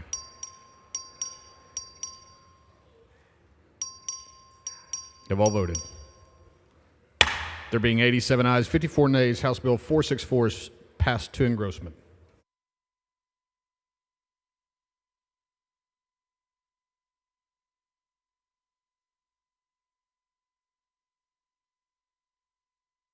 Chair lays out on second reading House Bill 678. The clerk will read the bill. HB 678 by Wale relating to the inclusion of the National Sexual Assault Hotline on certain student identification cards issued by a public institution of higher education. The chair recognizes Mr. Wale to explain the bill.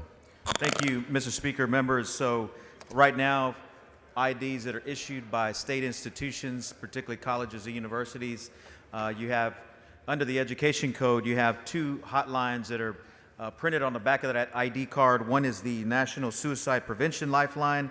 The other is the Crisis Text Line. What we're doing with this bill is including the National Sexual Assault Hotline to be included on the back of that card and be printed on the back of that student ID, and I move passage. The question occurs on passage to engrossment of House Bill 678. All those in favor say aye. All those opposed say nay. The ayes have it. House Bill 678 is passed to engrossment. Chair recognizes Mr. Hunter for a motion. Thank you, Mr. Speaker. I move that the House grant permission for the Committee on Calendars to meet while the House is in session today at 5 p.m. in room 3W9 to consider a calendar. Members, you've heard the motion. Is there objection? The chair hears none. So ordered. Chair lays out on second reading House Bill 2294. The clerk will read the bill. HB 2294 by Thompson relating to reimbursement rates for child care providers participating in the Texas Rising Star program. Chair recognizes Dean Thompson to explain the bill. Mr. Speaker, members, this bill simply unties the hand of the local workforce development boards to allow them the option to reimburse Rising Star providers at the board's establishment rate. I move passage. Question occurs on passage to engrossment of House Bill 2294. All those in favor say aye. All those opposed say nay. The ayes have it. House Bill 2294 is passed to engrossment. Chair lays out on second reading House Bill 4172. The clerk will read the bill. HB 4172 by Thompson relating to regulating charitable bingo and authorizing the establishment of a nonprofit corporation to advertise and promote charitable bingo. Chair recognizes Dean Thompson to explain the bill. Mr. Speaker, members, this help our veterans of foreign wars charities by raising the capital reserve amount for charities. I move passage. The question occurs on, I'm sorry, back it up, members. The following amendment, the clerk will read the amendment. Amendment by Thompson. The chair recognizes Ms. Thompson to explain the amendment.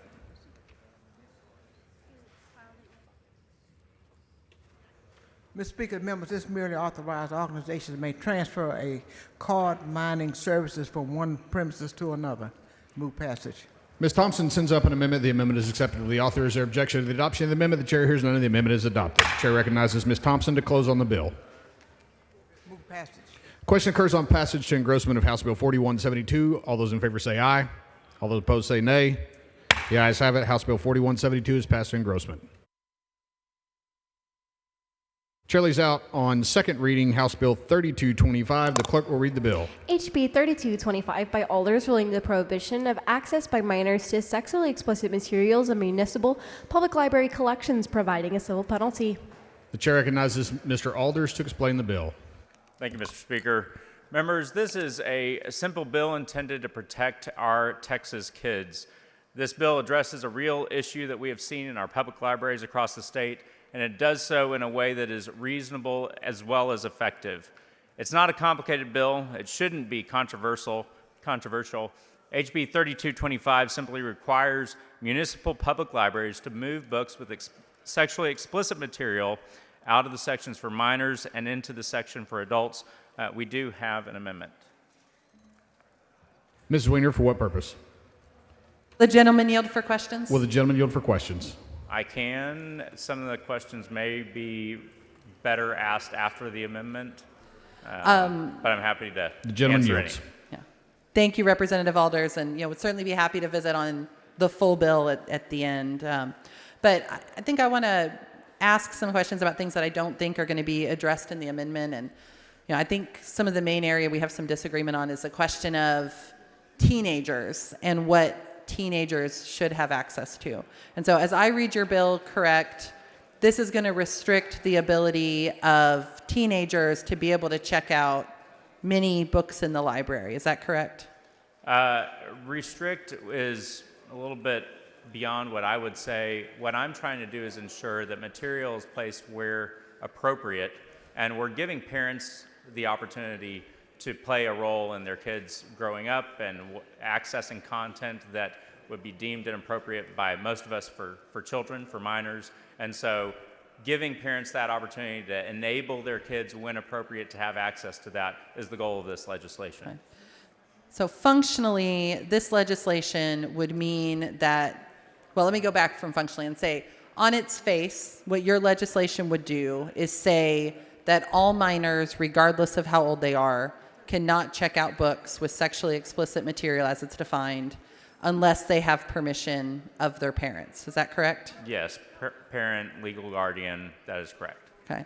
And that prohibition and those definitions are consistent regardless of whether we're talking about a 5-year-old or a 17-year-old, correct? That would be correct, yes. I would assume that as children are growing up and teenagers have the opportunity to interface in a more mature manner with certain content out there in the world, that's very likely that they'll have that access. I mean, when you're applying for a library card, you can get that taken care of pretty easily and have that access granted. I want parents to be able to have that opportunity to help direct and protect their kids when appropriate, and then give them those opportunities as well when it's appropriate. So libraries usually have thousands of titles, potentially tens of thousands, hundreds of thousands of titles, Absolutely. correct? Correct. One of the things that concerns me is that with the way this bill is structured is that libraries may functionally just have to deny access to anything out of the minor section to teenagers. Are you concerned about that? We've worked, so that's one of the areas where I believe the amendment will be helpful because we have interacted with Texas Library Association and TSLAC to ensure that this bill is written in a way that libraries can be successful, that they can operate within the goals of the stated goals of this legislation and actually be able to protect our kids and move the books that are needed to be moved in an efficient manner, and then protect those and curate those collections appropriately moving forward. And so the amendment addresses some of the timeline, what we mean by access, so that the definitions are clear, the expectations are clear. Okay. And I want to be really clear. I really appreciate the work you've done with Texas Library Association to make sure this bill doesn't fundamentally undermine library operations. So I earnestly really appreciate that. I think my concerns are we have teenagers who get pregnant. Would a pregnant teenager be able to check out a book on pregnancy from the adult section without their parents' permission? I don't believe that pregnancy is going to be covered under the definition of sexual conduct that I have in this bill. Okay. So that should not be an issue. Okay. What about a novel that's maybe speaking to their experience of another teenager who has become pregnant, and perhaps that moment of becoming pregnant is included in that book? Would that teenager, again, who has clearly already had that experience because they're pregnant, would they be able to check out that book? without their parents' consent? They would need, I mean, they'd need a guardian or parental permission to be able to access this. If it has been moved to the adult section and the content of the book falls under the definition of sexual conduct, then yes, that would be necessary. Now, being a minor does not stop somebody from having adult experiences. 15-year-olds, 16-year-olds, 17-year-olds all make choices wisely or not. Correct. And a lot of young adult literature attempts to speak to those experiences many teenagers may have and help them connect there. Are you concerned about teenagers not having access to books that are relevant to them and the lives they're living? Well, I mean, it's a good question. I don't think that obviously minors have a lot of interactions prior to that ideally occurring in their life, and it can be good or bad. I think we all know that they have access to a lot of material online, and when there's a need to understand what's going on, that's a separate conversation. Our conversation in this legislation in 3225 is addressing collections in our public libraries that are accessible by every member of the public, and children need to be protected from sexually explicit material, and our children being confronted with that when they are not, when they have not been in that position in the past. And so I think the important thing to know about this legislation is, one, it's focused on public libraries that are accessed by all members of the public, our children, our families, and we need to protect the kids who it's not helpful for them to have this as their first experience with this kind of content. So, Representative Alders, you keep using kids, and I do want to be clear, a lot of what I'm trying to ask about is teens. Correct. Are you aware that the U.S. Supreme Court has found that minors do have a First Amendment right to access of information? Sure. And are you aware that the U.S. Supreme Court has found that when looking at material that can be restricted from minors, despite their First Amendment rights, that you have to draw that line differently depending on the age of the minor? I would again point to the definition that we have in this book. This is not a question of access to information. This is an access to sexually explicit content. And we define that very clearly, and I mean, it's a definition that, you can read from the back, Mike, but it's material that we do not want our children to have. I don't want my children to have. I don't think it's beneficial for them. And so I think it's important that we protect our kids in the state of Texas and ensure that they can access the books in their public library for their benefit, for their good, and are not confronted unknowingly with material that is going to potentially traumatize them for the rest of their life. Are you familiar with the Miller test? Right. Are you familiar Ask with that the again. three-pronged Miller test? No. So the three-pronged Miller test is a constitutional standard for obscenity, and it requires that to be considered obscene, material must be, 1, appeal to a prurient interest, 2, must be patently offensive, and 3, contain no other value. When we look at that for minors, we apply all those tests to minors. Does your bill use that type of three-pronged definition? I think if you look at the definition that we have on page 2, that it would fall in line with what you're talking about there.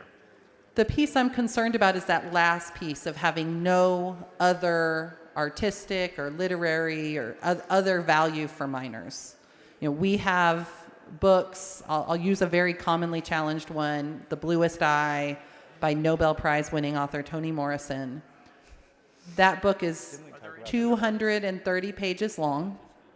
There are 5 pages on it that have any type of sexual content that might be considered explicit. Under your bill, provided those 5 pages, I'll I'll concede may fall under this definition. Provided there's a book with 5 pages that fall under this definition, would minors, including older teens, be prevented from checking that book out without parental permission? Without parental permission, no, they shouldn't. And as you said, those 5 pages contain descriptions that fall within my definition. And I mean, it's the same thing with media. You don't have an X-rated movie because the entire movie contains explicit scenes. You don't have an R-rated movie because the entire film contains non-stop R-rated activity. It's based on small portions of content within the greater scope. And I think that's what we're looking at here, is that if you have text within a book that describes graphically according to the definition that we have in this bill, then it needs to be moved to the adult section of the library. We need to protect our kids. We need to protect their vulnerabilities and acknowledge that that kind of content is bad for them. It's not good for them to interact with without someone coming alongside and explaining. And you and I have had good conversations about this over the last few days. It's not to say all of this is never appropriate for them to interact with, and there's opportunities for someone to talk through something that is important in their lives where you've had a traumatic incident and they need to figure out how to communicate. But that is not what we're talking about here in this legislation. And having someone who comes alongside and helps a child understand how to deal with a traumatic situation in their life, that's a separate issue. And you need those books. These books need to be in the adult section of the library, and you need guidance on how to deal with the issues that we've talked about. I think you and I have slightly different perspectives on the traumatic side of this, but I want to come back. I really am grateful that you brought up the movie rating system. Are you aware that that system is entirely voluntary by the industry and doesn't have the force of law because of First Amendment concerns? It doesn't mean that it doesn't exist for a good purpose to protect the viewers that are out there. And maybe we need to change that. So. And speaking of the movie rating system again, does the movie rating system just draw one hard line for minors and non-minors, or does it have different graduated levels for different age groups? It does, but take the issue, if we're talking about X-rated movies, you have to be 18 or older, at least you used to be 18 or older, to be able to go to the theater and watch an X-rated film, right? And so we're talking about X-rated material being in the adult section of the library. I don't think there's much of a difference there, if any. I think many of us would dispute that the books that would be covered by this definition would be the equivalent of an X-rated movie. I would beg to differ on that. I think the concern is that some of these books feel PG-13 to us, or R, and quite I would appropriate submit that for that some is of those. because we have become numb to some of this material in our culture today. And for better or worse, we're inundated with content around us that has allowed us to become numb over the years. And so just because it feels PG-13 doesn't mean that it is that. But we've allowed our standards to drop in a way that is unhelpful, and it allows us then to look at something that would never have been appropriate for our children 20, 30, 40 years ago, and gone, oh, that's probably okay. They're probably going to run into it anyway out there in the world. I think that's a dangerous place for us to be. Well, I appreciate that perspective, and I will be frank, I share some of your concerns about sort of over-sexualization of culture and what young people can be exposed to. I think where we differ is whether or not books are part of that problem. So when somebody engages with fiction, a book is asking them to step into the shoes of somebody that's going through something and experiencing something. And again, that might involve a sexual situation. It might involve a teen making decisions around that. And do you not think that people being asked to engage fully with a sexual situation, with the emotional consequences, with the real life consequences, is actually an antidote to some of this hypersexualized little instances, divorced from all context, divorced from all sense of real life? I don't think that that is the proper way to handle a situation like that, for one. And for two, we're protecting kids whether they've gone through that kind of a situation like you're referring to, and those who haven't. And I think we need to remember that, most kids hopefully are not having to go through those kinds of hard times, and they need a piece of literature to help them understand what they went through. What about all the kids who have not, and who are innocently going through the shelves of their minor section of the library, and they pull off one of these books innocently, and they flip through it, and they're confronted with this, and that's their first interaction? I think we need to take that into consideration, and that's what this legislation is intended to do. Yeah, and I'm sorry, I want to back up a little. I think I wasn't clear on exactly what I was trying to talk about. Let's say a music video. I don't listen to any new music, so I don't have any current examples. But let's say a music video that is, we would all agree, raunchy and very sexualized, very objectifying. Do you not see the opportunity to engage with the same type of content with the emotion and consequences and real life implications that are involved in a piece of fiction as being an antidote to those one-off sort of sensationalized visual performances that are viewable so easily everywhere? I think this would be one of those instances where we would just have to Okay. agree to disagree. Okay. All right. Well, thank you so much for answering my questions, Representative Alders. Thank you.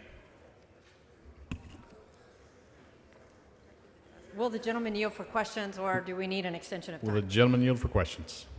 I will. Gentleman yields. I got confused. Are we talking about fiction in the library, or are we talking about all books in the library? We're talking about any books that contain sexually explicit content in the minor section of the library. And per your definition, minor means under the age of 18. That is correct. So we're not talking about kids under 5. We're not talking about kids under 12.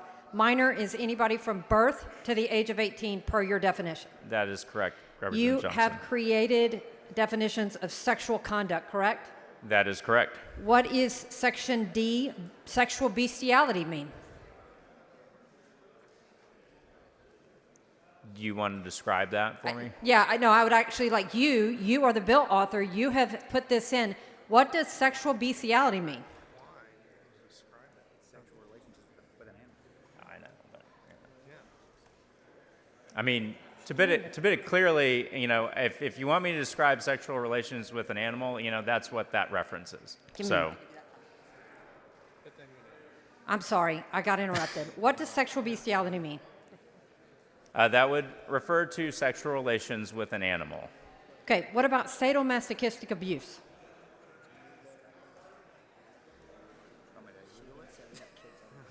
Give me a minute. Look, everybody's now saying we have kids on the floor. We do. All right, well, how do we honestly have a discussion about something that you want to put into definition and you want to We're ta- impose on a public library? So let's just have this point.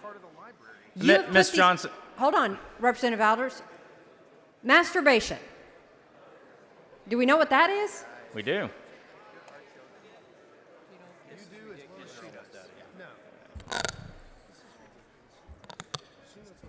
Ms. Johnson, I would suggest that you're proving my point.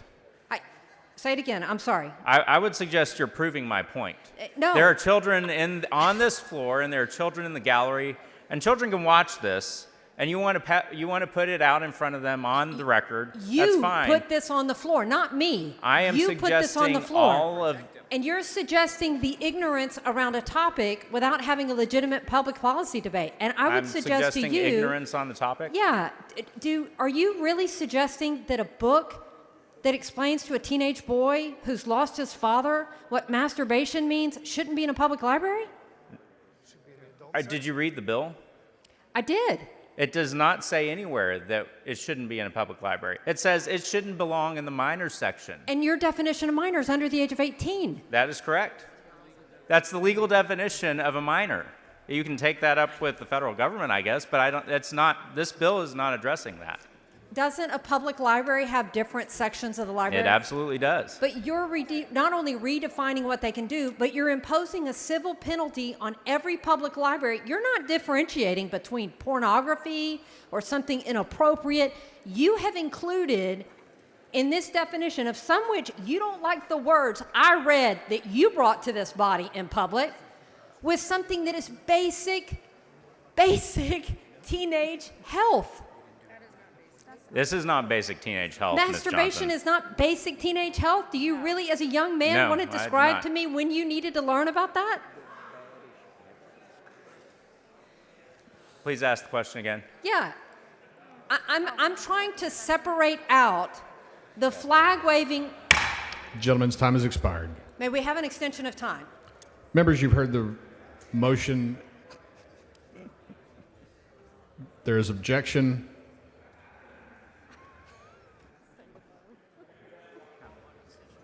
Vote aye, vote no on the extension of time. Members, I'll give you time to get to your desk. The clerk will ring the bell. Division vote, I'm sorry.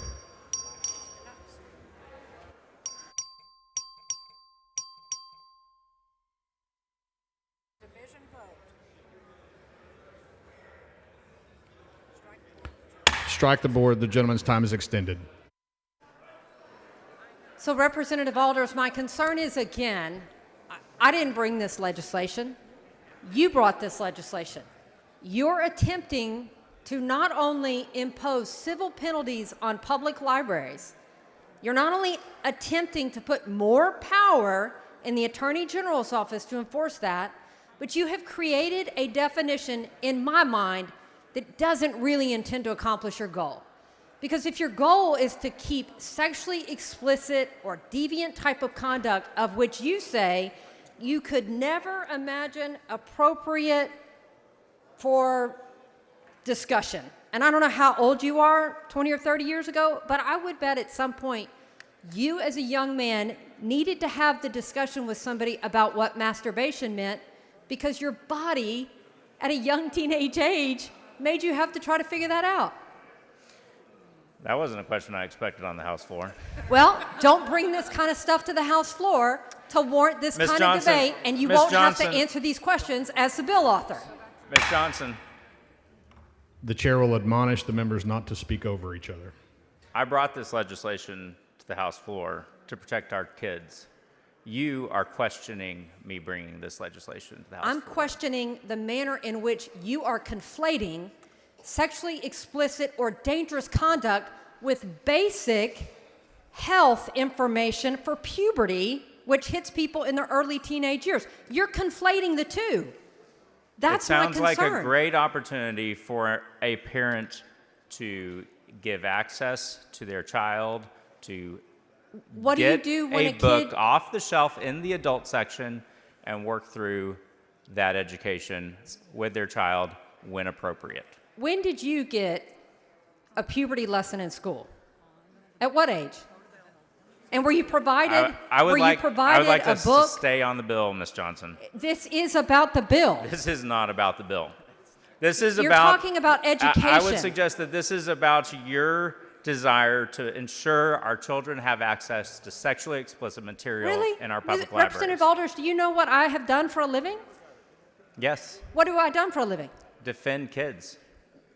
Do you know that I'm the former chief human trafficking prosecutor in Harris County?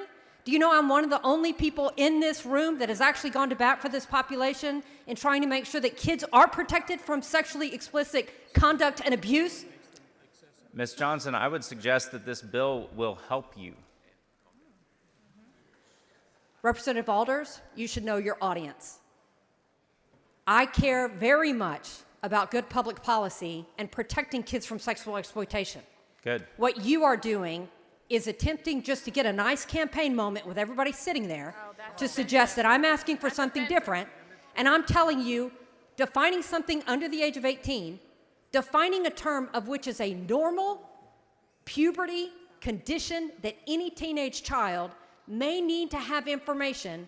If we as a nation can't allow a public library to have basic health, I'm not talking about these other definitions of which you didn't want to define and you weren't prepared to talk about in this public setting. I'm talking about basic puberty and public health that is trapped up in your extremely broad attempt to get your moment at the mic.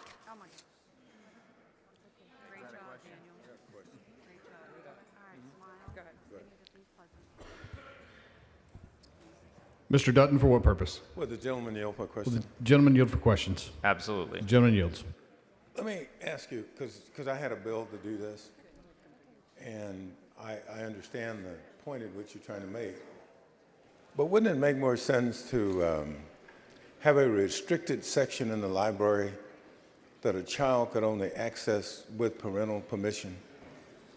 Mr. Dutton, that's a great question, and it's really what this does. We had a conversation with our local library where we had this issue arise about creating a section of the library specifically for this kind of material. A restricted section. And it restricted, yes. Yes. The challenge is it puts it all in one place, and it becomes a bit of a magnet for people who are looking specifically for that kind of material. And that's not what the library is intended to do. Well, and so changing it, making sure that we're calling this material what it is, which is adult, and saying we need to make sure that if it falls under the definition of sexual conduct as specified in this bill, we need to move those books from minor sections to the adult section. And I believe that's an incredibly reasonable and rational way to handle that issue. Well, and it's great to hear you've offered a bill in the past. The librarians I've spoken to said that they could very well manage a section in the library that would restrict it, that would only have access, that would only allow access if the parents approved of the children to have the access. And they said to me, I said, well, can you do, they said, yes, we can do that. We do that all the time. And certain libraries. Now, I just wondered if what we're trying to accomplish is that children won't have access to certain books except with their parents' permission. That seems to be the best way to do it. And I would argue that's what this is doing. Well, it's doing a little bit more than that because it's trying to provide civil penalties and criminal penalties. That means you got to prove all this and go to court and do it. That's a great question, and I'll answer it and I'll add to it. The purpose of the penalty is to ensure that libraries follow through on this. We didn't want to make it restrictive and difficult for a library to accomplish the goal of this legislation, which is why, by the way, we still need to bring up the amendment. We worked with TLA following our hearing on this to get their feedback and ensure that they gave us guidelines of how they could accomplish the goal of our legislation, and we implemented that into what we're trying to accomplish in the amendment so that they can make sure we've got the time, we've got the ability to move these books to the adult section of the library. And so the goal of the civil penalty is for it to never have to be used. But if you're worried about it, if you're worried about a particular book, move it to the adult section. Yeah, well, I'm more worried about the fact that we would criminalize conduct to try to achieve an end when that might better be achieved, the same end being met through a lesser means. We ought not to be criminalizing conduct if we can change the behavior by doing it another way. And that's what my problem is, because what you'll find is that even if you have this, I think, you have the criminal conduct in there. Right. How's it gonna work? Who's gonna prove it? I mean, who's gonna go to court, and what lawyer is gonna handle this particular case on a civil side? Because what are the damages? On whether or not a violation has occurred? Yes. So the Attorney General's office is authorized to pursue it if the library does not comply with the law within the time permitted. Well, and there's one Attorney General in how many libraries? We have 300 and change municipal libraries around the state? Well, that just seems, almost insurmountable for one attorney general's office, unless you're going to have now a section in the attorney general's office that does nothing but prosecute these. And I'm just trying to get you to focus on another method by which you could achieve the same objective. Well, and I appreciate the question. It's interesting, in our discussion with TLA and TSLAC, they never gave us any heartburn over the $10,000.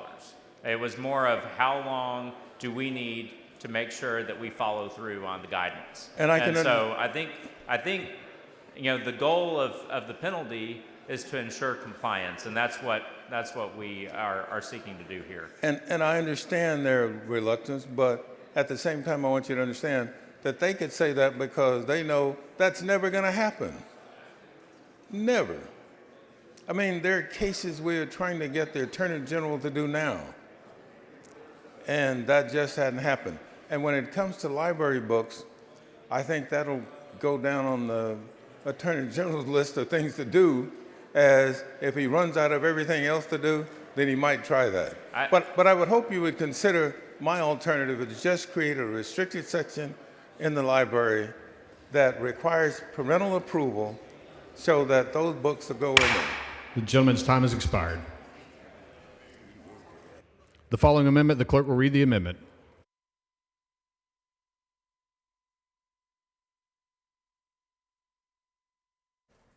Amendment by Alders. The chair recognizes Mr. Alders to explain the amendment. Thank you, Mr. Speaker. Members, this amendment tightens the language of the bill to clarify the limits on access and age verification, as well as adding in a mechanism for parental consent and revising the review requirements. These changes, as I have iterated to all of you, come from our staff working with the Texas Library Association to make the bill practical for libraries to implement. We're trying to make our libraries safe for families and for our children, not create a confusing or cumbersome process. This amendment accomplishes that purpose, and I move adoption. Mr. Speaker, Mrs. Weiner, for what purpose? will the gentleman yield for a couple questions? Will the gentleman yield for questions? Sure. The gentleman yields. Thank you so much, Representative Alders. I just want to ask about one particular change in this amendment that you and I have discussed, so we can get that on the record. Subdivision 2 of your amendment adds this language in an explicit manner to the end of your definition of sexually explicit material. Can you talk about the goal of that change? Yes, and I appreciate Representative Weiner, our conversation on this, because in the language of the bill, we're talking about sexually explicit material and content that is abrasive. And we're not talking about weird inferences, very gentle inferences about conduct occurring. We are talking about sexually explicit conduct in an explicit manner. And so I appreciate the conversation we've had on that, because that is what the goal of this legislation is for, not an allusion to something happening. Okay. We're talking about material that needs to be moved to the adult section. So the intent of this language is that the intent of this language is not to catch books where perhaps we can tell that some type of sexual conduct has occurred in the screen on the page, but to catch just material where it is occurring in a clearly graphic way. Is that correct? That is correct. Okay, thank you. Move adoption. Mr. Anchia, for what purpose? Thank you, Mr. Speaker. Will the gentleman yield for some questions? Will the gentleman I will yield for yield. questions? Gentleman yields. Thank you, Representative Alders. We had the extreme good fortune of hearing this bill in State Affairs, did we not? Yes, sir. Yeah.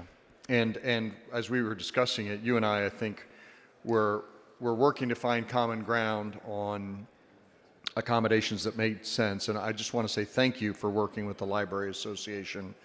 I've always been in favor of parental permission.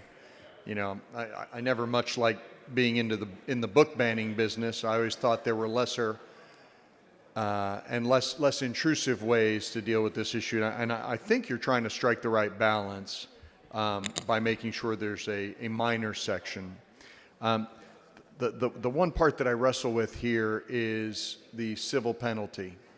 Does your floor amendment deal with the civil penalty at all? It does not. And that's, as I referenced to Representative Dutton, that has never come up as an issue for the libraries. They want to ensure that they're able to implement the guidance that we are providing in this legislation. And so my goal is not to penalize the library. My goal is to incentivize them to do the right thing, to protect our kids, to ensure that their collections are curated appropriately for minors to access. And so that's what we focused on. Do you ever worry that, for example, in a particular community, for whatever reason, the civil penalty could be weaponized for political reasons against the library? I mean, these library issues and what books are in what places of the library, they generate some hot sports opinions. Wouldn't you agree? I would agree with that. I would argue that our definition is very clear on the content that we're discussing, that we are ensuring is up for debate and needs to be moved. And so that definition is clear for that purpose, to ensure there's not a lot of gray area. And I've got friends and neighbors who are librarians. Did the association that you worked with ultimately support this piece of legislation with the amendment? I just don't know the answer to that. It's a sincere question. I appreciate the question. I think they are content with doing the will of the legislature and following the law. And so we're bringing it forward. They were not opposed to the legislation. They weren't for it, weren't opposed. They were neutral, let's say, You to can remind use the me- language. Yeah, I think they were on the bill in committee, and we continue to work with them to make sure that the implementation process was possible. Gotcha. Thanks for answering my questions. Thank you. Move adopted. Mr. Alder sends up an amendment. The amendment is acceptable to the author. A record vote has been requested. The clerk will ring the bell. Show Ms. Isaac, voting aye. Show Mr. Louderback, voting aye. Show Mr. Alders, voting aye. Show Mr. King, voting aye. Show Ms. Morales-Shaw, voting aye. Show Mr. Leach, voting aye. Have all voted. There being 141 ayes, 0 nays, the amendment is adopted.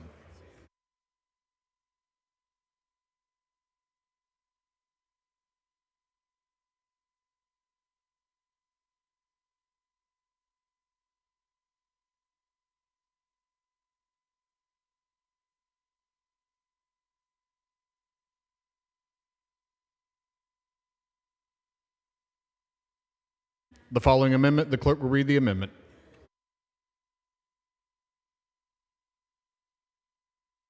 Amendment by Zwiener.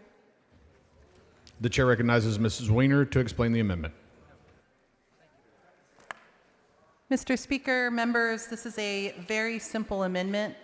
It simply changes the restrictions in Representative Alders' bill to just apply to minors under the age of 13. We all know that a 5-year-old and a 17-year-old are very different. And I think much of the language in Representative Alders' bill makes sense as long as we're just applying it to younger kids. Teenagers have a different experience. They need access to different information. Being minors does not prevent them from potentially ending up in a sexual situation. And as Representative Alders and I were discussing on the microphone earlier, I believe that it is actually incredibly valuable for our young people to have the opportunity to enter the lives and experiences of others to figure out how they feel about some of these things. So reading a book about another 16-year-old who is making a decision about whether or not to have sex helps that minor who's reading that book make a good decision. And our biggest worry, members, shouldn't be that a minor will make that decision or won't make that decision. Our biggest worry should be that a minor will have never thought about it and freeze and end up doing something that they wish they didn't. And so them having the opportunity to engage and think about those things is good. The other thing I want to bring up, members, is that a lot of the books that will get covered in a bill like this are books that are part of the AP curriculum. This definition could include books like Oedipus Rex, Candide by Voltaire, most of Shakespeare. This could include books like Wuthering Heights by Emily Bronte, Madame Bovary by Gustave Flaubert, Tess of D'Urbervilles by Thomas Hardy, As I Lay Dying by William Faulkner, Brave New World by Aldous Huxley, Their Eyes Were Watching God by Zora Neale Hurston, Lord of the Flies by William Golding, Catch-22 by Joseph Heller. Members, these are mostly books that are classics that many of us have read and enjoyed, and many of us read and enjoyed as minors. Mr. Speaker, Ms. Hinojosa, for what purpose? will the gentlewoman yield for Will the questions? lady yield for questions? I will. The lady yields. Representative Sweener, I appreciate your amendment. We have in our own Austin Public Library a section for older kids, and it is one where my 13-year-old was always eager to get into. So my understanding is you have different rules for different ages, kind of like movies are rated PG-13 for kids of a certain age. Is that what you're doing here with this amendment? What this amendment does is take Representative Alder's bill and just apply it to minors under 13. Right. So minors who are older minors, teenagers only, would be able to check out books without some of these restrictions. One of my concerns with the bill is that when I think about my own experience as a teenager, and the books that I was interested in reading were often those Judy Blume type, God, It's Me, Margaret, these relationship type books where you're reading about the struggles of other young girls and their relationship issues at that age. And so it does concern me that the language for sexually explicit is so broad for teenagers. Is that why part of why your amendment addresses this? It concerns me too. And teenagers are curious about sex. That is normal. And I think the question we need to ask ourselves is, are books really a part of the problem, or are they part of something that helps teenagers engage in a healthy manner? I would rather have our teenagers read a Judy Blume book like you're talking about than have them go on Reddit and ask a question and see what the internet has to offer them back. And are there other areas in school curriculum and instruction where age is taken into account when reviewing content? Absolutely. We see age taken into account frequently, notably when we look at health curriculum. That already gets divided between elementary, middle, and high school to try and address the needs of the different age group. While my amendment is simply applying the bill to younger students or younger kids, I think us thinking about this in a more structured, age-graduated way would make a lot of sense. And so what could limiting resources do for these older teenagers like the bill currently does? Yeah. Older teenagers already have adult concerns like working, taking care of family members, even their own children. And in this type of situation, those children would not be able to access resources or find stories that they can identify with it. A pregnant teenager would not be able to check out books that have one page out of a 300-page book with a sex scene. That feels pretty ridiculous. That is a teen who is about to become a mother. And if anybody needs stories about the consequences of sex, I would think that would be a pregnant teenager. And I would hope that books that are, and my experience with the libraries is already, the books are divided up into, these are the books for the teenagers and these are the books for the kids. And librarians know how to divide these books up. In the Latino community, I will say this has come up in the Public Education Committee. There can sometimes be stigma within families of talking about sex. And I would much rather kids be accessing these stories, these considerations, these topics through books than internet, which is so easy for our kids to access these days. Is that your experience? That is my experience, and I completely agree. You know, we want every single teen to have parents they can go to and ask questions, but so many of us didn't have that. And so finding other opportunities to learn in a healthy way is important. And again, if there aren't books, teens are going to go to the internet, and the internet is not a good source of information. I do not want our teens to get information about what sexual relationships look like from Reddit or, God forbid, porn, actual Amen. porn that they can find. Amen. And not in our libraries.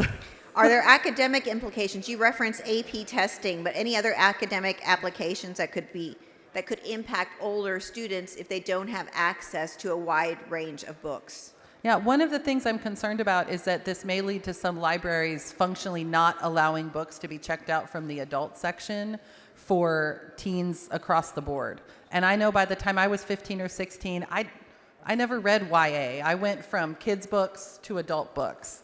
And this means teens couldn't check out Brave New World. They couldn't check out Beloved. They couldn't check out any number of great books that are part of how we become avid readers and are part of how they become prepared for college. Reading those novels is one of the number one things that helps prepare our students to be successful academically. And libraries may have to functionally not allow teens who don't have that parental check off from being able to access those books, regardless of the sexual content in them. We had a conversation in the Public Education Committee with Commissioner Morath about the problem we have today in education where fewer and fewer kids are reading full books and are reading a lot fewer full novels and books than they used to. And instead, there is more focus on short passage reading. Limiting access when kids are already not reading enough books and the harm it does to attention span and to and the ability to concentrate and make your way through an entire book. We're seeing it already in academic results in the state and in this country. And so I appreciate your concern for making sure we're not further limiting access and reading opportunities for our young students. Yeah, if you don't mind, I really thank you for bringing in that perspective, and you're absolutely right. Kids and teens are reading fewer books, and that's not good, that's not desirable. And you know, part of the reason for this amendment, if you're 12 or younger, you probably can't get to the library by yourself very often. So if you're there, your parent is probably there with you. They are probably able to sign off on what you want to check out. But if you're a teenager, you might walk over there after school. You might be driving. And the kids who we certainly want to be reading, certainly want to be successful, are the kids who don't have parents who are engaged enough to come sign off on them being able to check out books. And so without this amendment, we may have 17-year-olds who are stuck with picture books and Amelia Bedelia, which are not going to speak to their lives and are not going to engage them in being readers. The gentlelady's time has expired. I move adoption. Chair recognizes Mr. Alders to speak in opposition to the amendment. Thank you, Mr. Speaker. Members, I appreciate Representative Zwiener's intention here. I would argue that it does not comply with the goal of this legislation, and we need to protect our kids across the board, and that's the reason why we use the definition of a minor. And so I would respectfully ask that you join me in opposing this amendment. Chair recognizes Ms. Johnson to speak in favor of the amendment. So, as said earlier, I have had a chance to meet with victims of sexual exploitation, human trafficking, all the rest, kids that get abused in their early teens. The average age of introduction into human trafficking is 12 or 13. And let me tell you, we are frustrated as a society. The over-sexualization of children is a problem, but it ain't happening in your public libraries. It's happening on social media, it's happening in other contexts, and what is a public library? A public library is the promise that we made as a society when Chairman Van Dever this morning talked about his mother and her access to making it because of education. That's all a public library is. It is a place of education. It is a healthy place of education. And for all these parents that always say, I don't want my kid to get access to this information, I promise you, they are getting access to the information, and the ones you should not be afraid of are the books that are in your public library. I appreciate this amendment because it takes us from this ridiculousness of 18, at least down to 13. Think about the definitions he put in here. Some of you cringed and got red, and I swear to God, I feel like I'm in an episode of the old movie Footloose. Pretending that this doesn't happen or that these kids are not being confronted by this stuff is absolutely asinine. So be honest with them about society in a public and give them access to honest information, which comes out of a public library. So accept the amendment, drop this to 13, and start being rational, and remember what kind of information you needed to look at when you were a teenager. Chair recognizes Mr. Money to speak against the amendment. Mr. Speaker, members, neither this bill nor this amendment has anything to do with what kids can or cannot or should not look at. It's about whether the parent should be the one to decide. So I may disagree with Representatives Wiener or Representative Johnson or any of you about when or at what age my children should be able to encounter this kind of material. That's fine. This amendment says that any child over 13 can access that kind of information without your consent, without my consent, without their parents' consent. That's what this is about. If either one of these ladies that spoke in favor of this amendment would like to show their child anything in the public library, they are welcome to do that. If they want to check it out and take it home, they're welcome to do that. But I don't want my child to be able to go to the library looking for books about mystery or classics or about big dump trucks and stumble across one of these books without my knowledge or consent and be able to check it out. That's what this is about. It's about parents. And we need to stick with the author and say that unless a parent checks it out... Mr. Tinderholt, for what purpose? Will the gentleman yield for question? I will yield for questions. Gentleman yields for questions. Do you have kids? I have 5 kids. I have a 6 and an 8-year-old, and when we go to the library, it's a lot of fun for our family. Who do you think should be the deciding factor or person or group of people that decide whether your children see sexualized or pornographic material? Who should decide that? Their mother and I.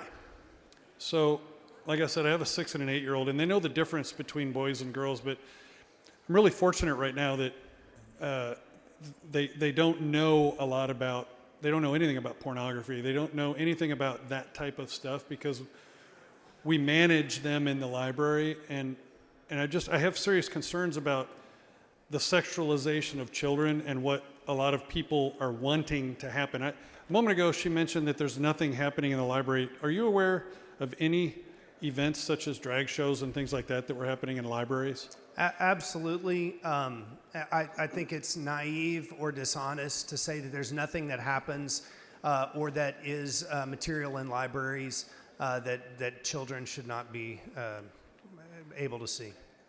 And you know, it's proven that people that are introduced to sexual things such as this or pornography, that they're more likely to become addicted to pornography over time. Are you aware of that? Absolutely.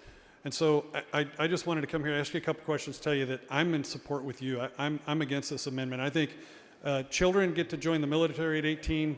They can look at pornography at the age of 18, and parents decide before 18. Matter of fact, I joined the military. Are you aware that I joined the military at 17 and my mom had to sign the paperwork for me to join? I was not aware of that. I couldn't join the military unless my mom signed, but we're potentially wanting to allow children to see pornographic materials in a library. I think that's crazy. Would you agree with that? I would, and once again, the things that are outlined in this bill, that the amendment would take from 18 down to 13, Include things that I don't even want to read here in front of you in the categories. Certainly, I don't want my 13, 14, 15-year-old stumbling across in the library without my knowledge and checking out without my consent. And there are parents that may disagree with that. There's different parenting philosophies, and I'm a big parents' rights guy.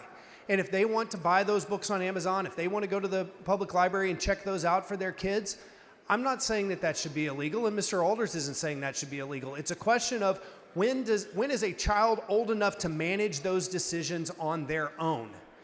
I made a lot of decisions when I was 13, 14, 15, 16 that I wish my parents had had to consent to first, and I would not have maybe made those same decisions. This is a way to make sure our taxpayer-funded libraries are not giving our children materials that their parents do not want them to have. So I'm going to ask you a hard question because I know you don't want to talk about it here, but do you have the titles in front of you of anything that's in the library? Do you, titles of the books? Yeah. I don't have that pulled up right here. So are you aware that there's books that you hear them talk about that are maybe artistic, but are very graphic in sexual nature? Aren't those things that you might want when your children start learning about that stuff for them to come to you and mom and ask questions about versus going to a public library and seeing that stuff? Sure, and we don't want to wait for them to ask questions. We talk about that with our kids all the time, but we want to be the ones to do it. We don't want them going on a scavenger hunt to find out for themselves without us knowing. And so that we monitor what they do at home on the computer, we monitor what they do at home on the TV, and we for sure would like the public library to be a safe space where we can say, if you're in the children's section, have at it, have fun, and I can be sure that they're not going to accidentally stumble on a graphic novel that depicts things that we would never let them look at home. Do you think it's fair to say that the things that children see and hear shape them for the rest of their lives? Absolutely. So when they see pornographic material or they read very graphic pornographic material, how would you say that might shape them in their mid-teens all the way up through, say, 25 years old? What would you... do you think it could potentially create deviant behavior or even criminal behavior at some point? I'm not a psychologist, but I would say yes. I don't think that seeing that kind of material is beneficial in any way, especially for a child. And there may be people here that disagree with me. That's fine. They can do what they would like to with their own children. But our taxpayer-funded libraries should not be circumventing parents to ensure that children have access to this kind of material without their parents' consent. Well, I agree with you. It's the parent's choice on when and how that happens, and I don't think that we should have this stuff in libraries, so I agree with you. We shouldn't move it down to 13 either, so thank you. Thank you. Mr. Morgan, for what purpose? Does the gentleman yield for questions? I will yield for questions. Gentleman yields for questions. So this amendment is just, the opposing of this amendment is saying, look, until they're 18, are you still responsible for your kids at home? I absolutely am. Right. And so they're under your guidance and your leadership, and you are responsible for everything, putting clothes on their back, food on the table, etc. for them, correct? Yes, I am. And that's also, you're responsible for their education, correct? Yes, their physical, moral, spiritual, emotional, mental development. That is what a parent does. A parent helps to guide a child to adulthood. And the parent does that according to their own sense of what is best for that child. Right. And so by keeping the age at 18, you're not saying that if you're the parent that you can't still go look and see and show that information to them, check out the books or whatever. It's that you have a right to help in that decision making of what they have access to. Is that correct? That is correct. And as I have said, and will say again, there are people in this body and people outside this building who will make different decisions for what is right for their children than I would make. And this bill doesn't say that they're not allowed to do that. It just says that until they're 18, we're going to let the parent or guardian decide how to manage access to those materials. We're not going to put these materials in a place in the library that children might stumble onto or seek out without their parents' knowledge and consent. Right. Just like when you go to a movie, if you go see an R-rated movie, to buy the ticket, you gotta, and walk into that theater, they're gonna check to make sure. Is that correct? That's right. And I have, I have shown my kids at different ages movies that are outside their age range, and said, hey, I think I've previewed this movie. I think this movie is fine, even if you're not yet 13 or even if you're not yet 17. And I'm going to work through this with you and talk with you. Or, hey, I'm going to let you watch that at a friend's house. But it's still my choice what they are watching and what they are being subject to. And as they show that they're responsible and they're making wise decisions, I may free that up a little bit and let them do more. But I'm going to do that based on where I think that kid is mentally, emotionally, spiritually, physically. Are they ready to encounter that kind of material? But that is my responsibility as a parent to make sure. The gentleman's time has expired. Thank you. Chair recognizes Ms. Weiner. Mr. Speaker, Ms. Johnson, for what purpose? will the gentleman yield for questions, and will we grant an extension of time? Gentlemen, are you requesting I'm asking an extension of time. There is an objection. This will be a division vote on the extension of time. Vote aye, vote no.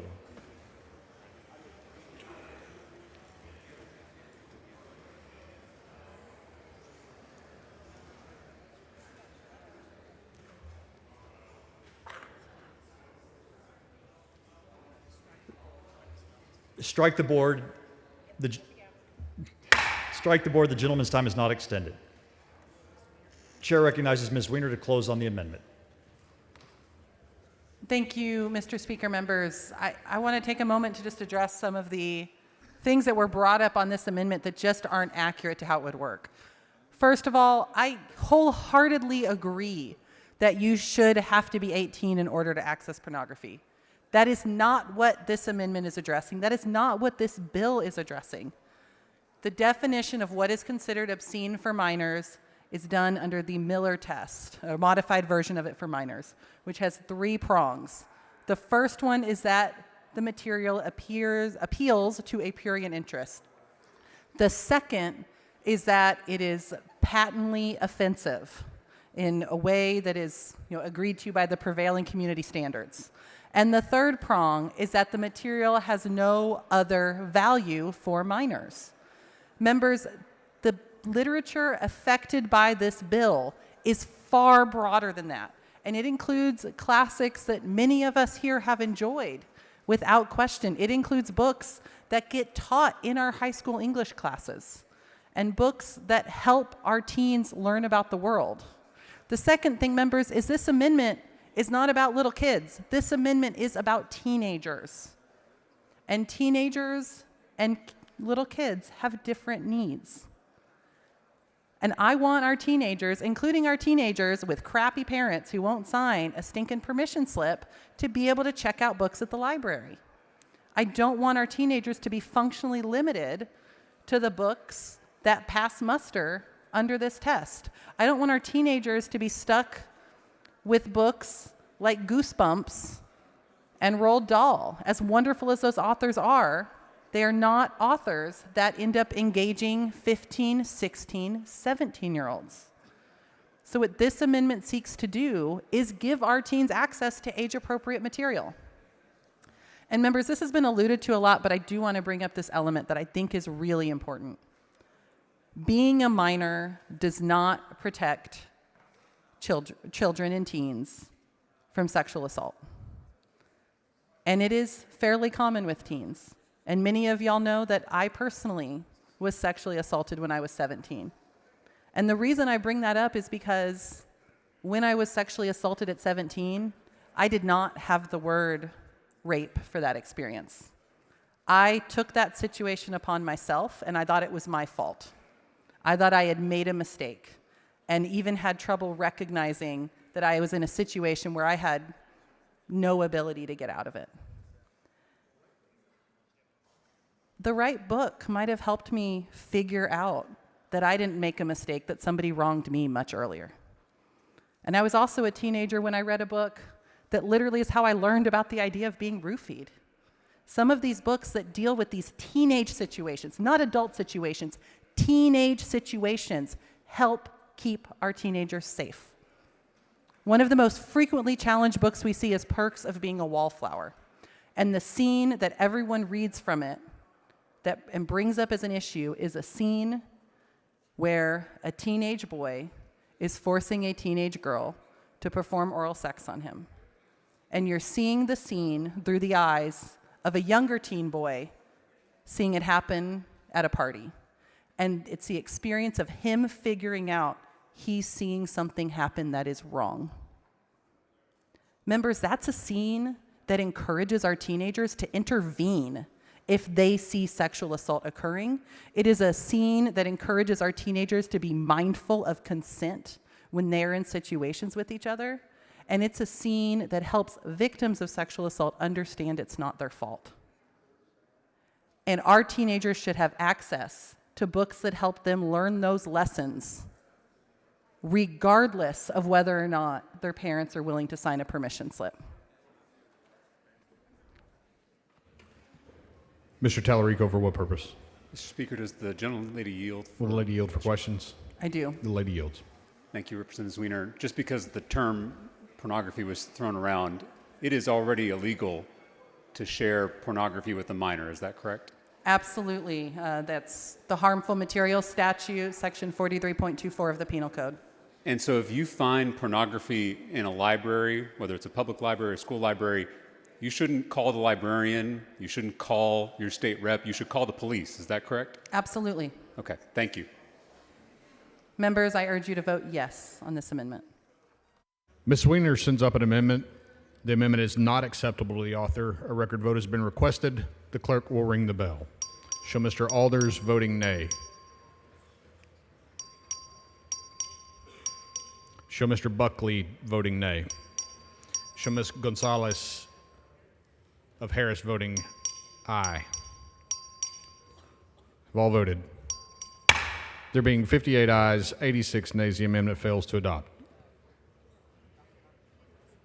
Dr. Buckley for a motion.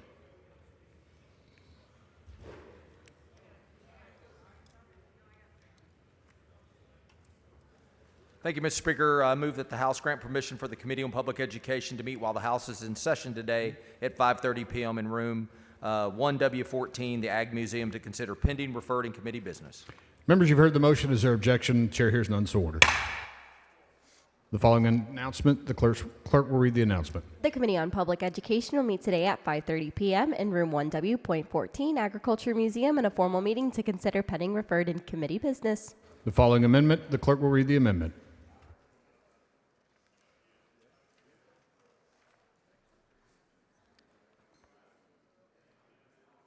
Amendment by Morales-Shaw. Chair recognizes Ms. Morales-Shaw to explain the amendment. Thank you, Mr. Speaker. Rep. Alders, you and I are both parents. I appreciate the intent of your bill on the face of the bill. And like you, I want my kids to, and I want all kids to read kids' books. This amendment, my amendment, simply makes crystal clear and ensures that the review process of public library materials available to youth is free from discrimination and that books are solely vetted by the content that's age appropriate and not based on constitutionally protected statuses, and therefore it should be acceptable to the author. The amendment simply makes safeguards against misclassification of books. Mr. Speaker. Ms. Morales, for what purpose? Will the gentlelady yield for Will the some lady yield questions? for questions? Yes, The lady I will. yields. Thank you so much, Representative Morales-Shaw, for this amendment. I appreciate it because in Texas, 29% of the population live in Spanish-speaking households, including families in our districts. So it's common for Latino children to grow up speaking Spanish or in bilingual homes. So how does this amendment safeguard culturally relevant material that uses our language or explores our faith, family, or heritage from being deemed inappropriate? Thank you for the question, Representative Morales. I'm sure that Representative Alders and other representatives are not trying to exclude the 29% that you mentioned from having culturally rich materials in their library that they can relate to. And this amendment simply makes sure that library materials aren't misclassified or removed from libraries inappropriately based on the constitutionally protected rights, one of them which includes ethnicity. So can you speak to how this amendment ensures that public libraries remain inclusive and welcoming spaces for Latino youth rather than pushing us further into invisibility under the guise of protecting minors? Yeah, well, yeah, sure. I mean, anyone, whether it's a Latino or any person from any cultural background, should be able to go into a library and find books that they're familiar with, that speak to their background, that encourage and support their upbringing, the way that they're brought up due to their parents or their nation of origin, all of those things. And so everyone should have that comfort and knowing that there's a wide selection of books in a library that can appeal to all backgrounds. I agree with you.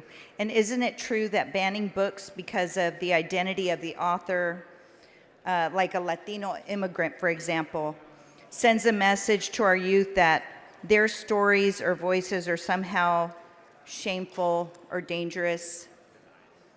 It can, yeah, it certainly can. And there was an analysis of book screening data from PEN America that was done back in 2022, and it found that a lot of the materials that were removed were wrongfully misclassified, and they were removed based on a person's background, and generally that was from a minority group.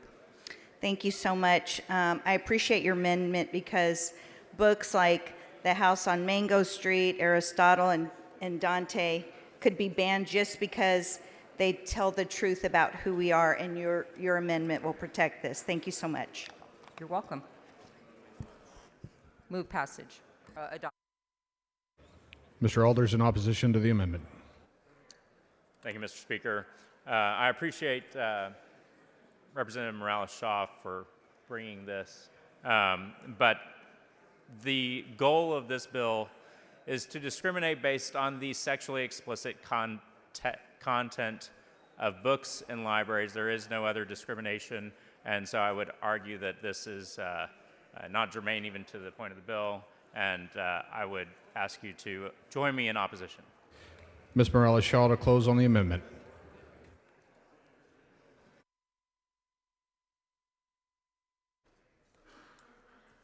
Libraries are for everyone. Let's keep it that way. Move adoption. Ms. Morales-Shaw sends up an amendment. The amendment is not acceptable to the author. A record vote has been requested. The clerk will ring the bell. Show Mr. Alders voting nay. Show Ms. Garcia of Bear voting aye. Show Ms. Gonzalez of Harris voting aye. Of Dallas have all voted. There being 55 ayes, 85 nays, the amendment fails to adopt. The following amendment, the clerk will read the amendment. Mr. Morales, for what purpose? Mr. Speaker, Morales of Maverick would like to move to have the comments from Morales of Harris and the other Morales of Harris reduced to writing and put on the journal, please. Members, you've heard the motion. Is there objection? The chair hears none, so ordered.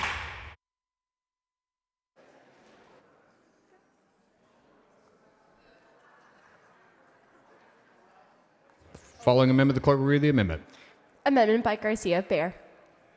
The chair recognizes Ms. Garcia of Bear to explain the amendment. Thank you, Mr. Speaker. Members, this amendment ensures that the review process for screening sexually explicit content does not target an author or character's political views or First Amendment free speech rights. This amendment helps to meet the bill author's intent to only capture those materials which are deemed sexually explicit. When guidance on censorship laws are written in a manner that is overly broad, they risk being weaponized to suppress the voices of certain groups, often in ways never intended by the guidance, such as restrictions on materials discussing protest movements, individual rights, or injustice. The ALA reported in 2022 that Texas challenged more book titles than any other state, 17% of which were pushed by political or religious groups.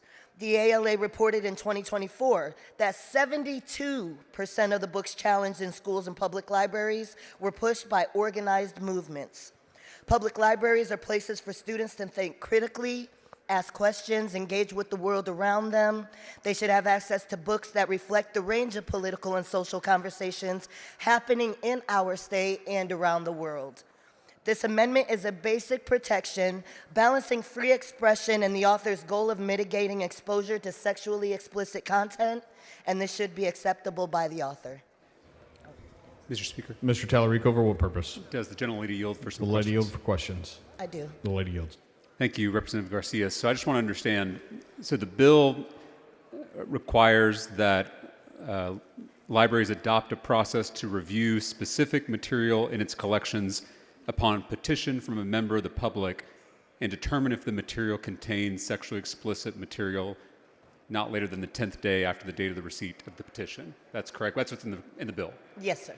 And then your amendment is just adding language after that that just says that it ensures that the process described in that subdivision does not result in the designation of a library material as sexually explicit material because of viewpoint discrimination or other discrimination against the political, ideological, moral, ethical, or other worldviews of the characters or the author. Is that correct? Absolutely. So isn't there a risk that without this common sense amendment, libraries could remove books based on political pressure rather than actual content? Absolutely, Representative Talarico. As I mentioned, studies showed just from 2024 that 72% of the books that were reviewed in Texas libraries were based on political views. And what we really just want to make sure is not happening here is that this isn't kind of a smokescreen under the guise to further criminalize us for free speech.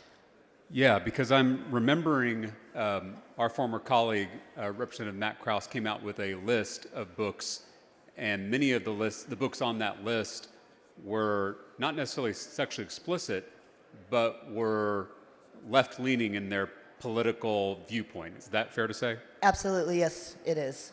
And I remember specifically, and I worry, especially with this bill, that some of these books about pregnancy or the issue of abortion in particular could be swept up in these removals. Yes. Is that also a concern you share? Absolutely, yes, it is. So at least 11 of the books on that list focused on the Roe v. Wade Supreme Court ruling. There was also John Irving's The Cider House Rules, whose main characters include a doctor who performs abortions. It was included on that list. Yes. And there are also, these are bills that maybe come from a pro-choice perspective. There are also pro-life books. I'm thinking of A Spark of Light by Jodi Picoult, Unexpected Choice by Dr. Patricia Geibink. So if we don't adopt your amendment, there could be a risk that books with particularly political viewpoints on either side of the aisle could be removed from certain shelves. Yes, Representative Talarico, and I think a lot of times when we're having these conversations, we kind of get pitted into these very hyper-politicalized separations, but really what this is stating is that it impacts all of us, whether we are progressive, conservative, or liberal. Why is it important to protect political expression in books available to minors?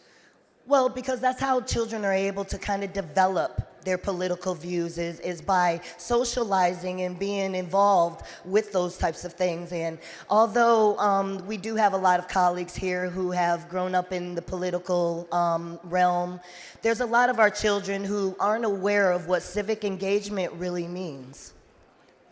And I think about how most kids get their initial political views from their parents, whether those parents are conservative or whether those parents are progressive.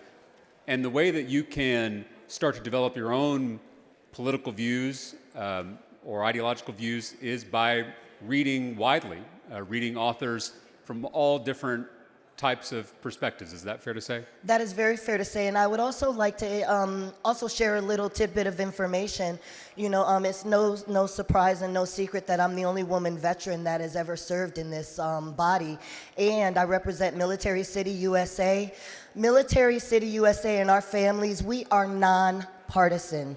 Military members, they don't practice conservatism, they don't practice politically because they're mission focused and they follow the commands and the orders of the Commander-in-Chief to protect and defend the Constitution of the United States. So in my community, in Bexar County, San Antonio, there are not a whole lot of children who have had a robust political experience with their parents because we come from military backgrounds. So having access to these books is definitely something that is critical in shaping their political foresight. A lot of them are going to be first-time voters in San Antonio and Bexar County because, as you know, as us military members move around, a lot of times where we end up is not where we originated, and so we're kind of late in the power curve getting involved in local elections. You brought up the Constitution. Does this amendment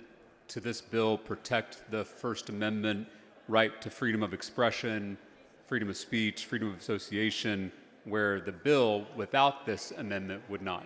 Yes, it does. And as a woman who has served in conflict overseas, I take protecting our freedoms very seriously. And I hope that this amendment would be acceptable to the author. Would you agree that presenting only one political point of view in public libraries would be doing a disservice to Texans? Absolutely. It does not allow, and I know we say children a lot because we are focusing on children and expanding their foresight and expanding their knowledge, but we also have to worry about also young adults. Young adults are often too not involved in a lot of social justice issues and daily life issues outside of what they currently experience. And so this is another way that we can help them as well. And this protects all of us, right? We Yes. don't want progressive communities, say here in Travis County, using this process to get rid of conservative books. We also don't want conservative communities using this process to get rid of progressive books. We want to make sure that all viewpoints are protected and available to young people who are trying to figure out their own political views. Is that correct? Absolutely. The United States is the freest country in the world, and having the freedom of choice for your political opinions and your political theology is very critical. Is it fair to say that this amendment that you're offering protects us against cancel culture? Yes, it does. We don't want any kind of political perspective to be canceled in our public libraries. Is that No, correct? we don't. How would these changes improve the overall bill, in your opinion? Well, it improves the overall bill by ensuring that we stay laser beam focused on what the intent is. And what the intent of this bill is to make sure that minors don't have access to sexually explicit material, and we want to ensure that it remains focused on sexually explicit material. And as we already established, there have been incidents in the past where that sexually explicit term was used to go after certain books with a certain political perspective, rather than going after the actual, sexually explicit material. Is that right? Yes, actually, in 2022, Granbury ISD and Lake Travis ISD actually had the book Out of Darkness by Ashley Hope Perez removed, and it had some historical themes as well as some mature themes. So, Ladies' time has expired. Chairman recognizes Mr. Alders in opposition to the amendment. Thank you, Ms. Garcia, for bringing this amendment. But the bill is not a political bill. This is a bill about protecting Texas kids. Our definition is clear. Please join me in voting no. Ms. Garcia to close on the amendment. thank you, Mr. Speaker. Members, I would probably Mr. venture. Speaker? Ms. Weiner, for what purpose? Will the gentlelady yield for a couple questions? Will the lady yield for questions? I do. The lady yields. Thank you so much, Representative Garcia. I listened to you and Representative Tallarico talk about several books that had experienced bans, potentially for political reasons. Yes. I wanted to ask, have you ever heard of Atlas Shrugged by Ayn Rand being banned? Have you heard of it being banned? I can't advise at this point in time. Well, I am fully unaware of somebody ever challenging Atlas Shrugged for having sexual content. Are you aware of the political leanings of that author and her work? Unfortunately, I'm not advised. Ayn Rand is a libertarian author, actually one of the founders of the libertarian political philosophies. Would it surprise you for me to tell you that despite us never hearing about her work being banned for sexual content, that her work has several sex scenes in them that would meet the test of this bill? I'm actually not surprised, and that's why I brought the amendment forward, just to make sure that we stay laser beam focused on what the intent was. Okay. Well, thank you so much for bringing this great amendment. Thank you, Rep. Zwiener. Thank you, Mr. Speaker. Public libraries are a sacred institution in my community. They increase literacy, promote access to resources, and bring people together in their pursuit of knowledge and betterment. I would even venture to say, members, I probably have more children than anybody in this body. I have 8 children, and I go above and beyond to ensure that my children are protected. There's a lot of scary things in this world, but I've never been terrified to send my children to a public library. And stories have power to broaden perspective. And it's so important for us to let people hear about experiences and views that differ from their own. Matter of fact, a lot of you have heard stories from me that are views that have differed from your own, experiences that have differed from your own, that you know, you've actually learned some things. However, as written, House Bill 3225 creates a broad opportunity to ban books without the necessary protections. Mr. Speaker. Members, there's a long history of weaponizing books. There's a long history of using books as objects of obscenity in order to silence us and silence voices that differ from the agendas that are in power. And through the threat of civil lawsuits from the Attorney General and a loss of funding, this bill will further incentivize libraries to overreach out of fear of retribution from the state. This amendment would create common sense guardrails on this bill to ensure that taxpayer-funded libraries are not making decisions to ban books based on political or world views of an author or the character of a book. Since anyone from anywhere can weaponize the review process created by this bill, this amendment will ensure that it will not be used to restrict access to diverse views and experiences unnecessarily. This is an amendment of integrity. I move adoption. Mr. Speaker, Mr. Reynolds, for what purpose? would the gentlelady yield for a question? I do. Gentlelady yields for question. Thank you, Representative Garcia. I don't want to be redundant, and I think you've pretty much hit on what your amendment does and the reason why you're bringing this amendment. Would you agree with me that we live in a very hyper-political environment where book bans have been basically taken a real political lens? Would you agree with that? I would definitely agree with that, Representative Reynolds. As I mentioned earlier, in 2022, all book reviews, there was 17% of books that were reviewed. Today, 2024 was 2025, but 2024, 70% of books. And quite simply, you're trying to take politics out of libraries, correct? Absolutely. You're not trying to put your thumb on the scale for Democrats, Republicans, independents, libertarians. You said we need to take politics out of books. Is that what your amendment does? Yes, it does. And we have seen partisan politics come into critical race theory conversations, correct? Yes. Where we don't want certain subjects to be taught, correct? Yes, we experienced that heavy last session. And so what your amendment is doing is saying, hey, we don't want to have people on the left, the right, the center, anywhere having any influence from what our children can learn in libraries, correct? That is correct. Libraries should be a beacon of light, so that intellectual curiosity, so that children can learn from whatever kind of book it is, correct? That is correct. And your amendment would ensure that protection, correct? That is true. And as with, in the conversation with Representative Talarico, we don't want to have a, for example, your district may be more Democratic leaning, and someone else's district in another area of Texas, we have 254 counties, may be more conservative leaning. But we want to have a level playing field regardless of where the library is located in Texas, correct? Yes, we need a fair and balanced, equitable depiction of knowledge. Well, Representative Garcia, I think you have a great amendment. Thank you for bringing it. Thank you, Representative. Partisan politics should not be in our libraries. Thank you. Thank you, Rep. Reynolds. I move passage. I move adoption. Please excuse Representatives J. Lopez, Hunter, Gerdes, Harris, Leach, A. Johnson, and Hernandez to attend a meeting of the Committee on Calendars on the motion of Mr. Guerin. Is there any objection? Chair hears none. So ordered.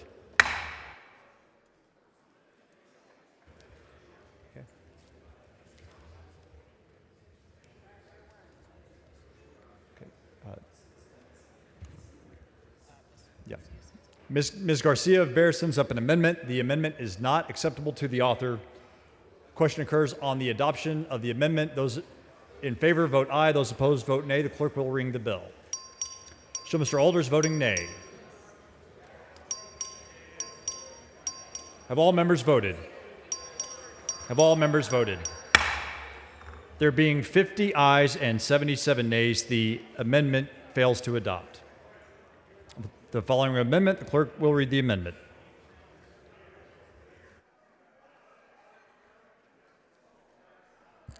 Amendment by Dutton. Chair recognizes Mr. Dutton to explain the amendment.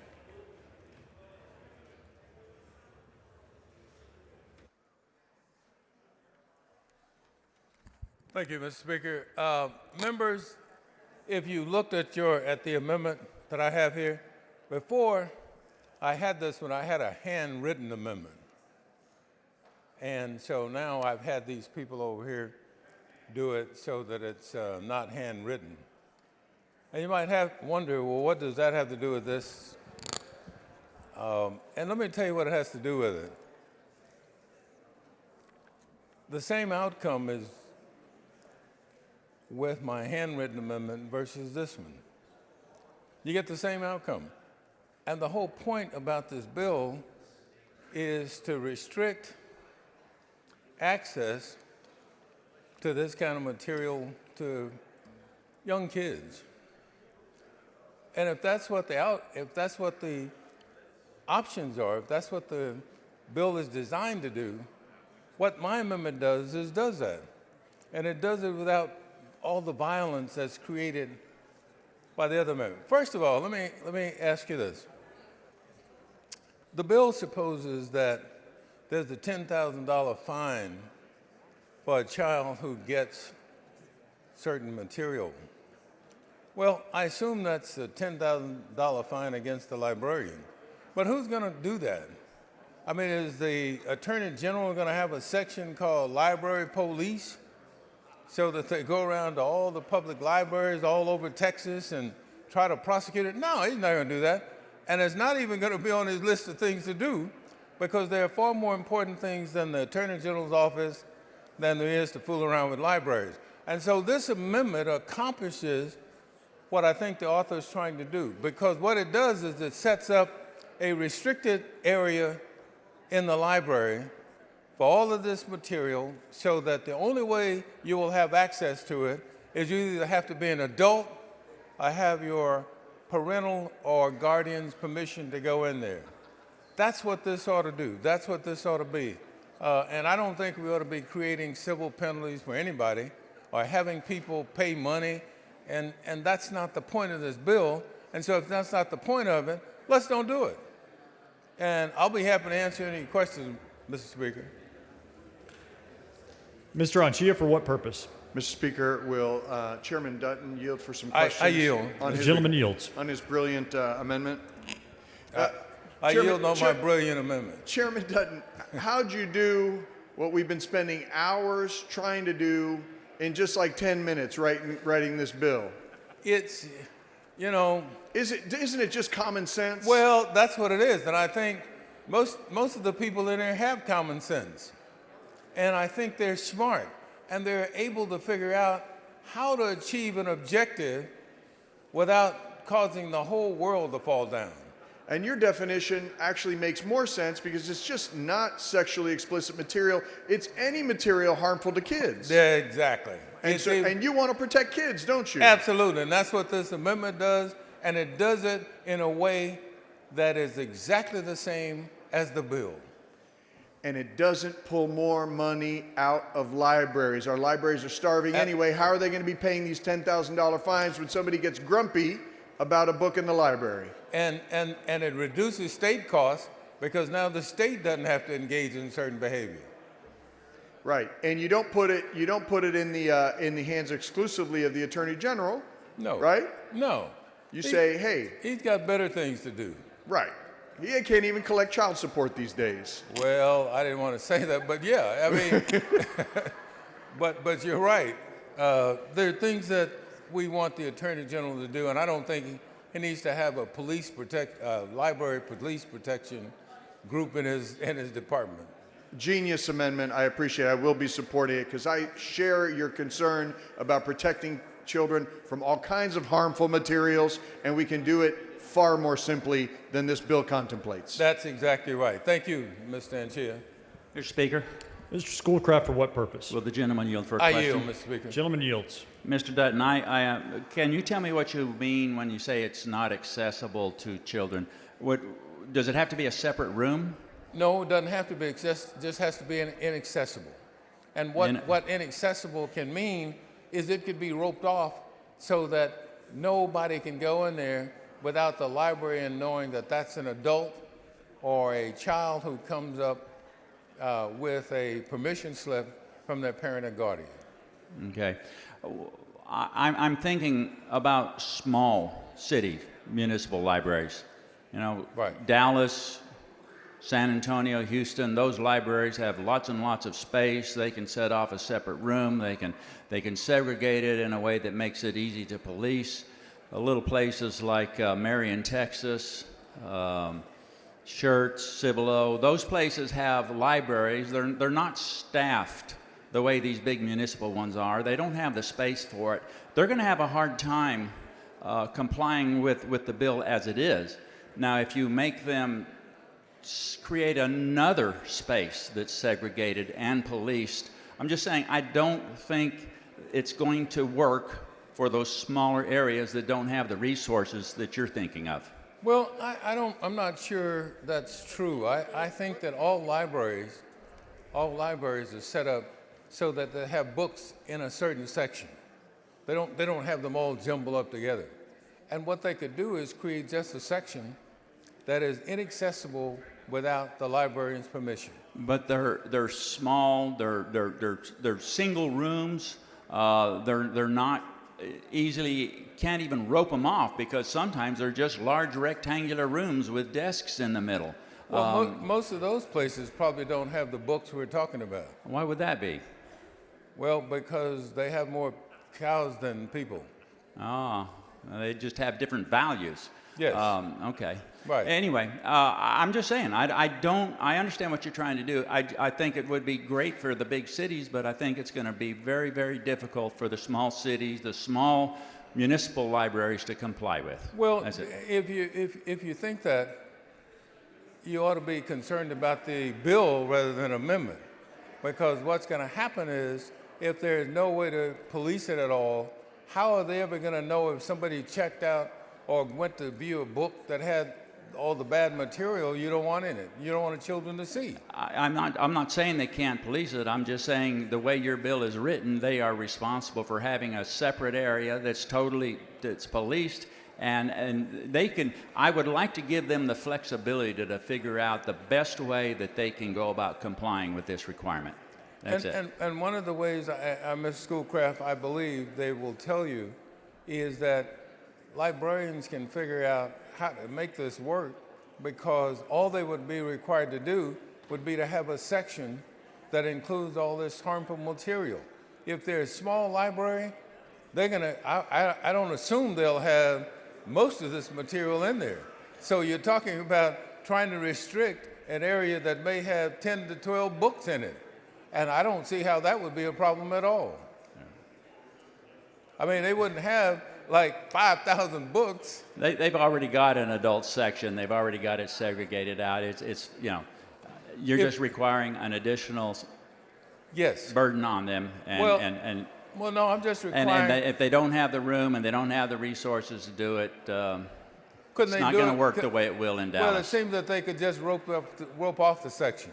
They wouldn't have to have a separate room, because, and they may just have, in the libraries you mentioned, they may just have one shelf that has these books on it. Mr. Speaker. Mr. Rosenthal, for what purpose?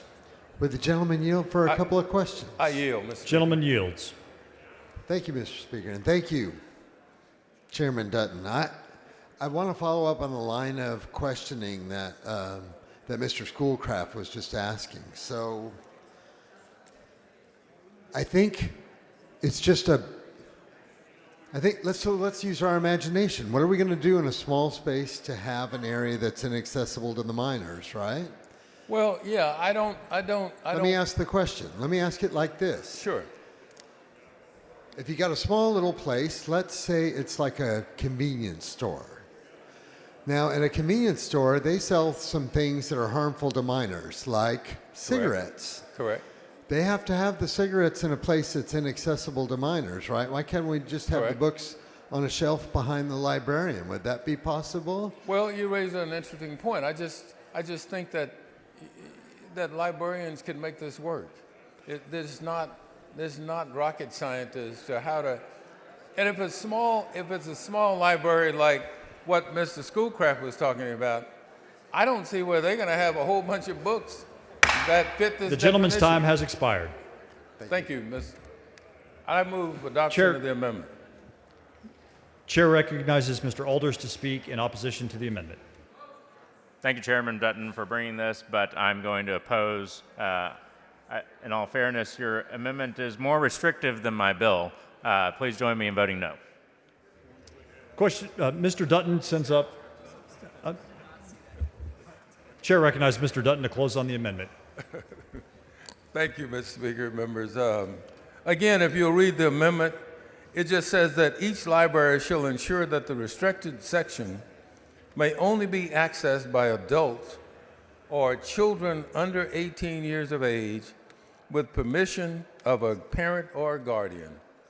I don't know how that does violence to what the objective of the author of the bill has. It seems to me that it accomplishes what he wants to do without inventing lawsuits or without inventing all of this $10,000 civil penalties for librarians. You know, we have a shortage of librarians now. So a librarian's going to have to get librarian liability insurance? I mean, is that what's going to happen? I don't think that's what we ought to do. Because what the author's bill does, it creates a department in the AG's office for librarian police. Then in addition to that, it creates an opportunity for librarians now to go out and purchase liability insurance. I mean, all of that's crazy. This body is certainly smarter than what's being pretended by this bill. We can do this, and we should do this, and I know that some of this is sort of the red meat for elections, and I got it. But even then, even that ought to be done with some caution when we're talking about imposing civil penalties on librarians. I mean, you know, children sometimes do things simply because they're children. And we shouldn't make that conduct so bad that even adults end up paying for it. And sometimes if the child gets a book, that just seems to me something we would rather have than a child getting a gun. And yet we don't penalize anybody's $10,000 for a child getting a gun, but we want to penalize people for a child getting a book.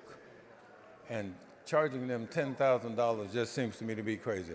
And so, Mr. Speaker and members, I move adoption of the amendment. Mr. Dutton sends up an amendment.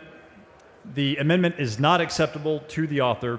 This is a record vote has been requested. All those in favor, vote aye. All those opposed, vote nay. The clerk will ring the bell.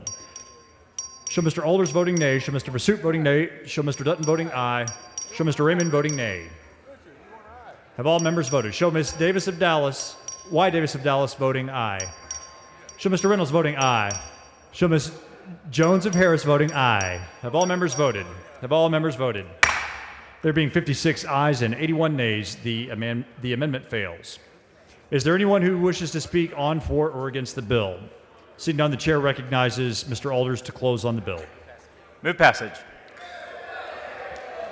Question occurs on passage to engrossment of HB 3225. A record vote has been requested. The clerk will ring the bell. Show Mr. Alders voting aye. Show Ms. Leo Wilson voting aye. Have all members voted? Have all members voted? There being 82 ayes and 53 nays, HB 3225 is passed to engrossment.